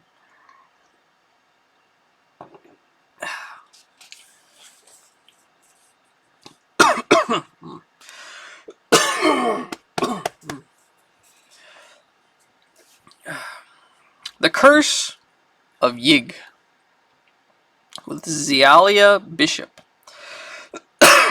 Sorry.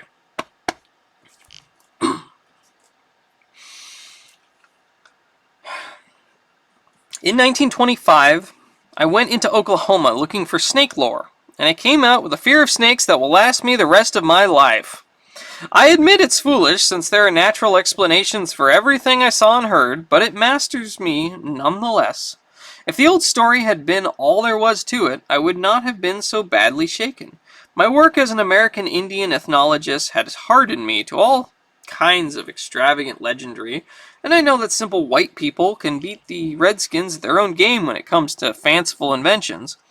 But I can't forget what I saw with my own eyes at that insane asylum in Guthrie. I called it that asylum because a few of the oldest settlers told me I would find something important there. Neither Indians nor white men would discuss the snake god legends I had come to trace. The oil boom newcomers, of course, knew nothing of such matters, and the red men and old pioneers were plainly frightened when I spoke of them. No more than 6 or 7 people mentioned the asylum, and those who did were careful to talk in whispers. But the whispers said that Dr. McNeil could shew me a very terrible relic and tell me all I wanted to know. He could explain why Yig, the half-human father of serpents, is a shunned and feared object in central Oklahoma, and why old settlers shiver at the secret Indian orgies which make the autumn days and nights hideous with the ceaseless beating of tom-toms in lonely places. It was with the scent of a hound on the trail that I went to Guthrie, for I had spent many years collecting data on the evolution of serpent worship among the Indians. I had always felt, from well-defined undertones of legend and archaeology, that great Quetzalcoatl, benign snake god of the Mexicans, had had an older and darker prototype, and during recent months I had well-nigh proved it in a series of researches stretching from Guatemala to the Oklahoma plains. But everything was tantalizing and incomplete, for above the border the cult of the snake was hedged about by fear and furtiveness. Now it appeared that a new and copious source of data was about to dawn, and I sought the head of the asylum with an eagerness I did not try to cloak. Dr. McNeil was a small, clean-shaven man of somewhat advanced years, and I saw at once from his speech and his manner that he was a scholar of no mean attainments in many branches outside his profession. Grave and doubtful when I first made known my errand, his face grew thoughtful as he carefully scanned my credentials and the letter of introduction which a kindly old ex-Indian agent had given me. "So you've been studying the Yeeg legend, eh?" He reflected sentiently. "I know that many of our Oklahoma ethnologists have tried to connect it with Quetzalcoatl, but I don't think any of them have traced the intermediate steps so well. You've done remarkable work for a man as young as you seem to be, and you certainly deserve all the data we can give. I don't suppose old Major Moore or any of the others told you what it is I have here. They don't like to talk about it, and neither do I. It is very tragic and very horrible, but that is all. I refuse to consider it anything supernatural. There's a story about it that I'll tell you after you see it. Devilishly sad story, but one that I won't call magic. It merely shews the potency that belief has over some people. I'll admit there are times when I feel a shiver that's more than physical, but in daylight I set all that down to nerves. I'm not a young fellow anymore, alas. To come to the point, the thing I have is what you might call a victim of Yig's curse, a physically living victim. We don't let the bulk of the nurses see it, although most of them know it's here. There are just 2 steady old chaps whom I let feed it and clean out its quarters. Used to be 3, but good old Stevens passed on a few years ago. I suppose I'll have to break in a new group pretty soon, for the thing doesn't seem to age or change much, and we old boys can't last forever. Maybe the ethics of the near future will let us give it a merciful release, but it's hard to tell. Did you see that single ground glass basement window over the east wing when you came up the drive? That's where it is. I'll take you there myself now. You needn't make any comment. Just look through the movable panel in the door and thank God the light isn't any stronger. Then I'll tell you the story, or as much as I've been able to piece together. We walked downstairs very quietly and did not talk as we threaded the corridors of the seemingly deserted basement. Dr. McNeil unlocked a gray-painted steel door, but it was only a bulkhead leading to a further stretch of hallway. At length, he paused before a door marked B116, opened a small observation panel which he could use only by standing on tiptoe, and pounded several times upon the painted metal as if to arouse the occupant, whatever it might be. A faint stench came from the aperture as the door unclosed it, and I fancied his pounding elicited a kind of low, hissing response. Finally, he motioned to me to replace him at the peephole, and I did so with a causeless and increasing tremor. The barred ground-glass window close to the earth outside admitted only a feeble and uncertain pallor, and I had to look into the malodorous den for several seconds before I could see what was crawling and wriggling about on the straw-covered floor, emitting every now and then a weak and vacuous hiss. Then the shadowed outlines began to take shape, and I perceived that the squirming entity bore some remote resemblance to a human form laid flat on its belly. I clutched at the door handle for support as I tried to keep from fainting. The moving object was almost of human size and entirely devoid of clothing. It was absolutely hairless, and its tawny-looking back seemed subtly squamous in the dim, ghoulish light. Around the shoulders it was rather speckled and brownish, and the head was very curiously flat. As it looked up to hiss at me, I saw that the beady little black eyes were damnably anthropoid, but I could not bear to study them long. They fastened themselves on me with a horrible persistence, so that I closed the panel gaspingly and left the creature to wriggle about unseen in its matted straw and spectral twilight.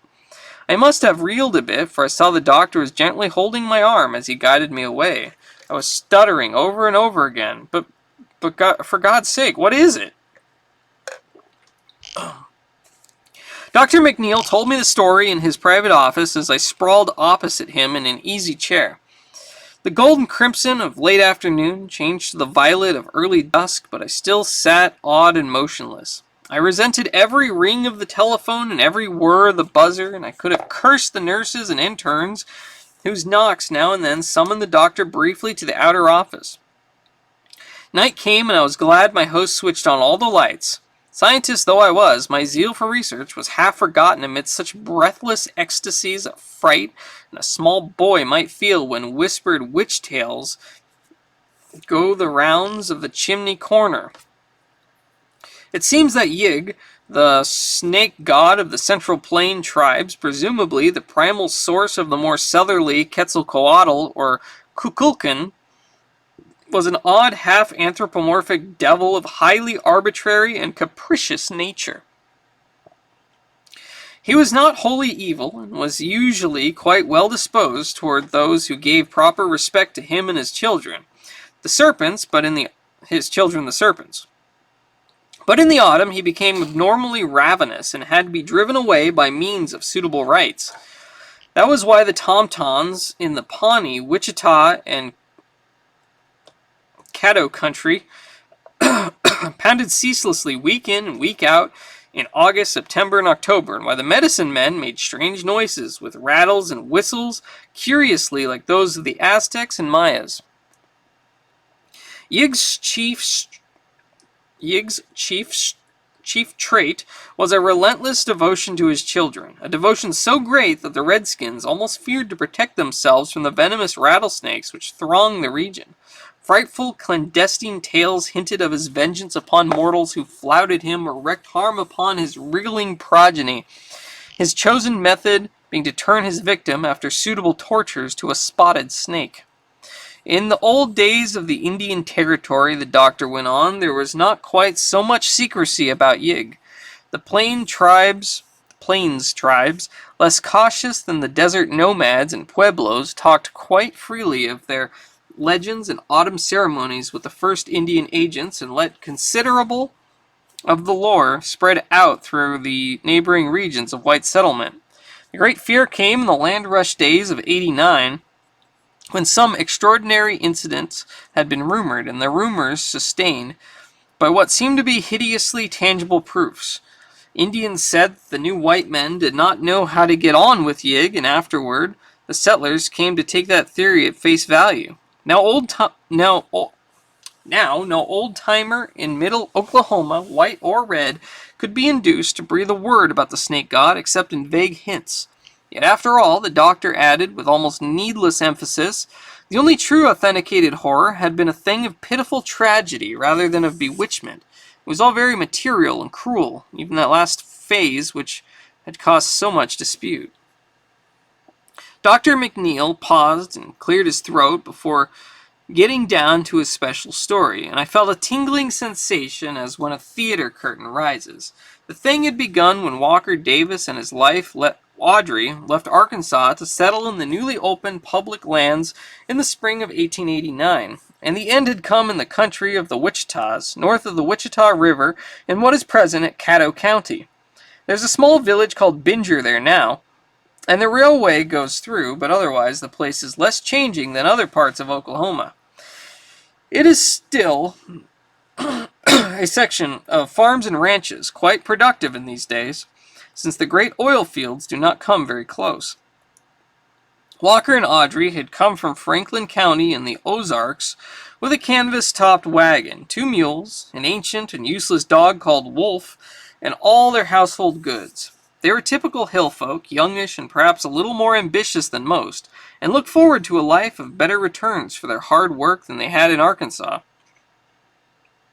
Both were lean, raw-boned specimens, the man tall, sandy, gray-eyed, and the woman short and rather dark, with a black straightness of hair suggesting a slight Indian admixture. In general, there was very little of distinction about them, but for one thing their annals might not have differed from those of thousands of other pioneers who flocked into the new country at that time. That thing was Walker's almost epileptic fear of snakes, which some laid to prenatal causes, and some said came from a dark prophecy about his end which an old Indian squaw had tried to scare him when he was small. Whatever the cause, the effect was marked indeed, for despite his strong general courage, the very mention of a snake would cause him to grow faint and pale, while the sight of even a tiny specimen would produce a shock sometimes bordering on a convulsion seizure. The Davises started out early in the year in the hope of being on their new land for the spring plowing. Travel was slow, for the roads were bad in Arkansas, while in the territory there were great stretches of rolling hills and red sandy barrens without any roads whatsoever. As the terrain grew flatter, the change from their native mountains depressed them more, perhaps, than they realized. But they found the people at the Indian agencies very affable. While most of the settled Indians seemed friendly and civil, now and then they encountered a fellow pioneer with whom crude pleasantries and expressions of amiable rivalry were generally exchanged. Owing to the season, there were not many snakes in evidence, so Walker did not suffer from a special temperamental weakness. In the early stages of the journey, too, there were no Indian snake legends to trouble him, for the transplanted tribes from the southeast do not share the wilder beliefs of their western neighbors. As fate would have it, it was a white man at Ocmulgee in the Creek country who gave the Davises the first hint of Yig beliefs, a hint which had a curiously fascinating effect on Walker and caused him to ask questions very freely after that. Before long, Walker's fascination had developed into a bad case of fright. He took the most extraordinary precautions at each of the nightly camps, always clearing away whatever vegetation he found, and avoiding stony places wherever he could. Every clump of stunted bushes and every cleft in the great slab-like rocks seemed to him now to hide malevolent serpents, while every human figure not obviously part of a settlement or emigrant train seemed to him a potential snake god, till nearness had proved the contrary. Fortunately, no troublesome encounters came at this stage to shake his nerves still further. As they approached the Kickapoo country, they found it harder and harder to avoid camping near rocks. Finally, it was no longer possible, and poor Dick Walker was reduced to the puerile expedient of droning some of the rustic anti-snake charms he had learned in his boyhood. 2 or 3 times a snake was really glimpsed, and these sights did not help the sufferer in his efforts to preserve composure. On the 22nd evening of the journey, a savage wind made it imperative, for the sake of the mules, to camp in as sheltered a spot as possible, and Audrey persuaded her husband to take advantage of a cliff which rose uncommonly high above the dried bed of a former tributary of the Canadian River. He did not like the rocky cast of the place, but allowed himself to be overruled this once, leading the animal sullenly toward the protecting slope, which the nature of the ground would not allow the wagon to approach. Audrey, examining the rocks near the wagon, meanwhile noticed a singular sniffing on the part of the feeble old dog. Seizing a rifle, she followed his lead, and presently thanked her stars that she had forestalled Walker in her discovery. For there, snugly nested in the gap between 2 boulders, was a sight it would have done him no good to see. Visible only as one convoluted expanse, but perhaps comprising as many as 3 or 4 separate units, was a mass of lazy wriggling, which could not be other than a brood of newborn rattlesnakes. Anxious to save Walker from a trying shock, Audrey did not hesitate to act, but took the gun firmly by the barrel and brought the butt down again and again upon the writhing objects.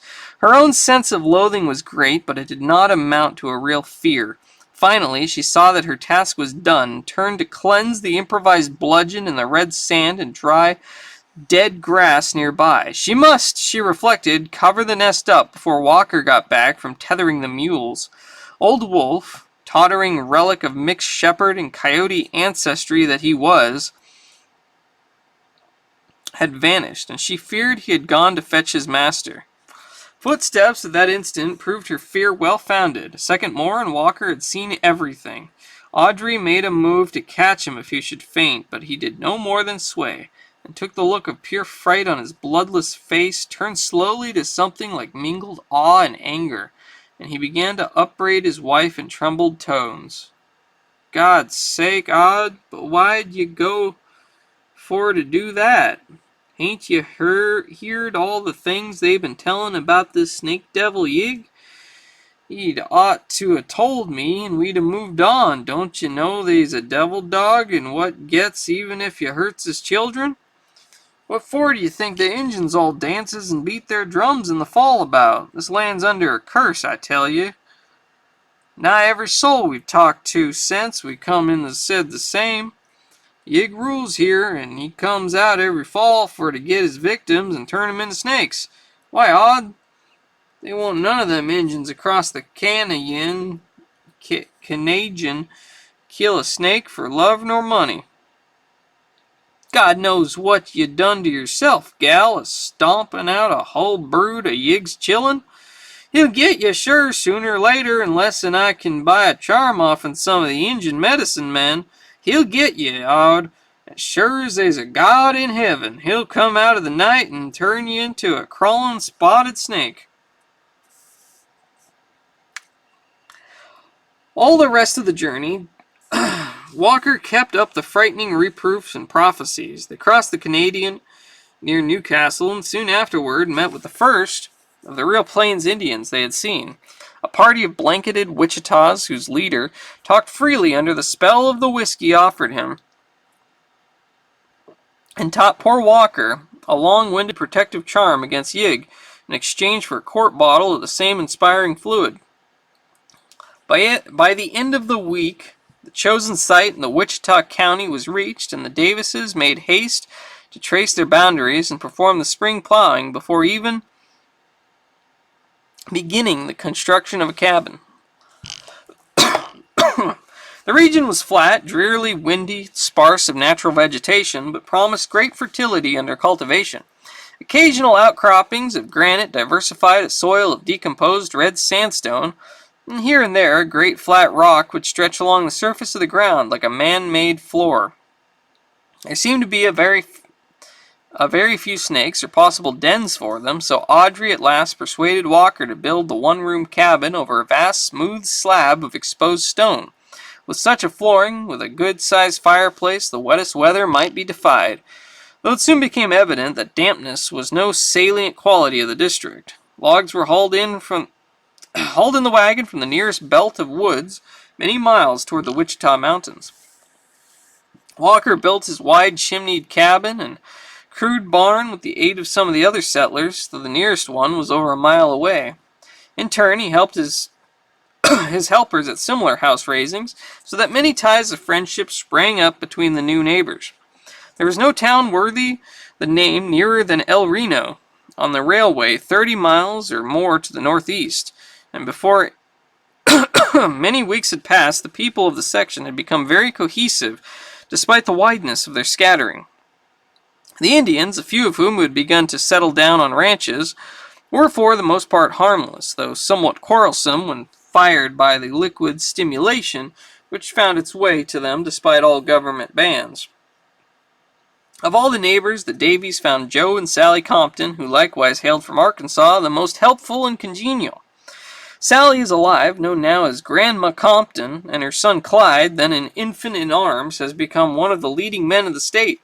Sally and Audrey used to visit each other often, for their cabins were only 2 miles apart, And in the long spring and summer afternoons they exchanged many a tale of old Arkansas and many a rumor about the new country.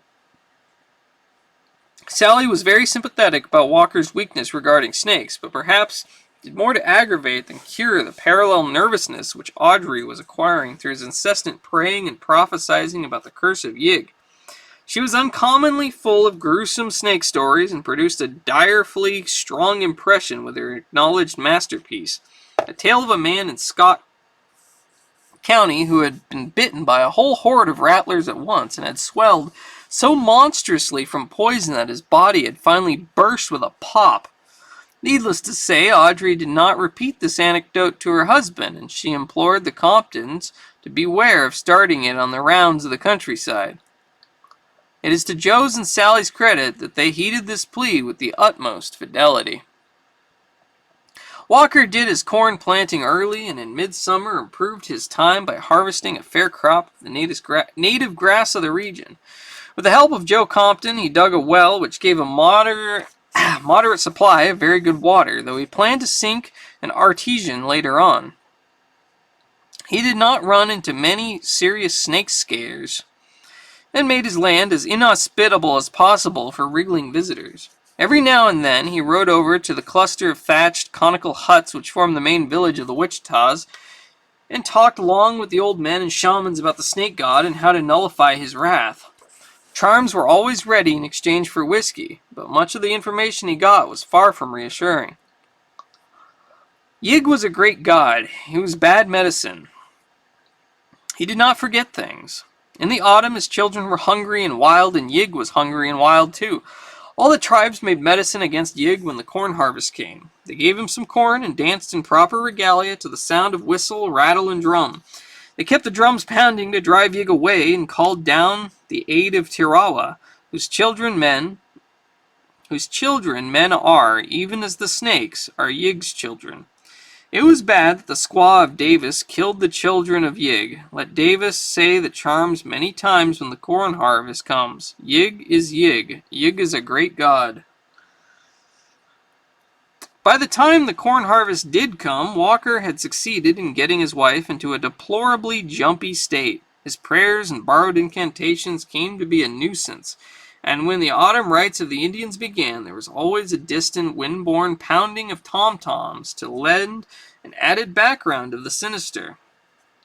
It was maddening to have the muffled clatter always stealing over the wide red plains.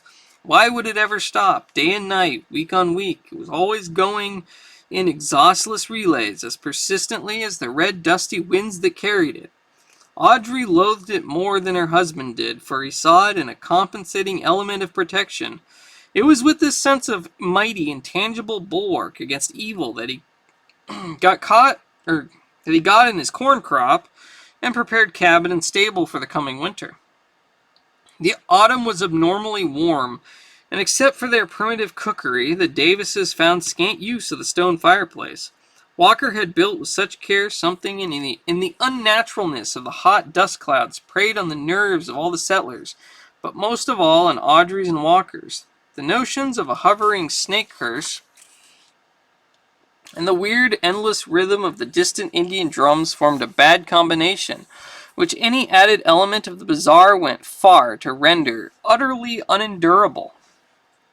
Notwithstanding the strain, several festive gatherings were held at one or another of the cabins after the crops were reaped. Keeping naively alive in the modernity those curious rites of the harvest home which are as old as human agriculture itself. Lafayette Smith, who came from southern Missouri and had a cabin about 3 miles east of Walker's, was a very passable fiddler, and his tunes did much to make the celebrants forget the monotonous beating of the distant tom-toms. Then Halloween drew near, and the settlers planned another frolic. This time, had they but known it, of a lineage older than even agriculture. The dread witch Sabbath of the primal pre-Aryans, kept alive through ages in the midnight blackness of secret woods, and still hinting at vague terrors under its latter-day mask of comedy and lightness. Halloween was to fall on a Thursday, and the neighbors agreed to gather for their first revel at the Davis cabin. It was on that 31st of October that the warm spell broke. The morning was gray and leaden, and by noon the incessant winds had changed from searingness to rawness. People shivered all the more because they were not prepared for the chill, and Walker Davis's old dog, Wolf, dragged himself wearily indoors to a place beside the hearth. But the distant drums still thumped on, nor were the white citizenry less inclined to pursue their chosen rites. As early as 4 in the afternoon, the wagons began to arrive at Walker's cabin, and in the evening, after a memorable barbecue, Lafayette Smith's fiddle inspired a very fair-sized company to great feats of saltatory grotesqueness in the one good-sized but crowded room. The younger folk indulged in the amiable insanities proper to the season, and now and then Wolf would howl with doleful and spine-tickling ominousness at some especially spectral strain from Lafayette's squeaky violin, a device he had never heard before. Mostly, though, his battered veteran slept through the merriment, for he was past the age of active interests and lived largely in his dreams. Tom and Jenny Rigby had brought their collie Zeke along, but the canines did not fraternize. Zeke seemed strangely uneasy over something and nosed around curiously all the evening. Audrey and Walker made a fine couple on the floor, and Grandma Compton still likes to recall her impression of their dancing that night. Their worries seemed forgotten for the nonce, and Walker was shaved and trimmed into a surprising degree of spruceness. By 10 o'clock all hands were heavily tired, and the guests began to depart family by family with many hands shaking and bluff assurances of what a fine time everybody had had. Tom and Jenny thought Zeke's eerie howls as he followed them to their wagon were marks of regret at having to go home, though Audrey said it must be far-away tom-toms, which annoyed him, for the distant thumping was surely ghastly enough after the merriment within. The night was bitterly cold, and for the first time Walker put a great log in the fireplace and banked it with ashes to keep it smoldering till morning. Old Wolf dragged himself within the ruddy glow and lapsed into his customary coma. Audrey and Walker, too tired to think of charms or curses, tumbled into the rough pine bed and were asleep before the cheap alarm clock on the mantel had ticked out 3 minutes. And from far away the rhythmic pounding of those hellish tom-toms still pulsed on the chill night wind. Dr. McNeil paused here and removed his glasses, as if a blurring of the objective world might make the reminiscent vision clearer. "You'll soon appreciate," he said, "that I had a great deal of difficulty in piecing out all that happened after the guests left. There were times, though, at first, when I was able to make a try at it." After a moment of silence, he went on with the tale. Audrey had terrible dreams of Yig, who appeared to her in the guise of Satan, as depicted in cheap engravings she had seen. It was indeed from an absolute ecstasy of nightmare that she started suddenly awake to find Walker already conscious and sitting up in bed. He seemed to be listening intently to something, and silenced her with a whisper when she began to ask what aroused him. "Hark, Odd," he breathed. "Don't you hear something a-singing and buzzing and rustling? Do you reckon it's the fall crickets?" Certainly there was distinctly audible within the cabin such a sound as he had described. Audrey tried to analyze it, and was impressed with some element, at once horrible and familiar, which hovered just outside the rim of her memory. And beyond it all, waking a hideous thought, the monotonous beating of the distant tom-toms came incessantly across the black plains on which a cloudy half-moon had set. Walker, suppose it's the curse of Yig? She could feel him tremble. "No, gal, I don't reckon he comes that way. He's shaping like a man, except you look at him close. That's what Chief Grey Eagle says. This here's some varmints comin' out in the cold, not crickets, I calculate, but summat like 'em. I'd orter get up and stomp 'em out afore they make much headway or get at the cupboard." He rose, felt for the lantern that hung within easy reach, and rattled the tin matchbox nailed to the wall beside it. Audrey sat up in bed and watched the flare of the match grow into the steady glow of the lantern. Then, as their eyes began to take in the whole of the room, the crude rafters shook with the frenzy of their simultaneous shriek. For the flat, rocky floor revealed in the newborn illumination was one seething, brown speckled mass of wriggling rattlesnakes slithering toward the fire, and even now turning their loathsome heads to menace the fright-blasted lantern-bearer. It was only for an instant that Audrey saw the things. The reptiles were of every size, of uncountable numbers, and apparently of several varieties. And even as she looked, 2 or 3 of them reared their heads as if to strike at Walker. She did not faint. It was Walker's crash to the floor that extinguished the lantern and plunged her into blackness. He had not screamed a second time. Fright had paralyzed him, and he fell as if shot by a silent arrow from no mortal's bow. To Audrey, the entire world seemed to whirl about fantastically, mingling with the nightmare from which she had started. Voluntary motion of any sort was impossible, for will and the sense of reality had left her. She fell back inertly on her pillow, hoping that she would wake soon. No actual sense of what had happened penetrated her mind for some time. Then, little by little, the suspicion that she was really awake began to dawn on her, and she was convulsed with a mounting blend of panic and grief, which made her long to shriek out despite the inhibiting spell which kept her mute. Walker was gone, and she had not been able to help him. He had died of snakes, just as the old woman had predicted when he was a little boy. Poor Wolf had not been able to help either. Probably he had not even awakened from a senile stupor, and now the crawling things must be coming for her, writhing closer and closer every moment in the dark, perhaps even now twining slipperily about the bedposts and oozing up over the coarse woolen blankets. Unconsciously she crept under the clothes and trembled.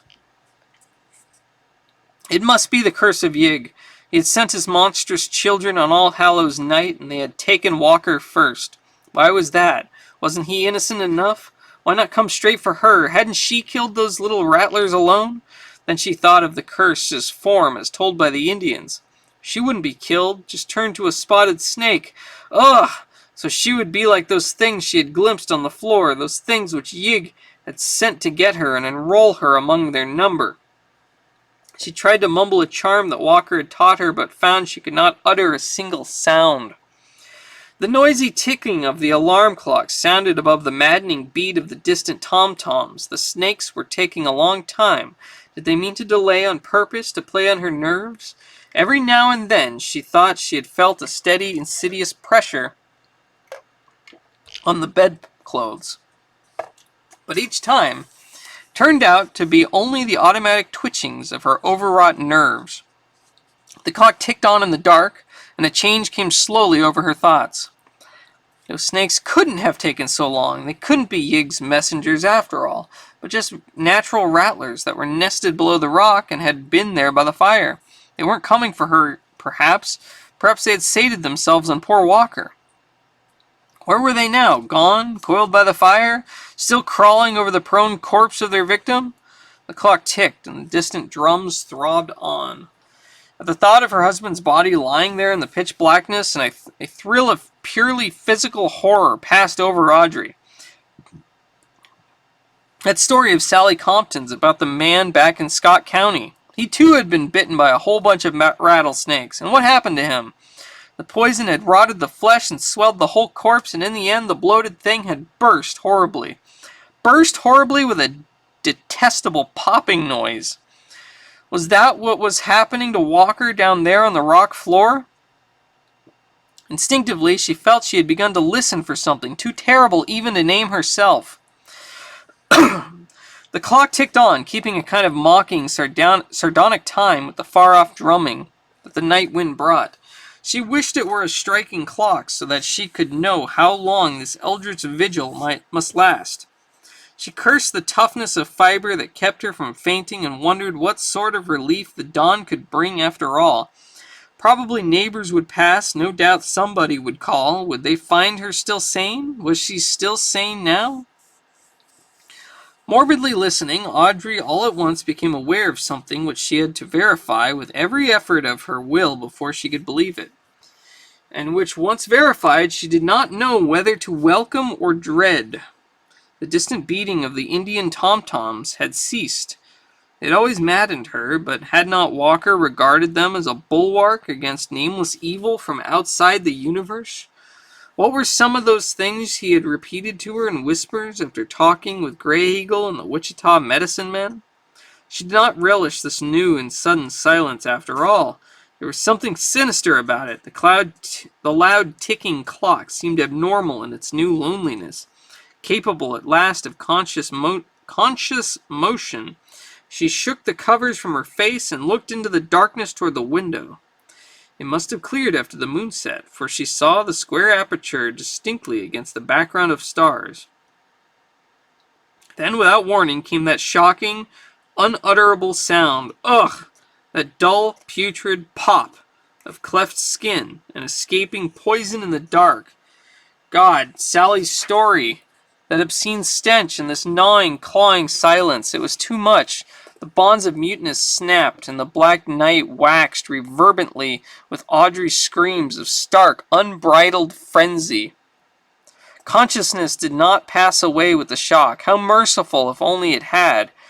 Amidst the echoes of her shrieking, Audrey still saw the star-sprinkled square of window ahead and heard the doom-boding ticking of that frightful clock. Did she hear another sound? Was that square window still a perfect square? She was in no condition to weigh the evidence of her senses or distinguish between fact and hallucination. No, that window was not a perfect square. Something had encroached on the lower edge. Nor was the ticking of the clock the only sound in the room. There was, beyond dispute, a heavy breathing, neither her own nor poor Wolf's. Wolf slept very silently, and his wakeful wheezing was unmistakable.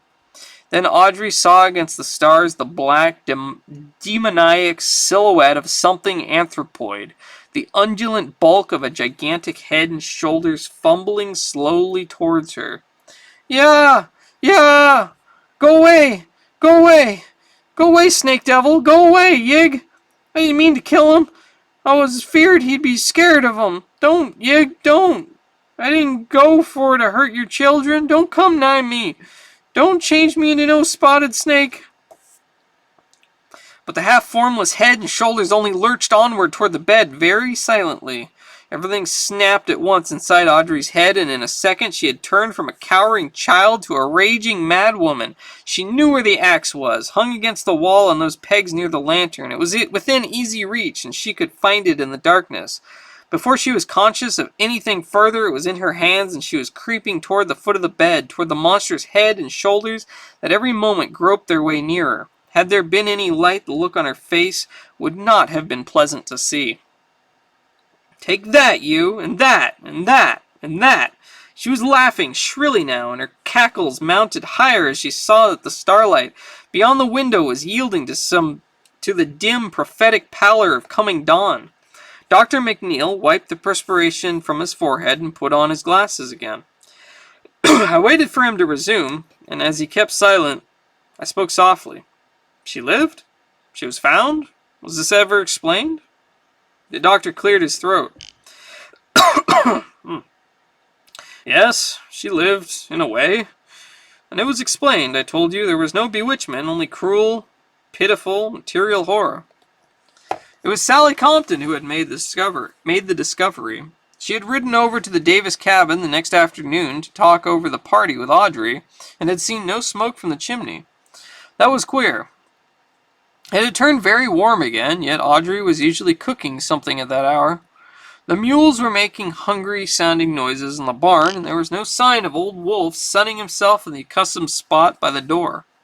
Altogether, Sally did not like the look of the place, so was very timid and hesitant as she dismounted and knocked. She got no answer, but waited some time before trying the crude door of split logs. The lock, it appeared, was unfastened, and she slowly pushed her way in. Then, perceiving what was there, she reeled back, gasped, and clung to the jamb to preserve her balance. A terrible odor had welled out as she opened the door, but that was not what had stunned her. It was what she had seen. For within that shadowy cabin, monstrous things had happened, and 3 shocking objects remained on the floor to awe and baffle the beholder. Near the burned-out fireplace was the great dog, purple decay on the skin left bare by mange and old age, and the whole carcass burst by the puffing effect of rattlesnake poison. It must have been bitten by a veritable legion of the reptiles. To the right of the door was the axe-hacked remnant of what had been a man, clad in a nightshirt, and with the shattered bulk of a lantern clenched in one hand. He was totally free from any sign of snakebite. Near him lay the ensanguined axe, carelessly discarded, and wriggling flat on the floor was a loathsome, vacant-eyed thing that had been a woman, but was now only a mute, mad caricature. All that this thing could do was to hiss and hiss and hiss. Both the doctor and I were brushing cold drops from our foreheads by this time. He poured something from a flask on his desk, took a nip, and handed another glass to me. He could only suggest tremulously and stupidly. So Walker had only fainted that first time. The screams roused him, and the axe did the rest? Yes, Dr. McNeil's voice was low. But he met his death from snakes just the same. It was his fear working in 2 ways. It made him faint, and it made him fill his wife with the wild stories that caused her to strike out when she thought she saw the snake devil. I thought for a moment. And Audrey? Wasn't it queer how the curse of Yig seemed to work itself out on her? I suppose the impression of hissing snakes had been fairly ground into her. Yes, there were lucid spells at first, but they got to be fewer and fewer. Her hair came white at the roots as it grew, and later began to fall out. The skin grew blotchy, and when she died... I interrupted with a start. Died? Then what was that thing downstairs?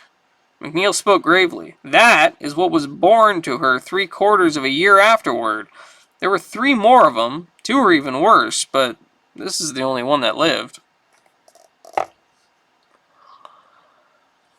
Alright.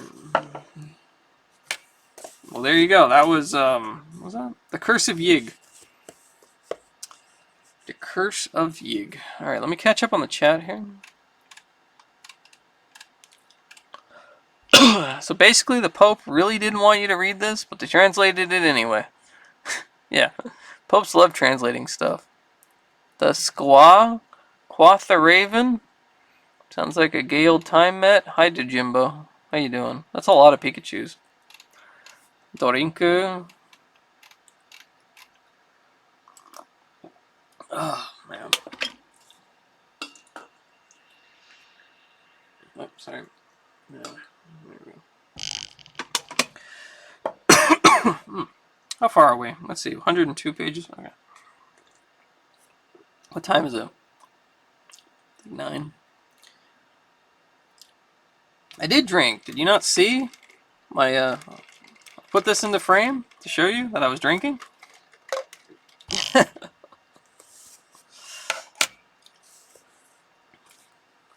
Still early, yeah. Alright, let's see how long the Dunwich horror is. Dunwich? No, and I redeemed it earlier. Yeah, I drank it.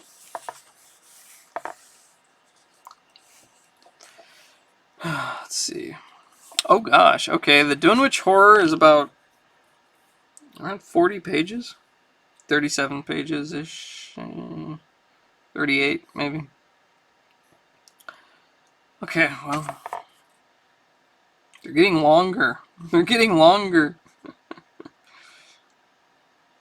Alright, well, this, sure.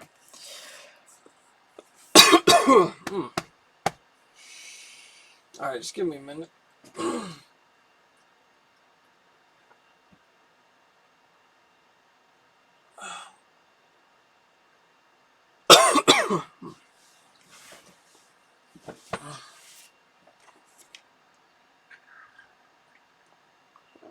Gorgons and hydras and chimeras, oh my. The Dunwich horror is really good. Alright.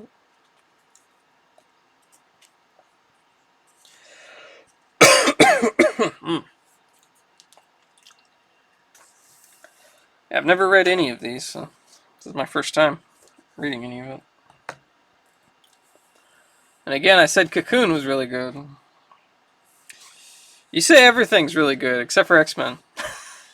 That one's really bad.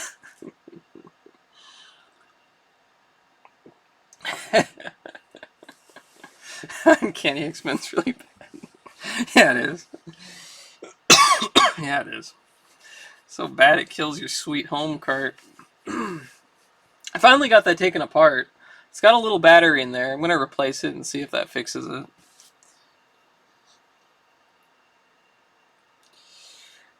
Hopefully I'll be able to get back to that soon. But I think I have to order another battery for it. Yeah, I hope it works too. Oh gosh. Alrighty, well.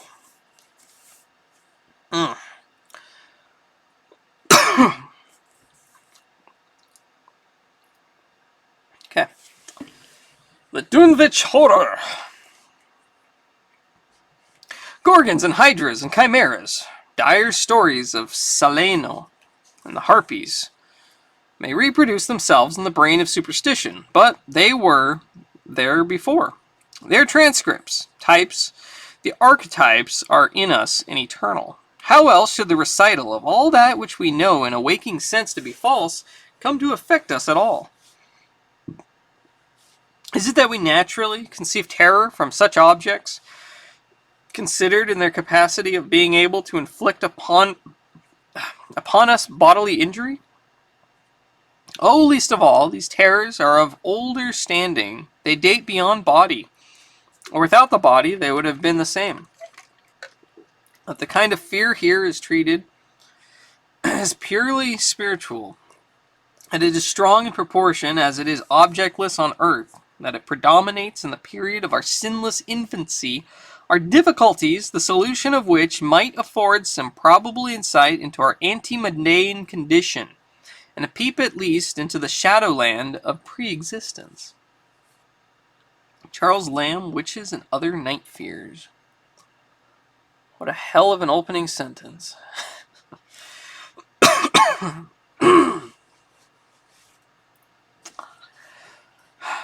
When a traveler in north-central Massachusetts takes the wrong fork at the junction of the Aylesbury Pike just beyond Dean's Corners, he comes upon a lonely and curious country.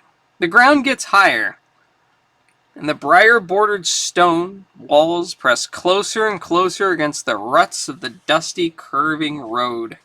The trees of the frequent forest belts seem too large, and the wild weeds, brambles, and grasses attain a luxuriance not often found in settled regions. At the same time, the planted fields appear singularly few and barren, while the sparsely spattered houses wear a surprisingly uniform aspect of age, squalor, and dilapidation. Without knowing why, one hesitates to ask directions from the gnarled solitary figures spied now and then on crumbling doorsteps or on the sloping rock-strewn meadows. Those figures are so silent and furtive that one feels somehow confronted by forbidden things which it would be better to have nothing to do. When a rise in the road brings the mountains in view above the deep woods, the feeling of strange uneasiness has increased. The summits are too rounded and symmetrical to give a sense of comfort and naturalness, and sometimes the sky silhouettes, with a special clearness, the queer circles of tall stone pillars with which most of them are crowned. Gorges and ravines of problematical depth intersect the way, and crude wooden bridges always seem of dubious safety. When the road dips again, there are stretches of marshland that one instinctively dislikes, and indeed almost fears at evening, when unseen whippoorwills chatter and the fireflies come out in abnormal profusion to dance to the raucous, creepily insistent rhythms of strident piping bullfrogs. The thin, shining line of the Miskatonic's upper reaches has an oddly serpent-like suggestion as it winds close to the feet of the domed hills among which it rises. As the hills draw nearer, one heeds their wooded sides more than their stone-crowned tops. Those sides loom up so darkly and precipitously that one wishes they could keep their distance, but there is no road by which to escape them.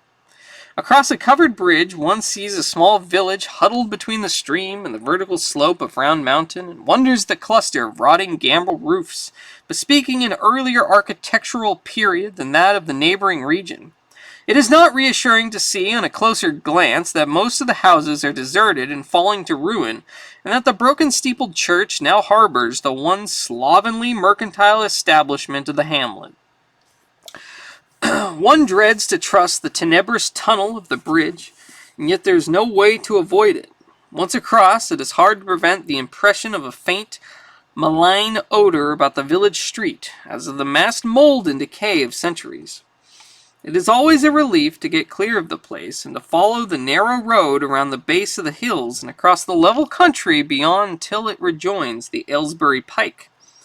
Afterward, one sometimes learns that one has been through Dunwich. Outsiders visit Dunwich as seldom as possible, and since a certain season of horror, all the signs boards pointing toward it have been taken down.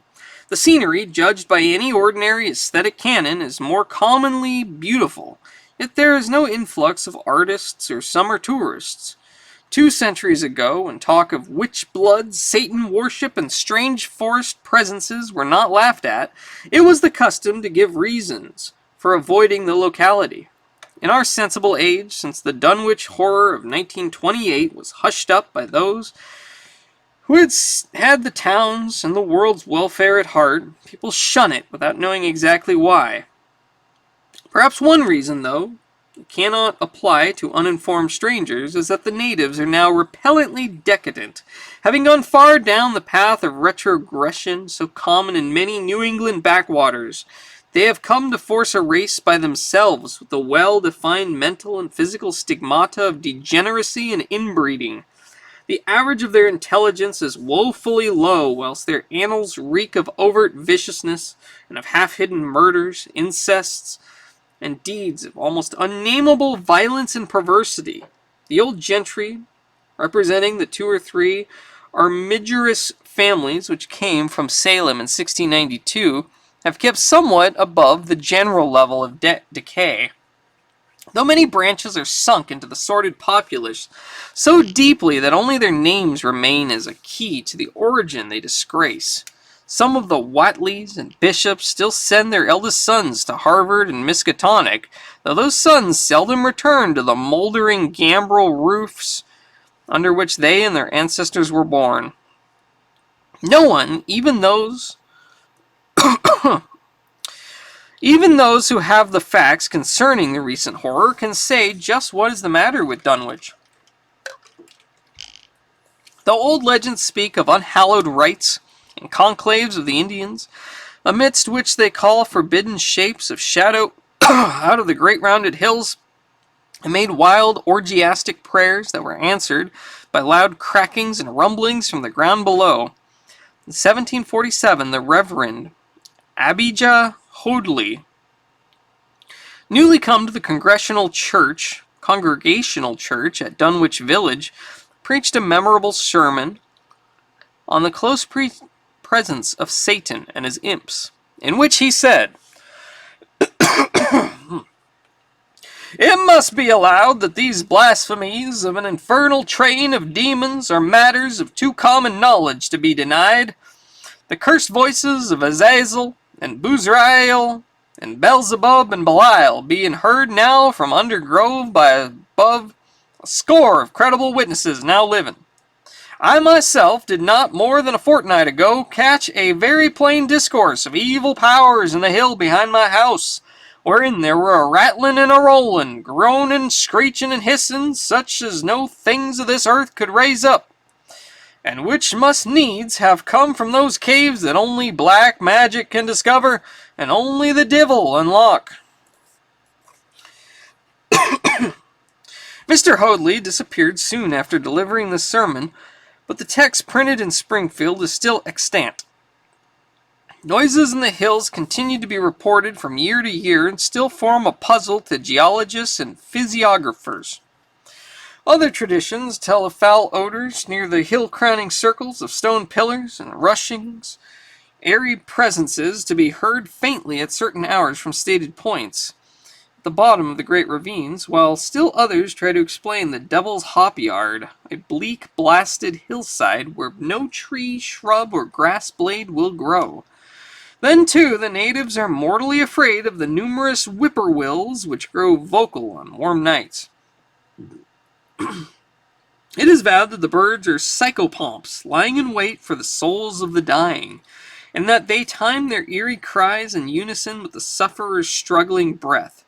If they can catch the fleeing soul when it leaves the body, they instantly flutter away, chittering in demoniac laughter.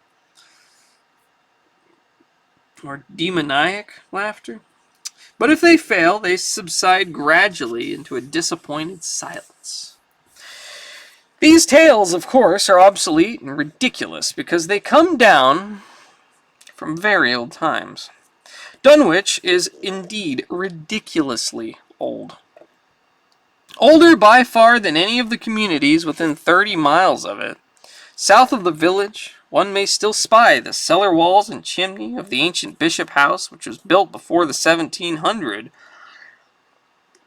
whilst the ruins of the mill at the falls, built in 1806, form the most modern piece of architecture to be seen. Industry did not flourish here, and the 19th century factory movement proved short-lived. Oldest of all are the great rings of rough-hewn stone columns on the hilltops, but these are more generally attributed to the Indians than to the settlers. Deposits of skulls and bones found within these circles and around the sizable table-like rock on Sentinel Hill sustained the popular belief that such spots were once the burial places of the Pocumtucks. Even though many ethnologists, disregarding the absurd improbability of such a theory, persist in believing the remains Caucasian. It was in the township of Dunwich, in a large and partly inhabited farmhouse, set against a hillside, 4 miles from the village and a mile and a half from any other dwelling, that Wilbur Whatley was born at 5 a.m. on Sunday, the 2nd of February, 1913. His date was recalled because it was Candlemas, which people in Dunwich curiously observe under another name, and because the noises in the hills had sounded, and all the dogs of the countryside had barked persistently throughout the night before. Less worthy of notice was the fact that the mother was one of the decadent Whatleys, a somewhat deformed, unattractive albino woman of 35, living with an aged and half-insane father about whom the most frightful tales of wizardry had been whispered in his youth. Lavinia Whatley had known no husband, but according to the custom of the region had made no attempt to disavow the child, concerning the other side of whose ancestry the country folk might and did speculate as widely as they chose. On the contrary, she seemed strangely proud of the dark, goatish-looking infant who formed such a contrast to her own sickly and pink-eyed albinism, and was heard to mutter many curious prophecies about its unusual powers and tremendous futures. Lavinia was one who would be apt to mutter such things, for she was a lone creature given to wandering amidst thunderstorms in the hills and trying to read the great odorous books which her father had inherited through 2 centuries of Whatleys, and which were fast falling to pieces with age and wormholes. She had never been to school, but was filled with disjointed scraps of ancient lore that old Whatley had taught her. The remote farmhouse had always been feared because of old Whatley's reputation for black magic, and the unexplained death by violence of Mrs. Whatley when Lavinia was 12 years old had not helped to make the place popular. Isolated among strange influences, Lavinia was fond of wild and grandiose daydreams and singular occupations. Nor was her leisure much taken up by household cares in a home from which all standards of order and cleanliness had long since disappeared. There was a hideous screaming which echoed above even the hill noises and the dogs barking on the night Wilbur was born, but no known doctor or midwife resided at his coming. Neighbors knew nothing of him till a week afterward, when old Whatley drove his sleigh through the snow into Dunwich village and discoursed incoherently to the group of loungers at Osborne's general store. It seemed to be a change in the old man, an added element of furtiveness in the clouded brain which subtly transformed him from an object to a subject of fear, though he was not one to be perturbed by any common family event. Amidst it all, he shewed some trace of the pride later noticed in his daughter, and what he said of the child's paternity was remembered by many of his hearers years afterwards. I don't care what folks think of Lavaney's boys. Looks like his pa. He wouldn't look nothin' you expect. You needn't think the only folks is the folks hereabouts. Vinny's reads some and has seed some of the most of ye only tell about. I calculate her man is as good a husband as you can find this side of Aylesbury, and if you knowed as much about the hills as I do, you wouldn't ask no better church wedding nor hern. Let me tell you something. Some day you folk'll hear a child of Lavinia calling its father's name on the hilltop of Sentinel Hill. The only persons who saw Wilbur during the first months of his life were old Zechariah Whatley of the undecayed Whatleys, and Earl Sawyer's common-law wife, Mammy Bishop. Mammy's visit was frankly one of curiosity, and her subsequent tales did justice to her observations, but Zechariah came to lead a pair of Alderney cows, which old Whatley had bought off a sudden Curtis. This marked the beginning of a course of cattle buying on the part of small Wilbur's family, which ended only in 1928 when the Dunwich horror came and went. Yet at no time did the ramshackle Whatley barn seem overcrowded with livestock. There came a period when people were curious enough to steal up and count the herd that grazed precariously on the steep hillside above the old farmhouse, and they could never find more than 10 or 12 anemic, bloodless-looking specimens.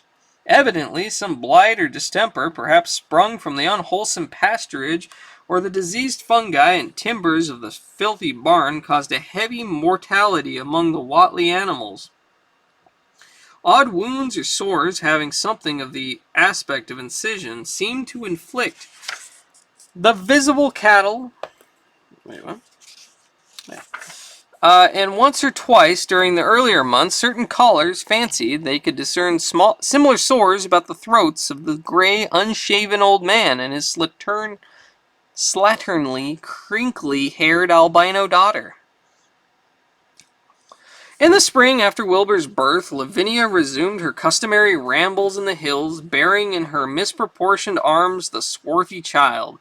Public interest in the Whatleys subsided after most of the country folk had seen the baby, and no one bothered to comment on the swift development which that newcomer seemed every day to exhibit. Wilbur's growth was indeed phenomenal, for within 3 months of his birth he had attained a size and muscular power not usually found in infants under a full year of age. His motions and even his vocal sounds shewed a restraint and deliberateness highly peculiar in an infant, and no one was really unprepared when at 7 months he began to walk unassisted, with falterings which another month was sufficient to remove. It was somewhat after this time, on Halloween, that a great blaze was seen at midnight on top of Sentinel Hill, where the old table-like stone stands amidst its tumulus of ancient bones.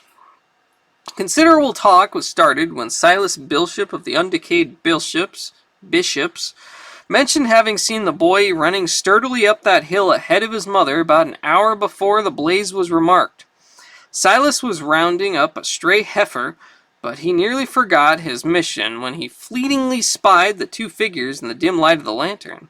They darted almost noiselessly through the underbrush, and the astonished watcher seemed to think they were entirely unclothed. Afterward, he could not be sure about the boy, who may have had some kind of a fringed belt and a pair of dark trunks or trousers on. Wilbur was never subsequently seen alive and conscious without complete and tightly buttoned attire, the disarrangement or threatened disarrangement of which always seemed to fill him with anger and alarm.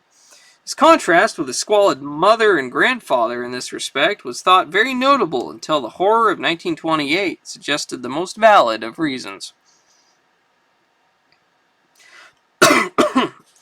The next January, gossips were mildly interested in the fact that Lavini's black brat had commenced to talk, and at the age of only 11 months his speech was somewhat remarkable, both because of its difference from the ordinary accents of the region, and because it displayed a freedom from infantile lisping of which many children, 3 or 4, might well be proud. The boy was not talkative, yet when he spoke he seemed to reflect some elusive element wholly unpossessed by Dunwich and its denizens. The strangeness did not reside in what he said or even the simple idioms he used, but seemed vaguely linked with his intonation, or with the internal organs that produced the spoken sound.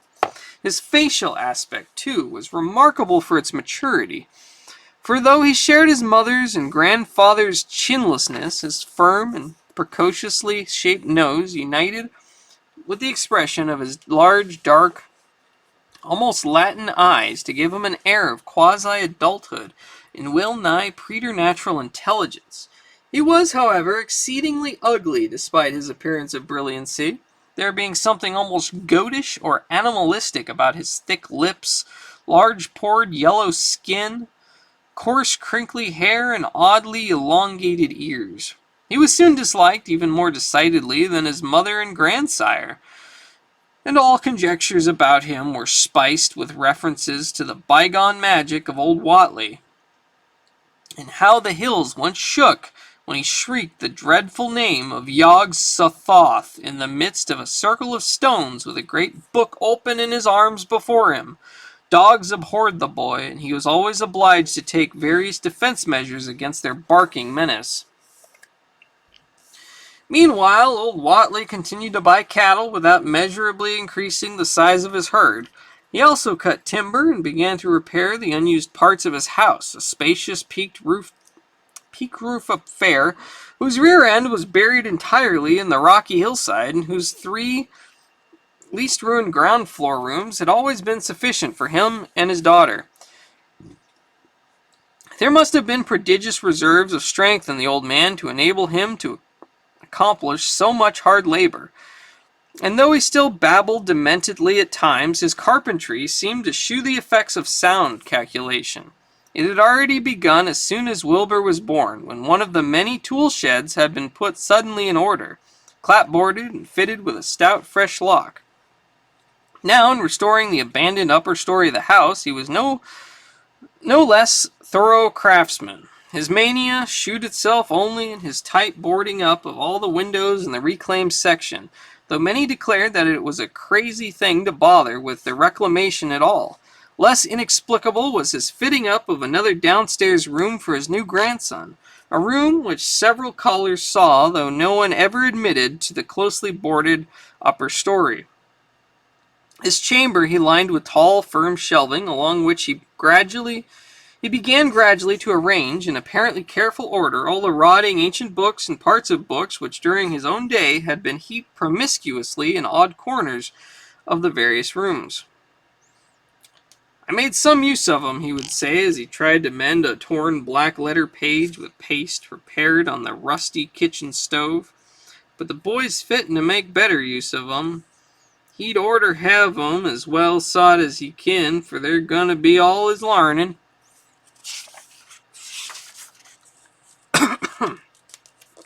When Wilbur was a year and 7 months old in September of 1914, his size and accomplishments were almost alarming.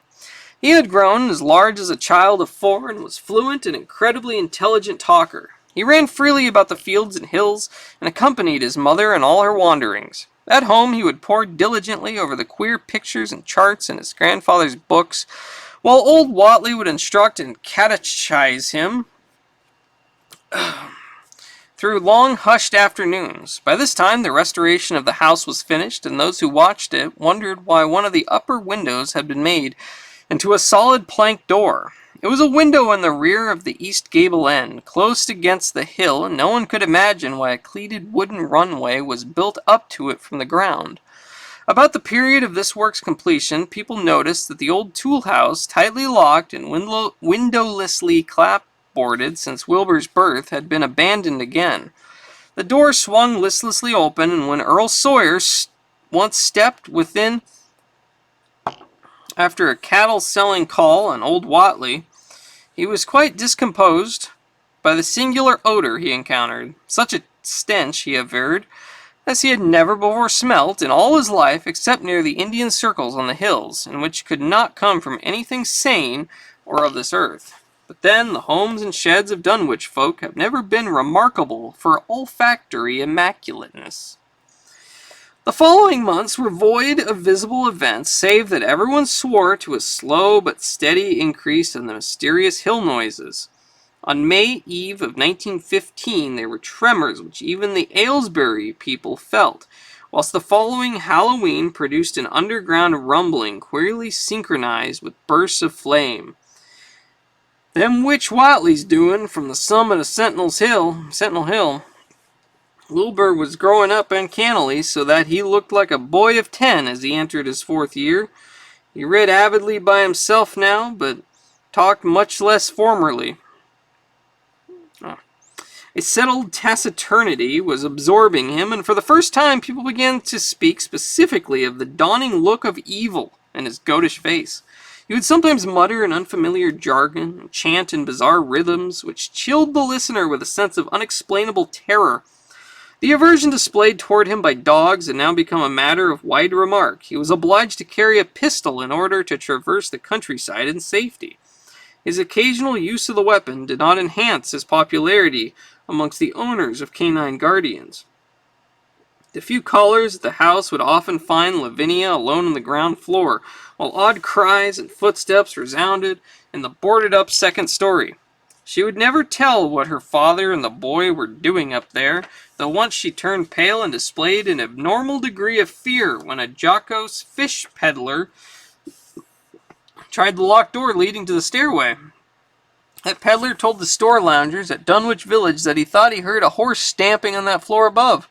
The loungers reflected, thinking of the door and runway and of the cattle that so swiftly disappeared, and they shuddered as they recalled the tales of old Whatley's youth, and of the strange things that are called out of the earth when a bullock is sacrificed at the proper time to certain heathen gods.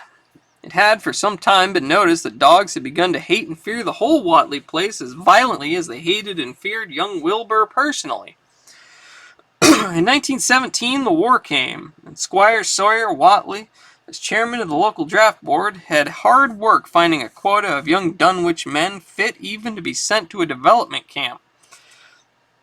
The government, alarmed at such signs of wholesale regional decadence, sent several officers and medical experts to investigate, conducting a survey which New England newspaper readers may still recall.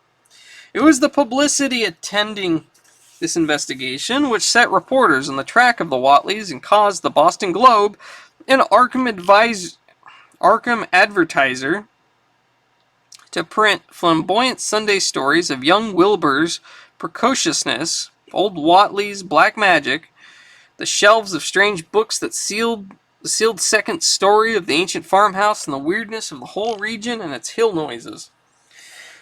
Wilbur was 4.5 then, and looked like a lad of 15. His lips and cheeks were fuzzy with a coarse dark brown, and his voice had begun to break.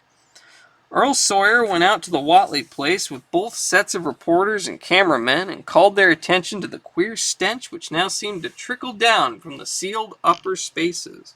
It was, he said, exactly like a smell he had found in the tool shed, abandoned when the house was finally repaired, and like the faint odors which he sometimes thought he caught near the stone circles on the mountains. Dunwich folk read the stories when they appeared and grinned over the obvious mistakes. They wondered, too, why the writers made so much of the fact that old Whatley always paid for his cattle in gold pieces of extremely ancient date. The Whatleys had received their visitors with ill-concealed distaste, though they did not dare court further publicity by a violent refusal or resistance or refusal to talk. For a decade, the annals of the Watleys sink indistinguishably into the general life of a morbid community that used to their queer ways and hardened to their May Eve and All Hallow orgies. Twice a year they would light fires on top of Sentinel Hill, at which times the mountain rumblings would recur with greater and greater violence, whilst at all seasons there were strange and portentous doings at the lonely farmhouse. In the course of time, callers professed to hear sounds in the sealed upper story even when the family were downstairs. And they wondered how swiftly or how lingeringly a cow or bullock was usually sacrificed. There was talk of a complaint to the Society for the Prevention of Cruelty to Animals, but nothing ever came of it, since Dunwich folk are never anxious to call the outside world's attention to themselves. About 1923, when Wilbur was a boy of 10, whose mind, voice, stature, and bearded face gave all the impressions of maturity, a second great siege of carpentry went on at the old house. It was all inside the sealed upper part, and from bits of discarded lumber, people concluded that the youth and his grandfather had knocked out all the partitions and even removed the attic floor, leaving only one vast open void between the ground story and the peaked roof. They had torn down the great central chimney, too, and fitted the rusty range with a flimsy outside tin stovepipe. In the spring after this event, old Whatley noticed the growing number of whippoorwills that would come out of Cold Spring Glen to chirp under his window at night. He seemed to regard the circumstance as one of great significance, and told the loungers at Osborne that he thought his time had almost come. "They whistle just in tune with my breathing now," he said, "and I guess they're getting ready to catch my soul. They know it's a-going out, and don't calculate to miss it. You'll know, boys, arter I'm gone, whether they get me or not. If they do, they'll keep up a-singing and laughing till break o' day. If they don't, they'll kinder quiet down like. I expect them and the souls they hunt forever. Some pretty tough hustles sometimes." On Lammas night, 1924, Dr. Houghton of Aylesbury was hastily summoned by Wilbur Whatley, who had lashed his one remaining horse through the darkness and telephoned from Osborne's in the village. He found old Whatley in a very grave state, with a cardiac action and stertorous breathing that told of an end not far off. The shapeless albino daughter and oddly bearded grandson stood by the bedside, whilst from the vacant abyss overhead there came a disquieting suggestion of rhythmical surging or lapping, as of the waves on some level beach. The doctor, though, was chiefly disturbed by the chattering night birds outside, a seemingly limitless legion of whippoorwills that cried their endless message in repetitions, timed diabolically to the wheezing gasps of the dying man. It was uncanny and unnatural, too much, thought Dr. Houghton, like the whole of the region he had entered so reluctantly in response to the urgent call. Toward 1 o'clock, old Whatley gained consciousness and interrupted his wheezing to choke out a few words to his grandson. "More space, Willie. More space soon. You grows, and that grows faster. It'll be ready to sarve you, boy. Open up the gates to Yog Sothoth with the long chant that you find on page 751 of the complete edition, and then put a match to the prison. Fire from arth can't burn it nohow." He was obviously quite mad. After a pause, during which the flock of whippoorwills outside adjusted their cries to the altered tempo, while some indications of the strange hill noises came from afar off, he added another sentence or two. "Feed it regular, Willie, and mind the quantity, but don't let it grow too fast for the place, for if it busts quarters or gets out before you opens to Yog Sothoth, it's all over and no use. Only them from beyond can make it multiply and work. Only them the old uns want us to come back." But speech gave place to gasps again, and Lavinia screamed at the way the whippoorwills followed the change. It was the same for more than an hour, when the final throaty rattle came, Dr. Houghton drew shrunken lids over the glazing gray eyes as the tumult of birds faded imperceptibly to silence. Lavinia sobbed, but Wilbur only chuckled whilst the hill noises rumbled faintly. "They didn't get him," he muttered in his heavy bass voice. Wilbur was by this time a scholar of really tremendous erudition in his one-sided way, and was quietly known by correspondents to many libraries in distant places where rare and forbidden books of old days are kept. He was more and more hated and dreaded around Dunwich because of certain youthful disappearances which suspicion laid vaguely at his door, but was always able to silence inquiry through fear or through use of that fund of old-time gold which still, as in his grandfather's time, went forth regularly and increasingly for cattle buying. He was now tremendously mature of aspect, and his height, having reached the normal adult limit, seemed inclined to wax beyond that figure. In 1925, when a scholarly correspondent from Miskatonic University called upon him one day and departed pale and puzzled, he was fully 6 3/4 feet tall. Through all the years, Wilbur had treated this half-deformed albino mother with a growing contempt, finally forbidding her to go to the hills with him on May Eve and Hallowmass. And in 1926, the poor creature complained to Mammy Bishop of being afraid of him. "They's more about him as I knows than I can tell you, Mammy," she said. "And nowadays, they's more nor what I know myself. I vow after God, I don't know what he wants nor what he's trying to do." That Halloween, the hill noises sounded louder than ever, and fire burned on Sentinel Hill as usual, but people paid more attention to the rhythmical screaming of vast flocks and unnaturally belated whippoorwills which seemed to be assembled near the unlighted Whatley farmhouse. After midnight, their shrill notes burst into a kind of demoniac cachinnation which filled all the countryside. And not until dawn did they finally quiet down. Then they vanished, hurrying southward where they were fully a month overdue. What this meant, no one could quite be certain till later. None of the country folks seemed to have died, but poor Lavinia Whatley, the twisted albino, was never seen again. In the summer of 1927, Wilbur repaired 2 sheds in the farmyard and began moving his books and effects out to them. Soon afterwards, Earl Sawyer told the loungers at Osborne's that more carpentry was going on in the Whatley farmhouse. Wilbur was closing all the doors and windows on the ground floor and seemed to be taking out partitions, as he and his grandfather had done upstairs 4 years before. He was living in one of the sheds, and Sawyer thought he seemed unusually worried and tremulous. People generally suspected him of knowing something about his mother's disappearance, and very few ever approached his neighborhood now. His height had increased to more than 7 feet, and shewed no signs of ceasing its development.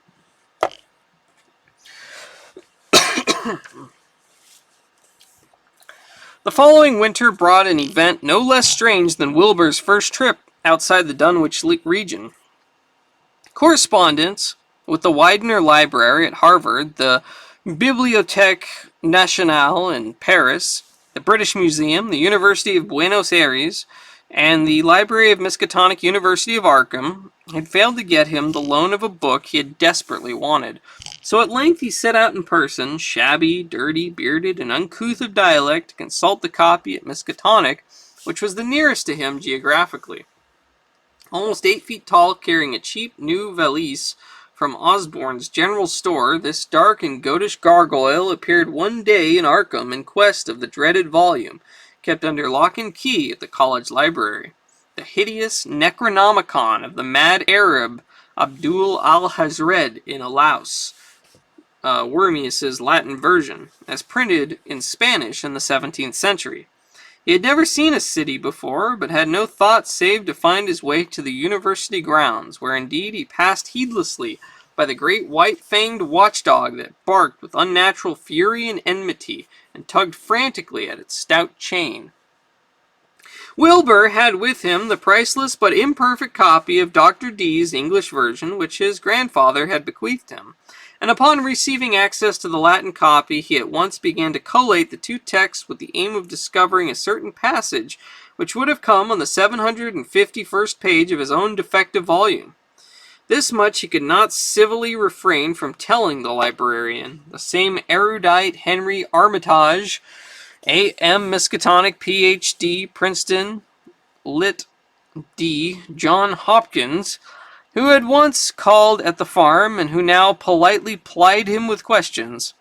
He was looking, he had to admit, for a kind of formula or incantation containing the frightful name Yog-Sothoth. And it puzzled him to find discrepancies, duplications, and ambiguities which made the matter of determination far from easy. As he copied the formula he finally chose, Dr. Armitage looked involuntarily over his shoulder at the open pages. The left hand, one of which in the Latin version contains such monstrous threats to the peace and sanity of the world. Nor is it to be thought, ran the text as Armitage mentally translated it,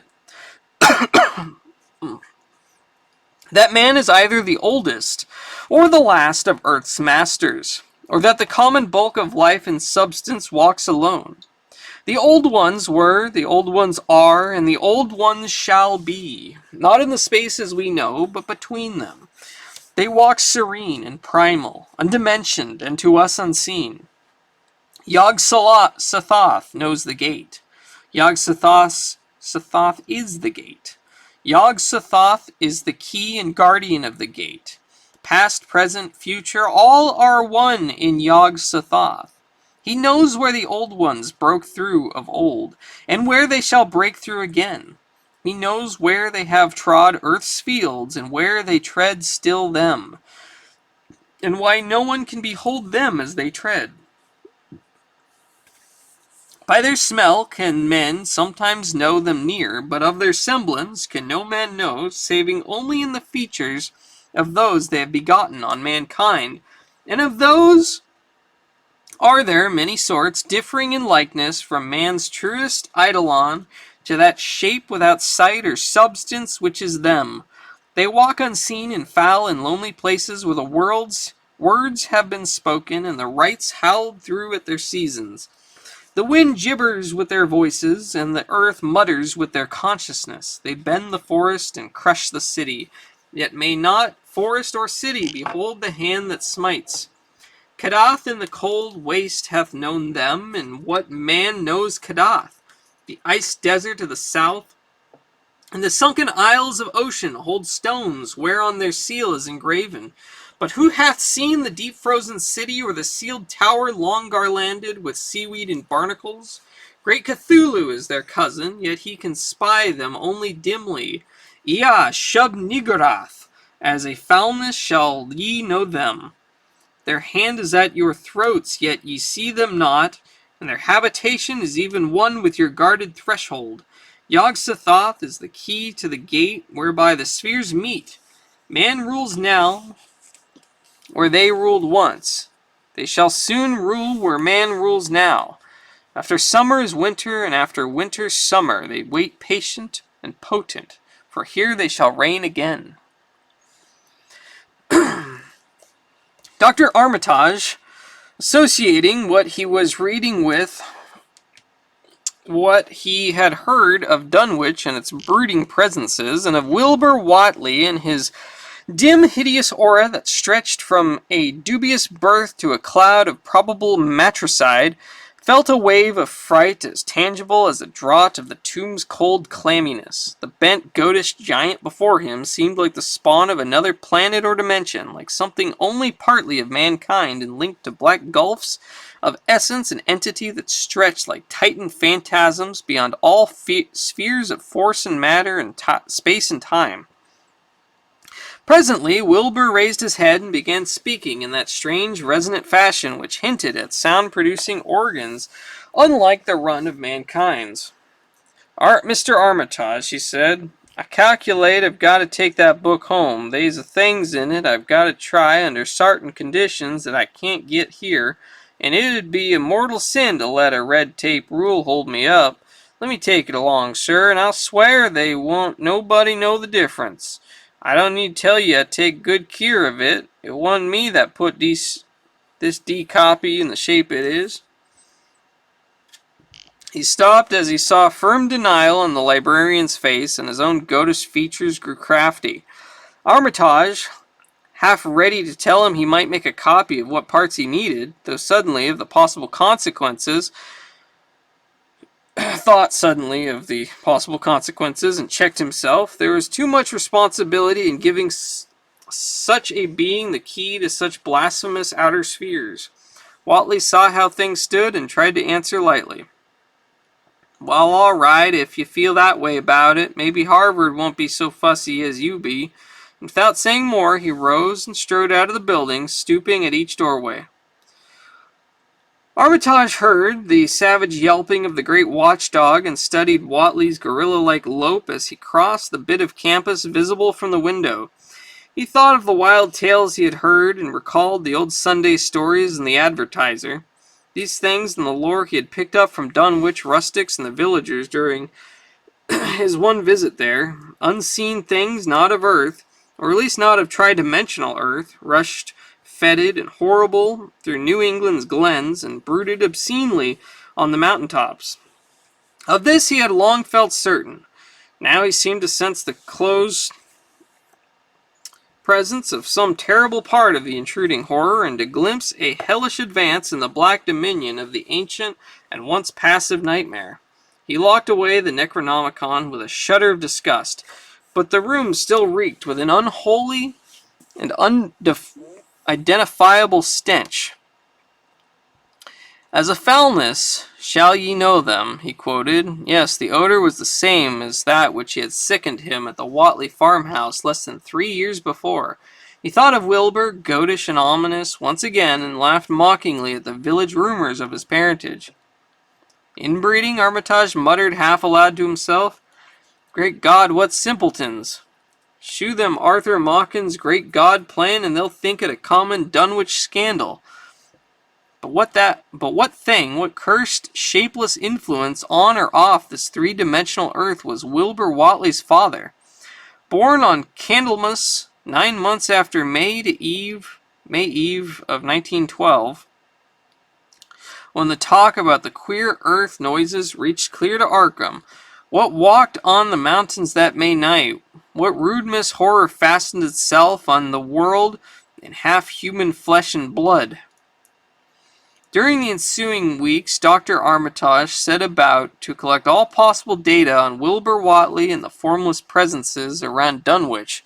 He got in communication with Dr. Houghton of Aylesbury, who had attended old Whatley in his last illness, and found much to ponder over in his grandfather's last words as quoted by the physician.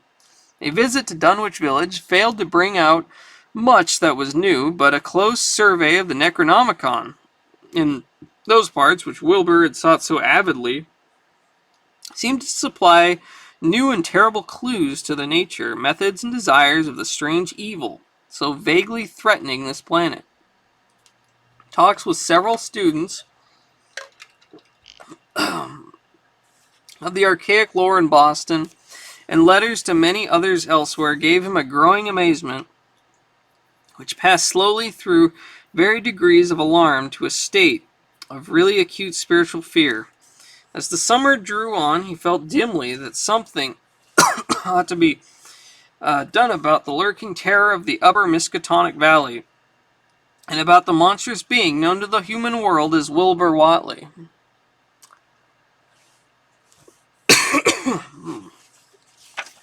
Let's see. Alright, we have like 22 pages left. My voice is starting to give out.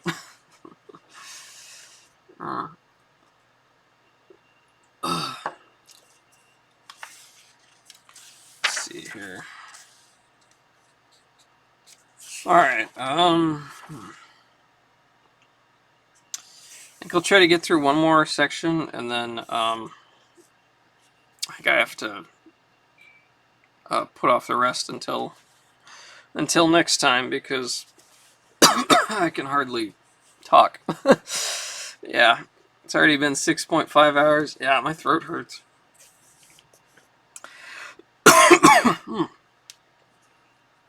The Dunwich Horror itself came between Lammas and the Equinox in 1928, and Dr. Armitage was among those who witnessed its monstrous prologue.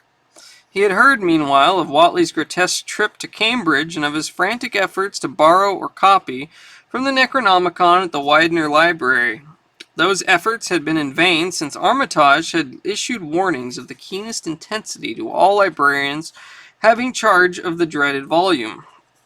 Wilbur had been shockingly nervous at Cambridge, anxious for the book, yet almost equally anxious to get home again, as if he feared the results of being away long.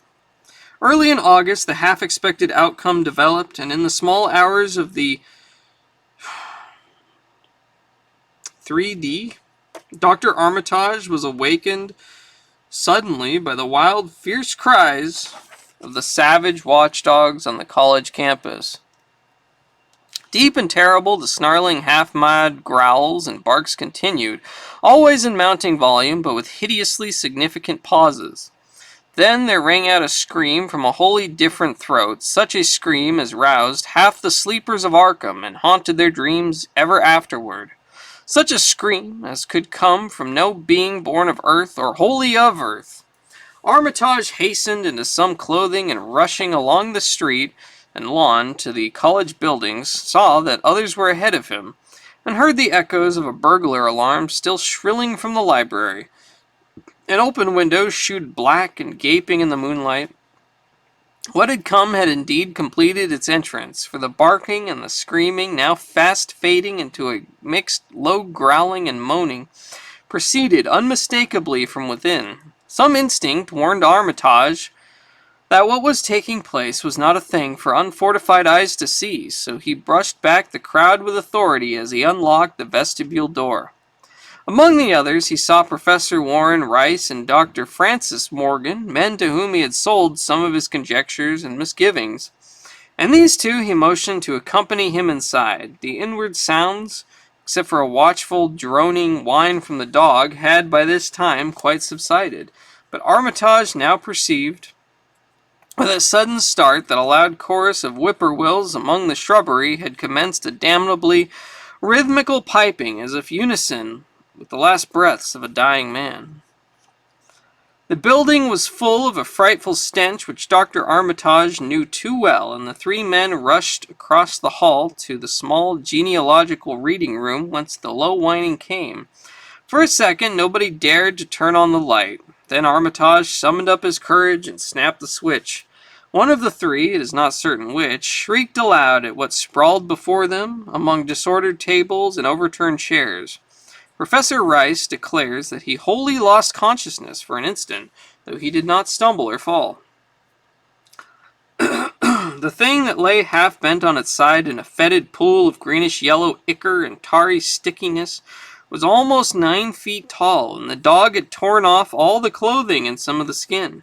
It was not quite dead, but twitched silently and spasmodically, while its chest heaved in monstrous unison with the mad piping of the expectant whippoorwills outside. Bits of shoe leather and fragments of apparel were scattered about the room, and just inside the window an empty canvas sack lay where it had evidently been thrown. Near the central desk a revolver had fallen, a dented but undischarged cartridge later explaining why it had not been fired. The thing itself, however, crowded out all other images at the time. It would be trite and not wholly accurate to say that no human pen could describe it, but one may properly say that it could not be vividly visualized by anyone whose idea of aspect and contour are too closely bound up with the common life forms of this planet and of the 3 known dimensions. It was partly human beyond a doubt, with very manlike hands and head, and the goatish chinless face had the stamp of the Whatleys upon it. But the torso and lower parts of the body were teratologically fabulous, so that only generous clothing could have ever enabled it to walk on earth unchallenged or uneradicated. Above the waist it was semi-anthropomorphic, though its chest, where the dog's rending paws still rested watchfully, had the leathery, reticulated hide of a crocodile or alligator. Back was piebald, with yellow and black, and dimly suggested the squamous covering of certain snakes. Below the waist, though, it was the worst, for here all human resemblance left off and sheer fantasy began. The skin was thickly covered with a coarse black fur, and from the abdomen a score of long greenish-gray tentacles with red sucking mouths protruded limply. Their arrangement was odd, and seemed to follow the symmetries of some cosmic geometry unknown to Earth or the solar system.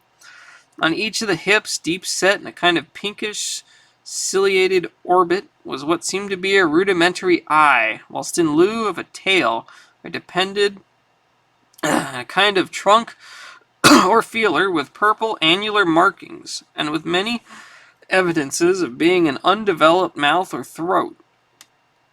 The limbs, save for their black fur, roughly resembled the hind legs of prehistoric Earth's giant saurians, and terminated in ridgy veined pads that were neither hooves nor claws. When the thing breathed, its tail and tentacles rhythmically changed color, as if from some circulatory cause normal to the non-human side of its ancestry. In the tentacles, this was observable as a deepening of the greenish tinge, whilst in the tail it was manifest as a yellowish appearance, which alternated with a sickly grayish-white in the spaces between the purple rings. Of genuine blood there was none, only the fetid greenish-yellow ichor which trickled along the painted floor beyond the radius of the stickiness, and left a curious discoloration behind it. As the presence of the three men seemed to rouse the dying thing, it began to mumble without turning or raising its head. Dr. Armitage made no written record of its mouthings, but asserts confidently that nothing in English was uttered. At first the syllables defied all correlation with any speech of Earth. Toward the last there came some disjointed fragments, evidently taken from the Necronomicon, that monstrous blasphemy and quest of which the thing had perished. These fragments, as Armitage recalls them, ran something like Nagai, Nagaga, Bug, Shagog, Yaha, Yog Sothoth. They trailed off into nothingness as the whippoorwills shrieked in rhythmical crescendos of unholy anticipation. Then came a halt in the gasping, and the dog raised its head in a long, lugubrious howl. A change came over the yellow, goatish face of the prostrate thing, and the great black eyes fell in appallingly. Outside the window, the shrilling of the whippoorwills had suddenly ceased, and above the murmurs of the gathering crowd there came the sound of panic-struck whirring and fluttering. Against the moon, vast clouds of feathery watchers rose and raced from sight, frantic at that which they had sought for prey. All at once the dog started up abruptly, gave a frightened bark, and leaped nervously out of the window by which it had entered. A cry rose from the crowd, and Dr. Armitage shouted to the men outside that no one must be admitted till the police or medical examiner came. He was thankful that the windows were just too high to permit of peering in, and drew the dark curtain carefully down over each one. By the time two policemen arrived, Dr. Morgan, meeting them in the vestibule, was urging them, for their own sakes, to postpone entrance to the stench-filled reading room till the examiner came and the prostrate thing could be covered up. Meanwhile, frightful changes were taking place on the floor. One need not describe the kind and rate of shrinkage and disintegration that occurred before the eyes of Dr. Armitage and Professor Rice.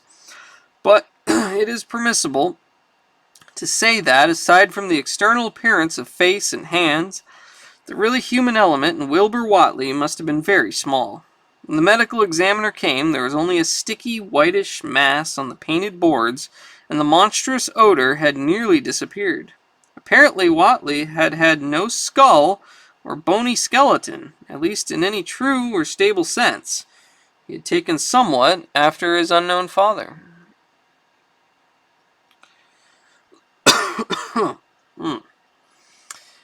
Alright.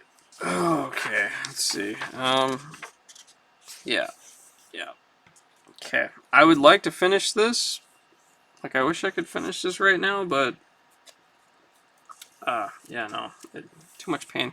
My throat's no good. All right, well, we're about halfway through the Dunwich Horror. We'll finish this next time, and yeah, then it looks like next is the Whisperer in the Darkness. Ooh. You've already given us enough. All right. Oh man.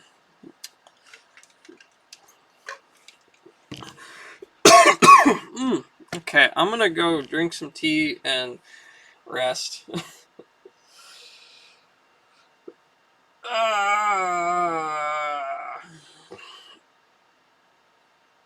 Oh boy.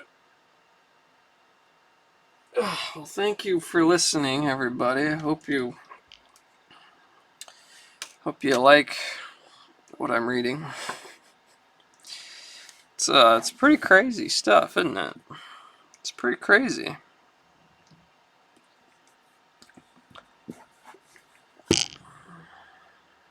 It's quite a book. It's a neat, uh, it's a neat copy. This is one of those Barnes and Noble things, I think. Let's see. Yeah, Barnes and Noble. Yeah, because Barnes and Noble does a lot of those like really kind of fancy, faux leather, gilded books and stuff.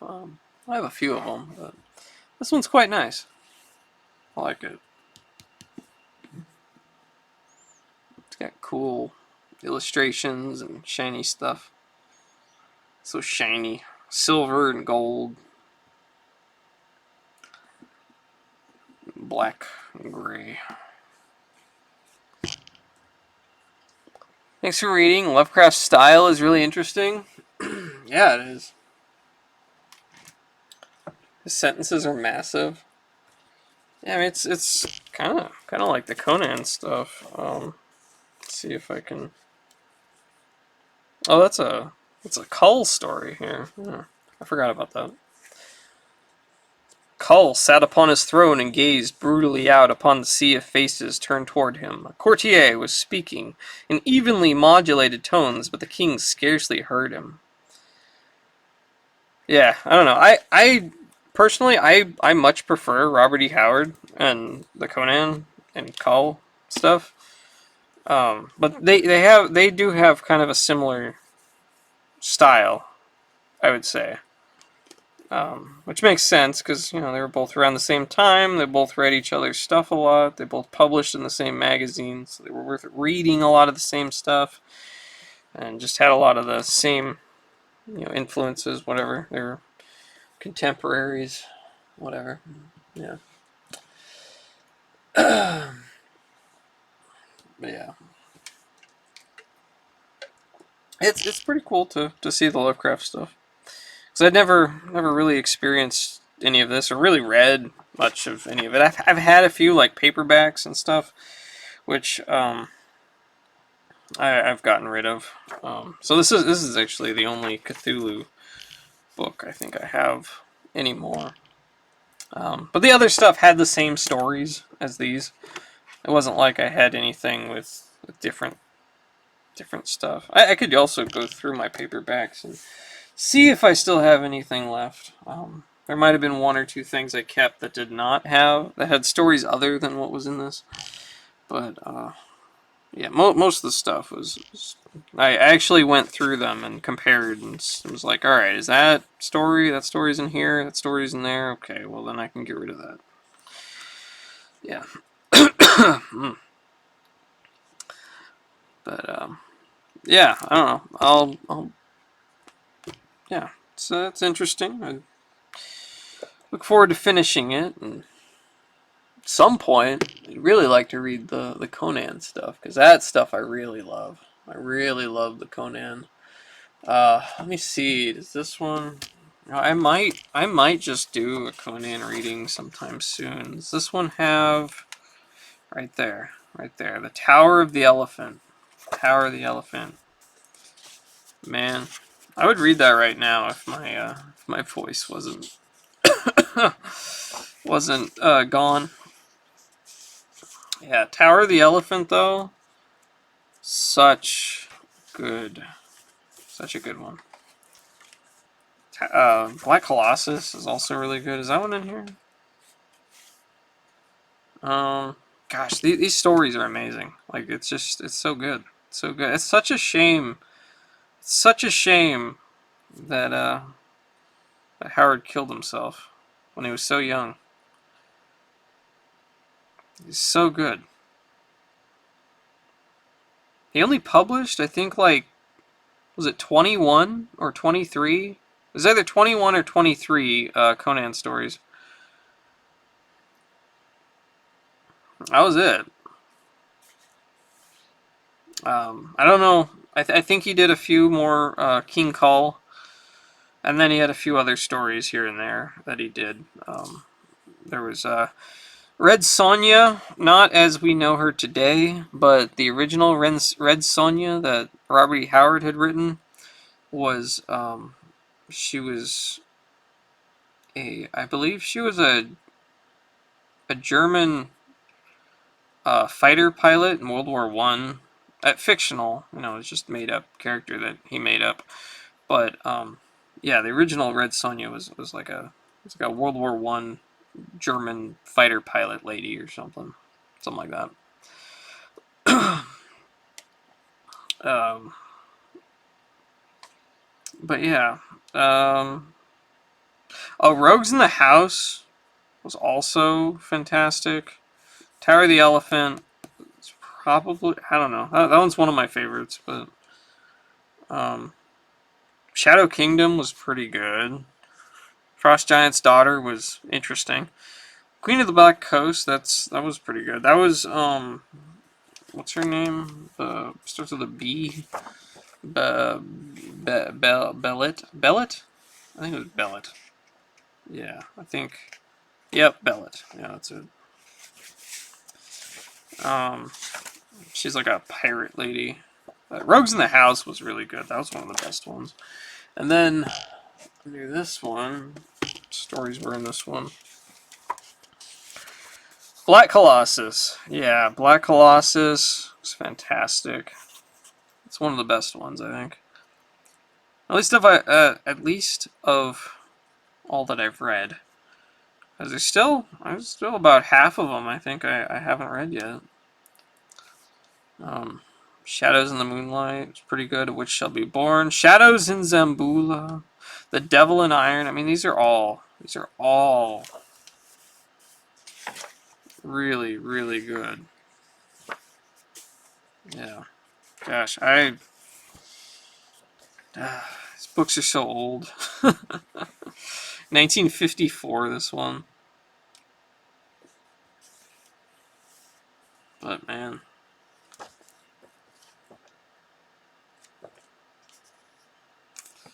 Yeah.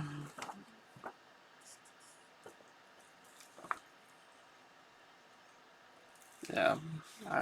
These are good. This is some of my favorite fiction right here. Mm. Have you read any of Asimov's? I have. I have indeed. Do I have any in here? No, I think they're in the other room. I have a lot of Asimov though, but for a while I was reading through his entire bibliography. I didn't finish the whole thing because he wrote like every day of his life.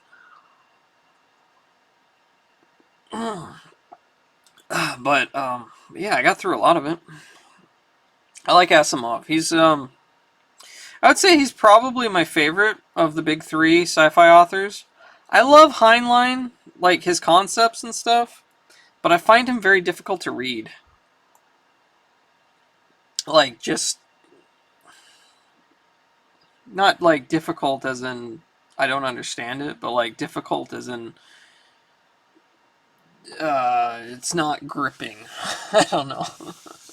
Like, it's interesting conceptually, but I often have a hard time like staying focused, I think.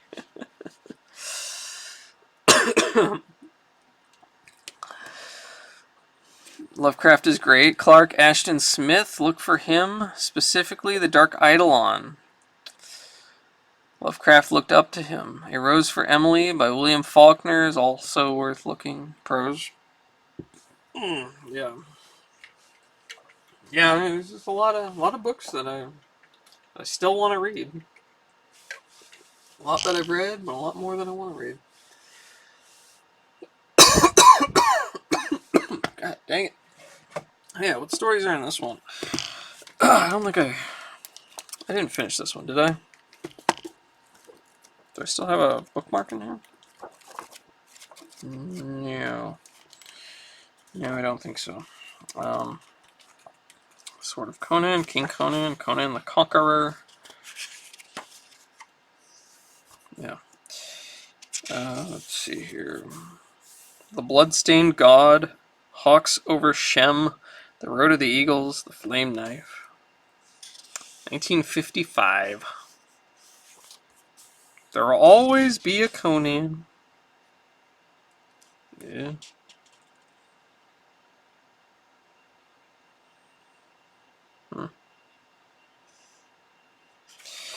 Gosh, yeah,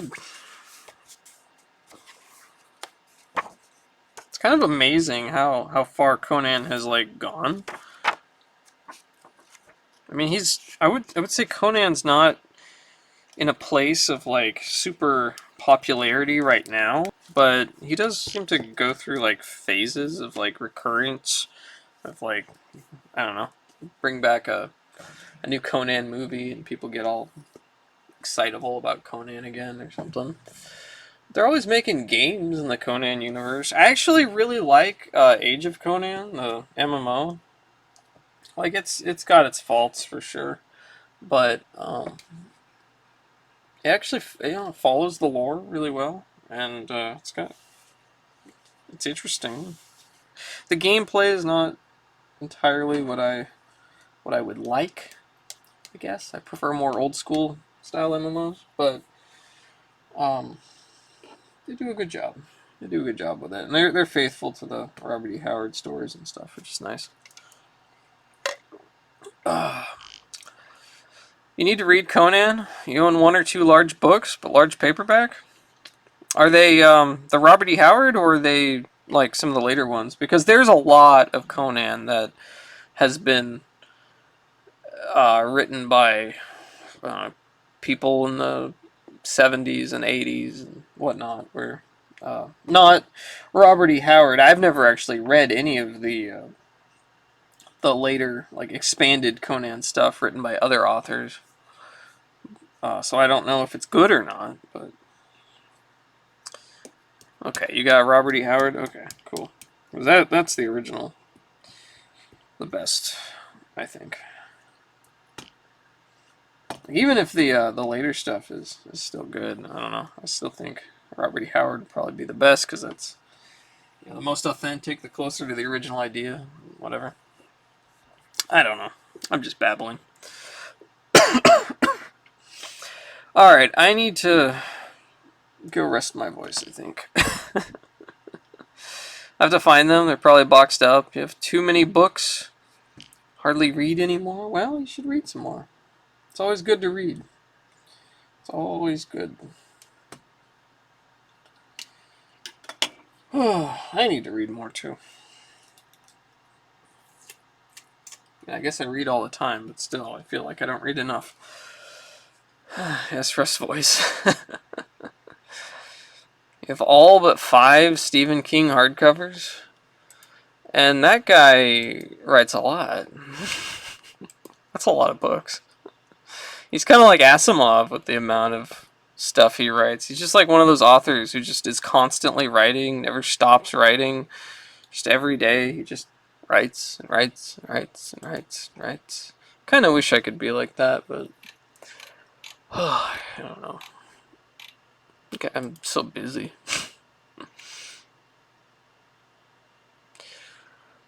Oh, okay. Okay.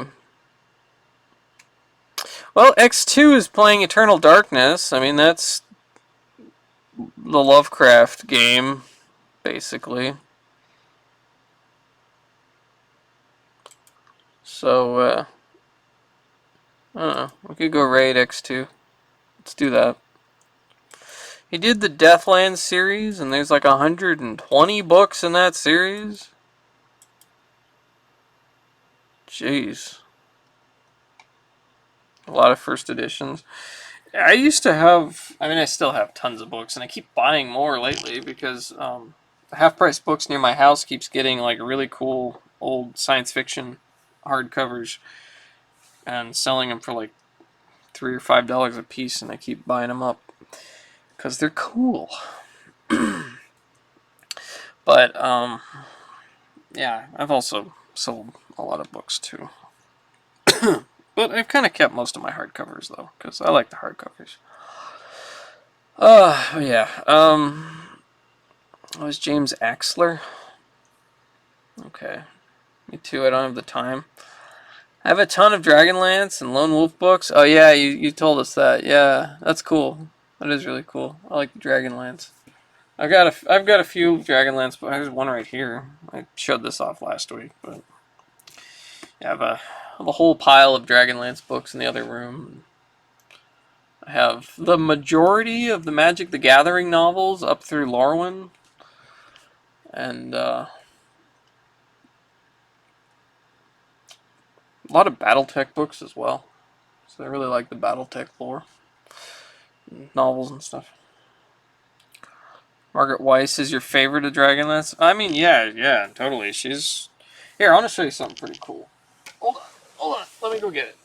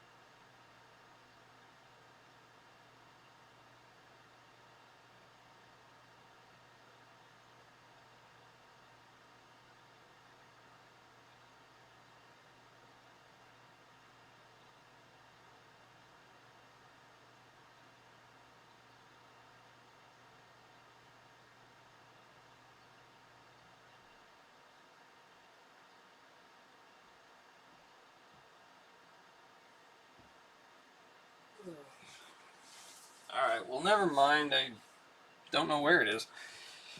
I don't know. It's, I don't know. I I have the first ever D&D novel. That was, for the, what was it? What was the first D&D setting? It was like Greyhawk, maybe? In the first edition? I forget. But it was the first D&D novel, written by Andre Norton. I have the first edition of it somewhere. Yeah, I don't know. I'll have to look through all my stuff. I've got books everywhere. I'll find it. But yeah, I'll show it to you guys sometime. But Greyhawk number 5, you think? Was it Greyhawk? I don't remember. There's The Time of the Twins. I just found that. Just on a shelf, randomly. uh, yeah, I don't know. I got Dragonlance stuff everywhere. You have that? Yeah. Alright, let's go raid X2. Don't get rid of those? No, I'm not. I'm not. Still work on D&D originally, TSR. Let's see. Yep. I've got a pretty big collection of Dragon magazines. I might pull those out sometime as well. Massive, massive collection. A couple hundred of them at least. Yeah, I don't know. We've got a lot of stuff to get through on this channel. I want to read it all on stream here, but there's only so much time and my voice can only go so far. Raceland! Yeah, I know Raceland. It's a D&D character she originally created. Yeah, all of the characters in the Dragonlance, was it I forget, the main trilogy were all like characters that they had made for their D&D session, and they based the book essentially on their own adventure, which was really cool. Really cool. It's neat how they did that. But we're going to get knocked off here in a minute, so I'll see you guys later. Thank you for watching. It's good talking to you. Have a good night. And, yeah. Goodbye.